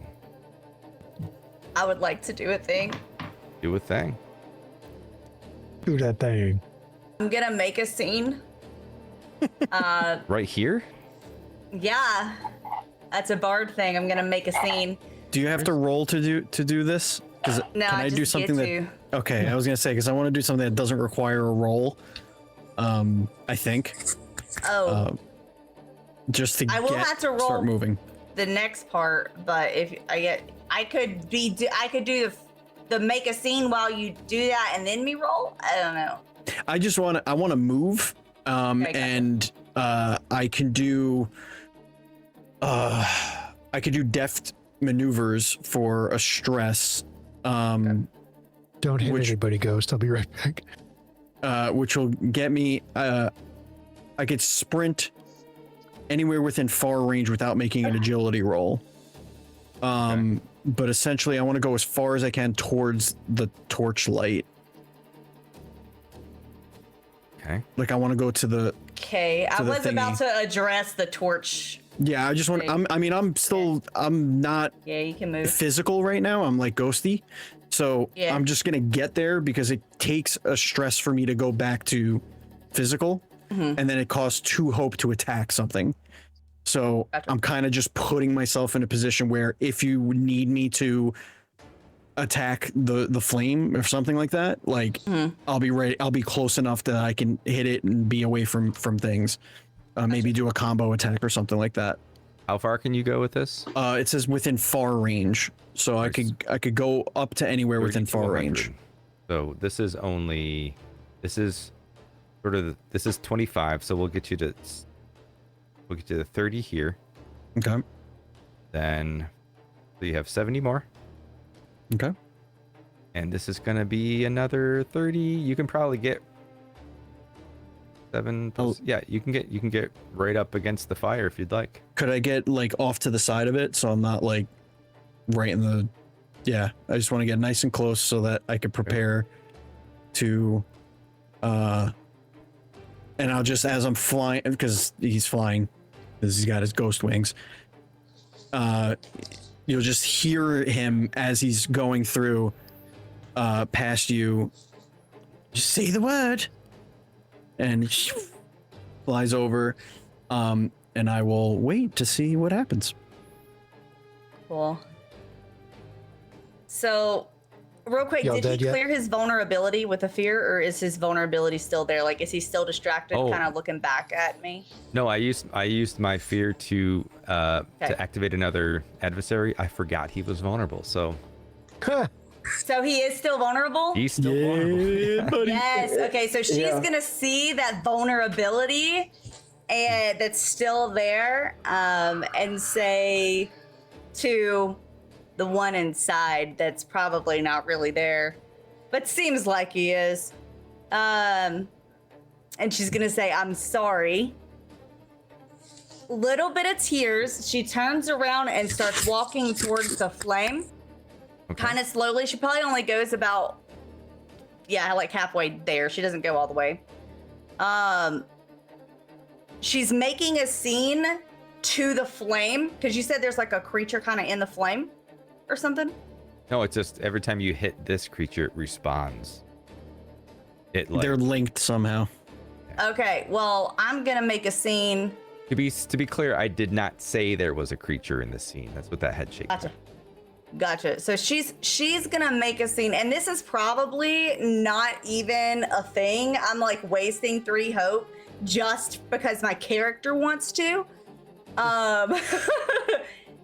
Basically making a scene makes it to where I temporarily distract a target within close range, giving them a -2 penalty to their difficulty. I was gonna use this on the dude, but then like she's just upset, so she's trying to appeal to the dude that changed him, and she's just assuming that he's like nearby watching from the flame or something, like snickering at him being controlled or something. I don't know. Interesting. So that's kind of. Is it anybody what- in close range, or is it just one particular target? It's one it is one particular target, and her target may not even exist. Her target is the dude that did this to him. Like, he may not even be here, I don't know. But if he's the flame or the dude, maybe she's close enough to both, I don't know. But her target is that guy, but she's making a scene. She turned and started walking towards the flame, and she's like, you should just release him. He wanted to protect them. It didn't work. And then she's going to cast Ice Spike in the fire. Okay. Mm-hmm. Okay. Okay. Could we combine this and do some magic cool shit? You got some tag team idea? You can certainly try. Could you make my magic bow shoot the ice spike? You want Like- a tag team? Throw that in there, and So tag team takes 3 hope. Does anyone have 3 hope to spend? I do not. I used. so I have Nice. exactly 3. But I think it takes 2 just for me to like attack something. So it would either be me, actually no, it can't work because it costs 2 hope for me to interact with the physical world. It costs 2 hope to do that. Ooh, So but you know would need- what? I'm trying to interact with not the physical world. I'm trying to reach the spirit that just like injected him. So maybe there's some sort of bond there.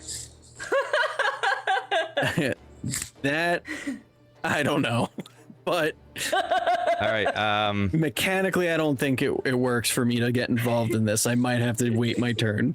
Steve, Yes, high or low? low.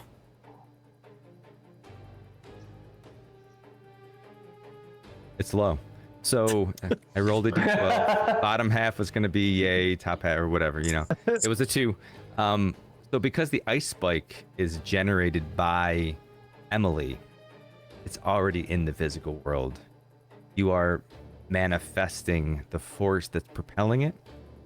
And in this tag team situation, we'll allow it.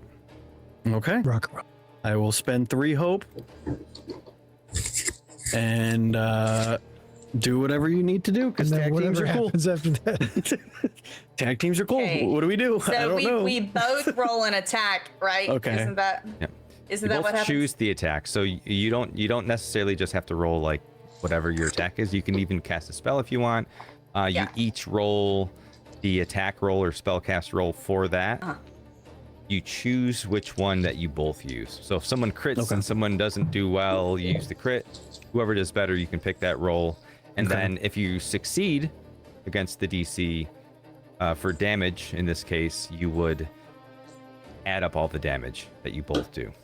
Okay. Can I use an experience, let me take away your pain, to whoever I'm trying to plead with to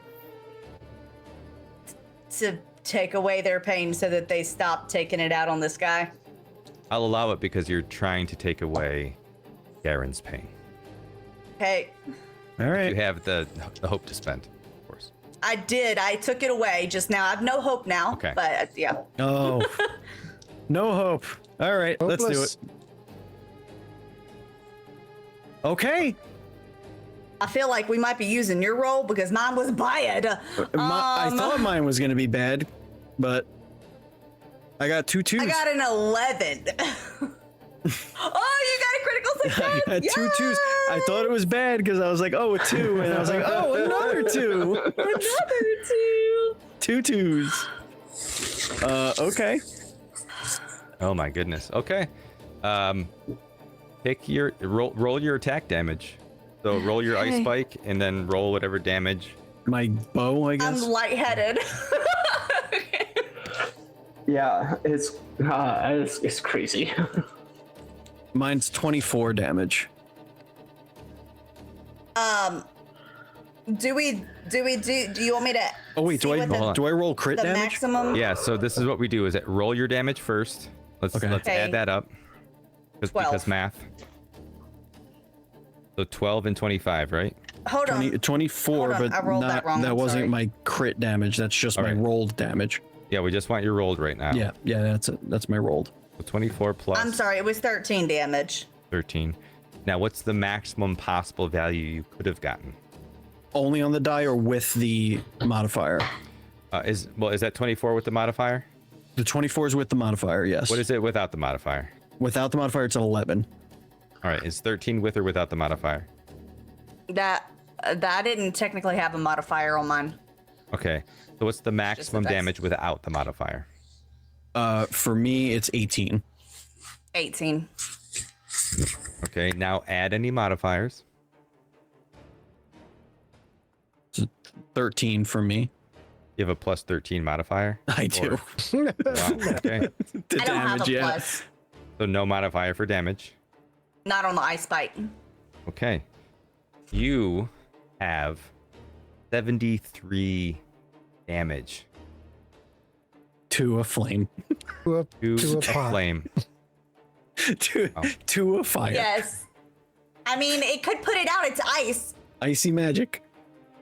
I don't know what's happening. I'm trying to put it out. Listen, man, Yeah. I'm a ghost. I don't know what's going on. You I'm sling the all ice for it. thing, I catch it, I shoot it with you. I don't know, something happens. Yeah, So I'm trying as to this plead to get this guy to be released and to ice the flame.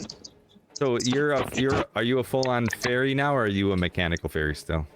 I think he got his limbs back and wings back, but in incorporeal form. Like Okay. they filled the space with like the ghostly limbs and wings. Gotcha. So as you float over a little bit more complete, and Emily begins to cast this ice spike, and you grab it and you put it in your arcane bow, and the energy, part of your spirit, because you're spending all this hope, part of you goes with this spike and crashes against this big brazier. As you see the flame fall. Oh shit. Small, tiny flame. The brazier beats up against the wall, bricks shoot out. It's barely hanging on the rooftop. It teeters over the edge.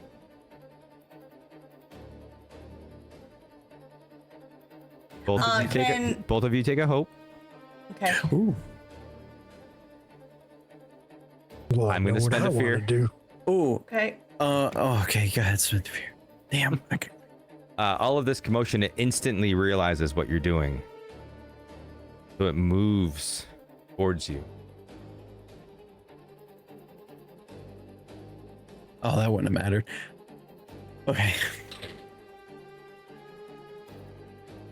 It sees the attack. It can barely recognize Bricks, but it sees Emily.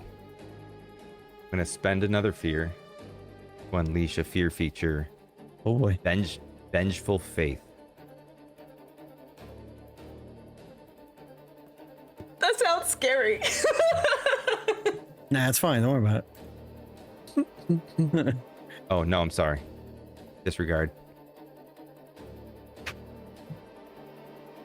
These dice have been very good to me today. Oh no, this is better. I have to get attack for that one to work. This is Pronounce Fate. Let the fear. I'm going to choose a target within far range, and I'm going to launch this vision of a personal nightmare. You must make a knowledge reaction roll where you lose all hope and take 2d20 plus 4 direct magical damage. That's damage you cannot take away from armor. Hey, All right. Well, you know, that's... Ghost, no. Stop, please. So I'm making a knowledge roll. You make a knowledge reaction roll. I'm assuming it's not anything that involves history, culture, or politics, or anything like that. So this is regarding your own personal nightmare. So if you can find a way in which your knowledge can counteract that or deal with that in some way. No, I'm not prominent, so I wouldn't have.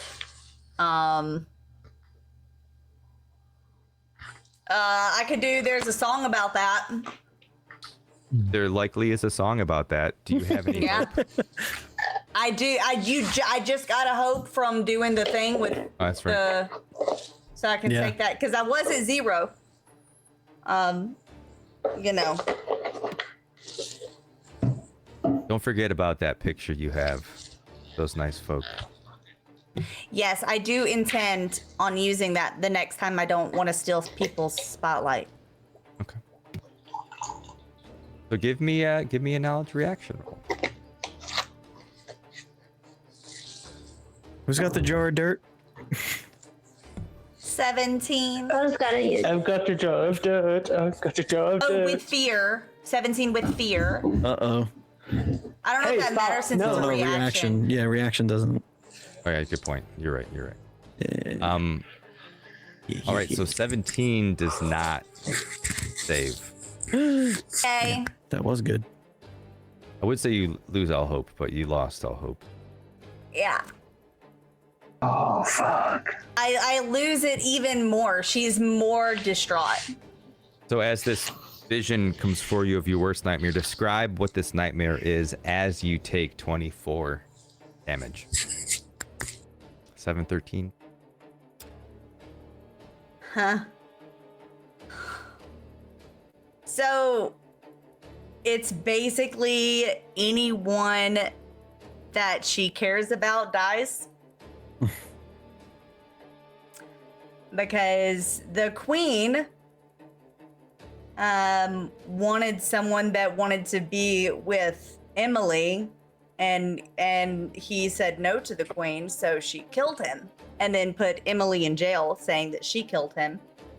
And she was just kind of like trying to get to know this guy, and then like he's gone, someone else, he dies, you know. So it just compounds into literally any time in her whole life, past and future. If she cares, they die. I forgot something, then I realized it didn't matter. Okay. So as you're hit with this thought, get this desperate sadness that overwhelms you, take 24 points damage. Damn. How's Emily looking? You said it was 20 points? 24. Yeah. 24. Okay. I took another 2. So I have 3 more HP left. All right. Spotlight's back to you. Can I take a stress since I didn't have any hope to lose? I feel like she would. I think I feel like. Yeah. I mean, sure. That makes sense to me. It just feels like it would transfer. I know that that's not a rule, but it just feels like I should do that. Yeah, absolutely. Take a stress. By all means. So as this happens, oh, wrong way. I'm gonna spend another can she fear. fall to her knees? Yeah, falling to your knees is a free action. Cool, I'll do that. As you fall to your knees, I spend a fear to activate this specter, who walks over to you and attacks with advantage because now you're on your knee. sounds about right. Sounds about right. Yeah. Yeah. I was gonna do it anyway. Weeping. You're like, "Can I Weeping.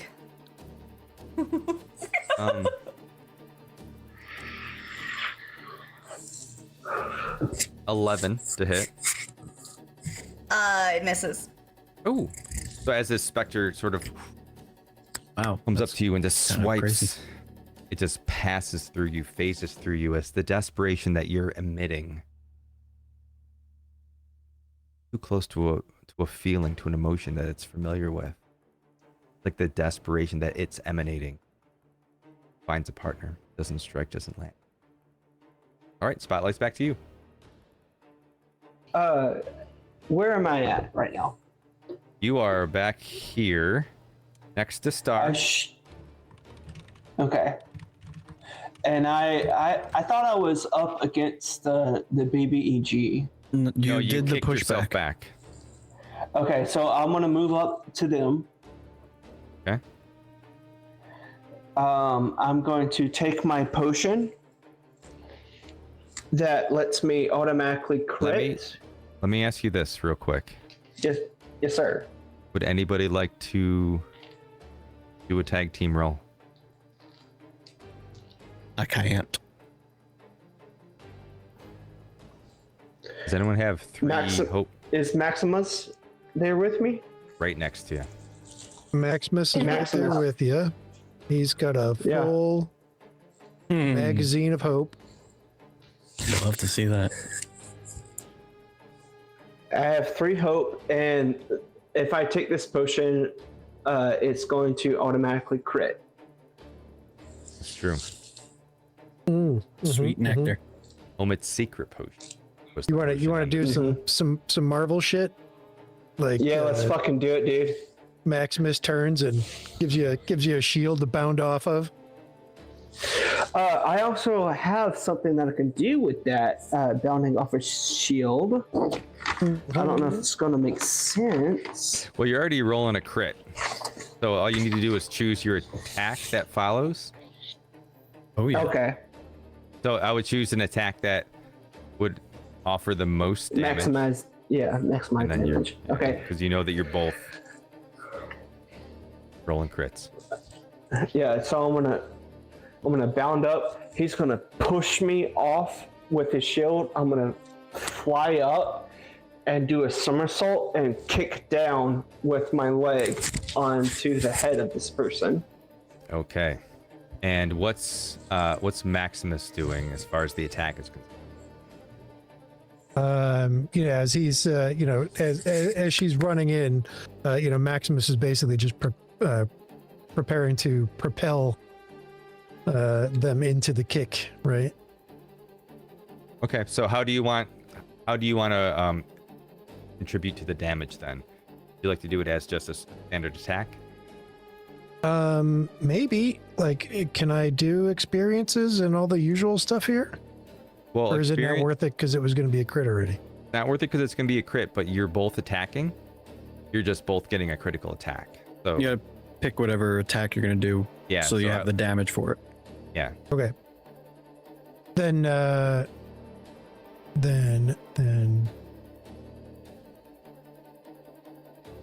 is that, can I use an ability for that then, like my forceful push ability, or am I just swinging my mace attack? No, you can 100% use your forceful push, but that's going to give you. No, that works. So that is an attack with your primary weapon, right? It is, yeah. It gives you an additional D6. Right. Yeah. So we're cool with that. 100% do that. Yep. Okay. And so this time I'll actually add things to it, Okay. because didn't add the things correctly last time, but it was so low it didn't matter. So as you're doing this, we already know your crit, automatically crit. So roll your damage without. Give me your damage rolled without modifiers to start. Oh, just roll straight damage. You don't even bother with the dualities. You don't have to do that because we already know you're a crit. Well, that's glorious news. Yeah. So roll your attack damage, but don't add your modifier. 3. Or I mean, you could if you're rolling digital and you roll it with a modifier, that's fine. It's 3d8 plus 8 is my. Plus the additional D6 for your push attack or whatever. Right. So we'll just do that. Think that's an 18? Yes. That's an 18. Plus. Is that with the modifier or no? No, that was just the straight 3d8 plus 8 from the weapon. Okay, great. And then Saroth, what's Saroth's? And then the damage? D6? Yeah, you gotta put the D6 in that 18 as well. You add this or not? What is that supposed to mean? You can just roll a D6 and we add it to your. Yeah, I don't know. I don't know if I rolled a 6. Oh no, I rolled a 6. That's what that's showing me. Okay. So 24 on your. And then what's your dice. maximum possible roll damage? The maximum possible roll damage would be 24? 3 times 8? 30 with the 6. With the D6. Oh, so the D6 is separate. So 24. Yeah. So you have 18 plus 6 plus 6 plus 24 plus any modifiers. Such as. So if you have a +5 to your attack damage. for Oh, example. I do have my unstoppable going. Okay, what's that? Damage that does one. Increase the unstoppable die value 1 when the die value would increase. Oh, that doesn't do anything. Oh no, it adds the current value of the unstoppable die, so that literally just adds 1. So that literally adds 1. +1. All right, is that Which, everything? and then I rotate it up to 2. And don't you get a +8 on your normal attack modifier? Yeah. Yeah, so that also. +8. So you do 63 damage total, plus That's so much whatever math. Saroth. I know, it's bad. So outstanding. That's like 70? 76. 76. 76. And I can also use my kick. On a successful attack, I can kick myself off of them to add another 2d6. By the way, because Maximus critically succeeded on an attack roll, right? Mm-hmm. All allies within very close range clear a stress and gain a hope. Oh. Nice. So that's Oh, nice. so very close range is 5 to 10. And so it doesn't quite get the star, but it does get to Saroth. Great. So that's 76 total points of damage. That potion does not add my kick, so I would roll 2 more d6s for my kick. Sure. That's only 7. Plus 7. So another. Yeah, plus 7. All right. So you do in your. I'm going to have you describe it to me when we're done. You do 149 damage to this monster. Just absolutely launched. As we've described in the past, that we do massive damage, so that is a 4 hit points that this monster takes.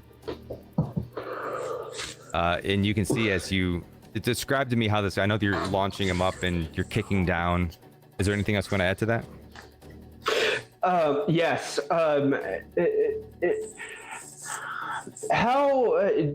Can you describe to me like how badly he's injured? Is it like something that like a limb falls off or something like that?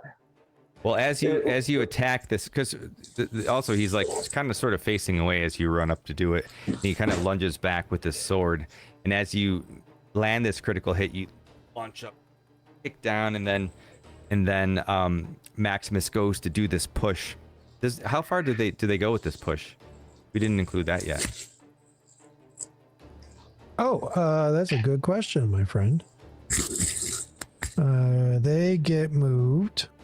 Close range. It says knock them back to close range. So they get knocked. So you hit from this direction. So they get knocked forward. 30. What did I just say? Close range. So 10 to 30 feet. So that could be. Slam them into the thing. Slam them straight into it. Love it. So as you kick this monster, fucking outstanding. Apologies. It was worth the curse, though. So as you take this monster and you launch it forward and it strikes this brazier. Remember, this thing is teetering on the edge already from before. As it hits, and both the monster and the brazier tumble over the edge, plummeting down into the waters below. And in that instance, all of the specters around you disappear. Fuck yeah. You've slain. I have a question. Yes. Did Emily get knocked off with them? Emily did not get knocked off with them. You weren't standing on the bridge. You were standing just before that. Do you want Emily to get knocked off with them? You just get knocked on your ass. Okay, I know what I want to do. So as Maximus, I launch off his shield. I come down, spinning, spiral kick into his spine. It shoots him forward into the brazier, and they both go tumbling off. His spine has snapped in half, and he is no longer with us.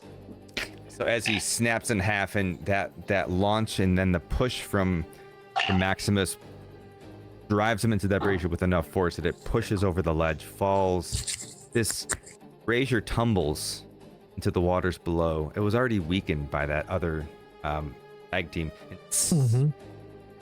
You see as this brazier hits the water, this flash of light and this wake of energy launches out in every direction as this flame, this divine mark of a god's first contact with the mortal plane, is destroyed.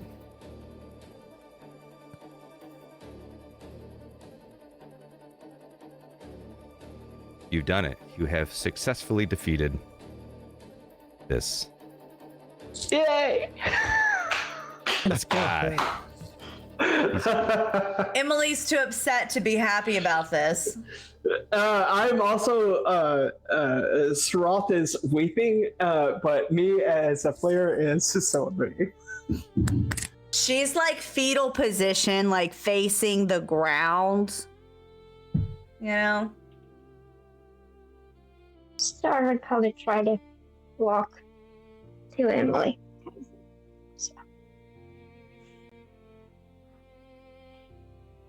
Yeah. So, as you, Star's not totally right. I'm trying to get rid of the map. Or panel of people. Yeah. Wow. So there again, there's 3 combat scenarios built into this. People always dodge combat scenarios. I don't know. Maybe I just need to make them more in your face. But outstanding work. Those of you that are left standing on this tower, collecting yourselves. Emily, Maximus, Roth, Star.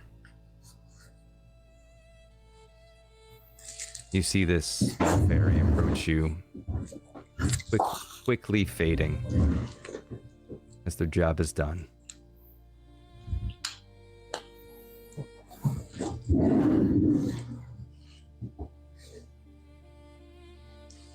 If you're talking, Steve, I think you're muted.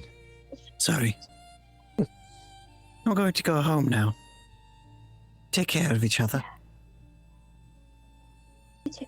And he just fades in the wind. You have done well, small one. Told you I could fly. All but mighty. The black sky hangs low and breathless, as if the world itself dares not speak. Below the village of Dunhollow is quiet once more. Too quiet. No fires, no people, no ghosts. The rain flicks the stone as you descend from the ruined tower. The wind finally losing its teeth. The scent of salt and smoke still clings to your clothes, but the storm is past. Most of you have lived.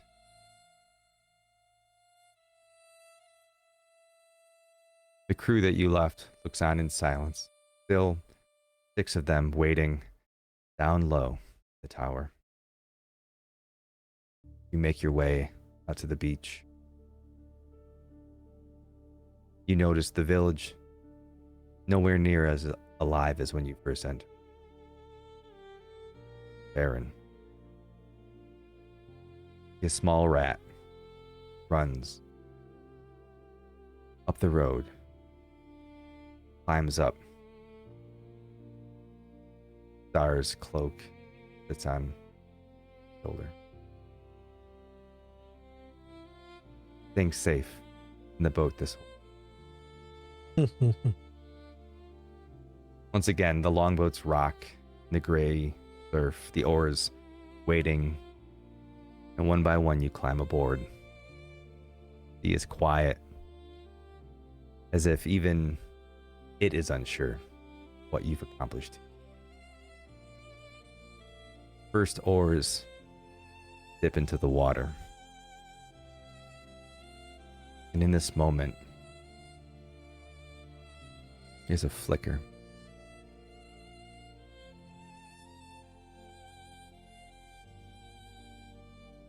Emily, what's on Emily's mind as you're in this boat rowing back, knowing that you've gained your freedom? Well, her freedom's kind of been on her mind because her freedom wasn't gonna feel free because the queen can still do whatever she wants. So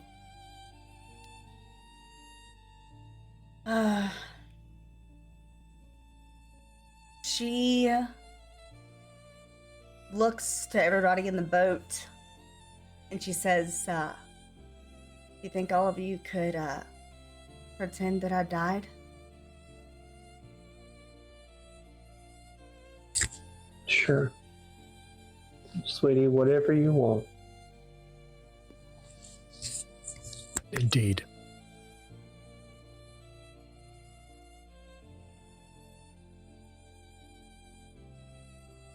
She'll confirm with the guards too. Maximus just turns to the rest of them and says, "She died." Yeah, of course. Yeah. How about Star? What's on Star's mind? She works her way back. So the Star has a couple stuff on her mind, but like what she has to do on things and kind of worried, but also wants to get stuff done so she can and will do like stay in on the dad and stuff. But yeah, he wants to do other things. Freedom is within your grasp. Maximus.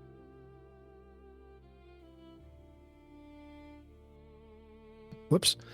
Upon, reinforcing that Emily has died, Maximus again grumbles one more time, "Fucking humans." And puts his sword away and really just settles down, not angry for the first time in 10 years. Hold that thought. Roth.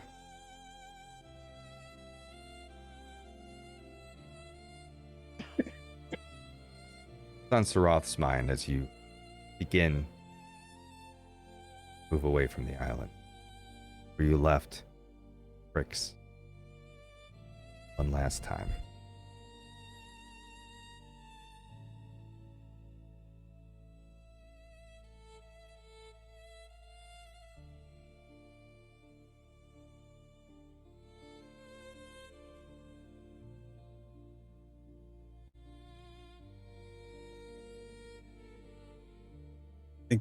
Are you muted? I can't tell if you're talking or not. I just looked at the other one to see. Sorry. It's okay. Yeah. Saroth thinks back to her long life and thinks back to the reason why she started this adventure to free Kraxus, to have one last thrill. And she put him not only in danger, but her inability to work through her own insecurities about what life means. And it took one of her closest, kindest, youngest proteges to sacrifice himself for her to wake up that it's not an adventure, that life and death is around every corner. And just because she lived a long life, she's put so many people in danger. And it's not always smiles and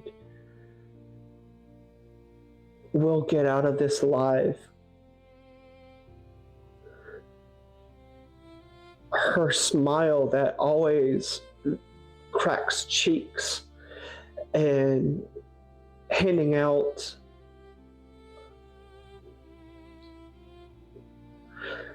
candies to people.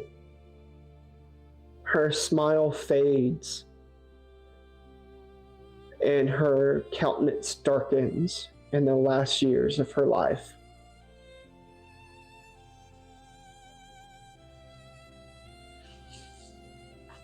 And as these thoughts all come to the front of your mind,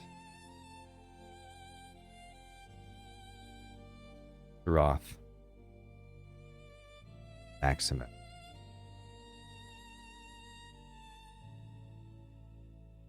Blink.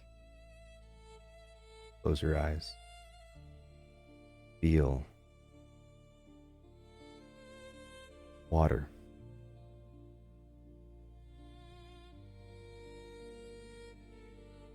Sun warm on your neck. Look out. See longboats rowing. Roth, as you turn to your right and familiar ferry, Crix stands beside you.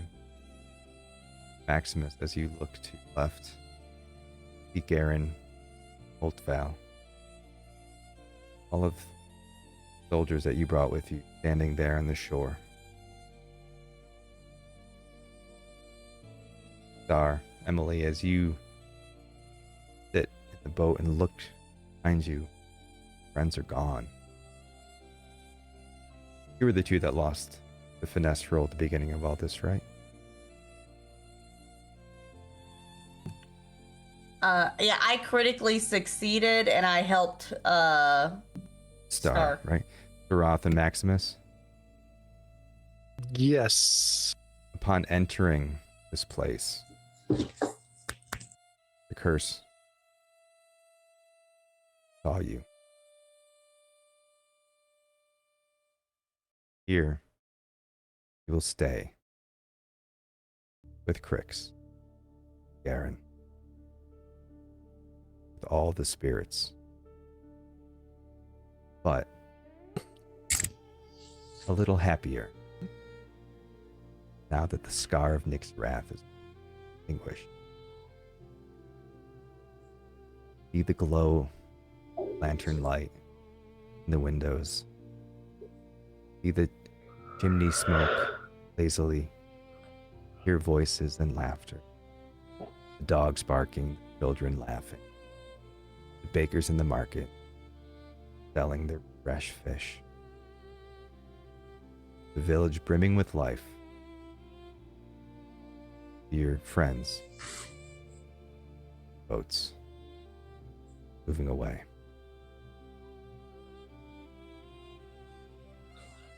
I turn to Crix down by my side.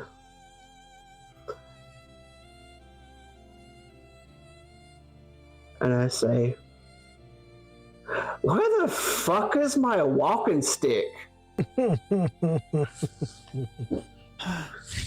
Let's go find you a new one. Let's go.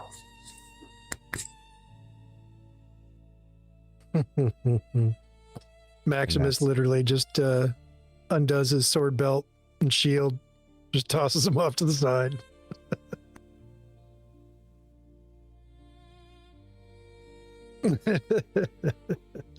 Fucking human. They're technically not humans anymore. We're all spirits here. And that is it. You have successfully figured out, uncovered the mystery, the Watchfire at Kharvos Keep. How many of the other people are with us? So there are technically 5 people left. I discount about half of them as also failing those rolls. So we'll say that there's about, we'll say 3. So when we got on the boats, did they just disappear as we were moving? No, as you rolled away out of the mist, you moved from the shoreline. They just blew away with the mist. Stayed back.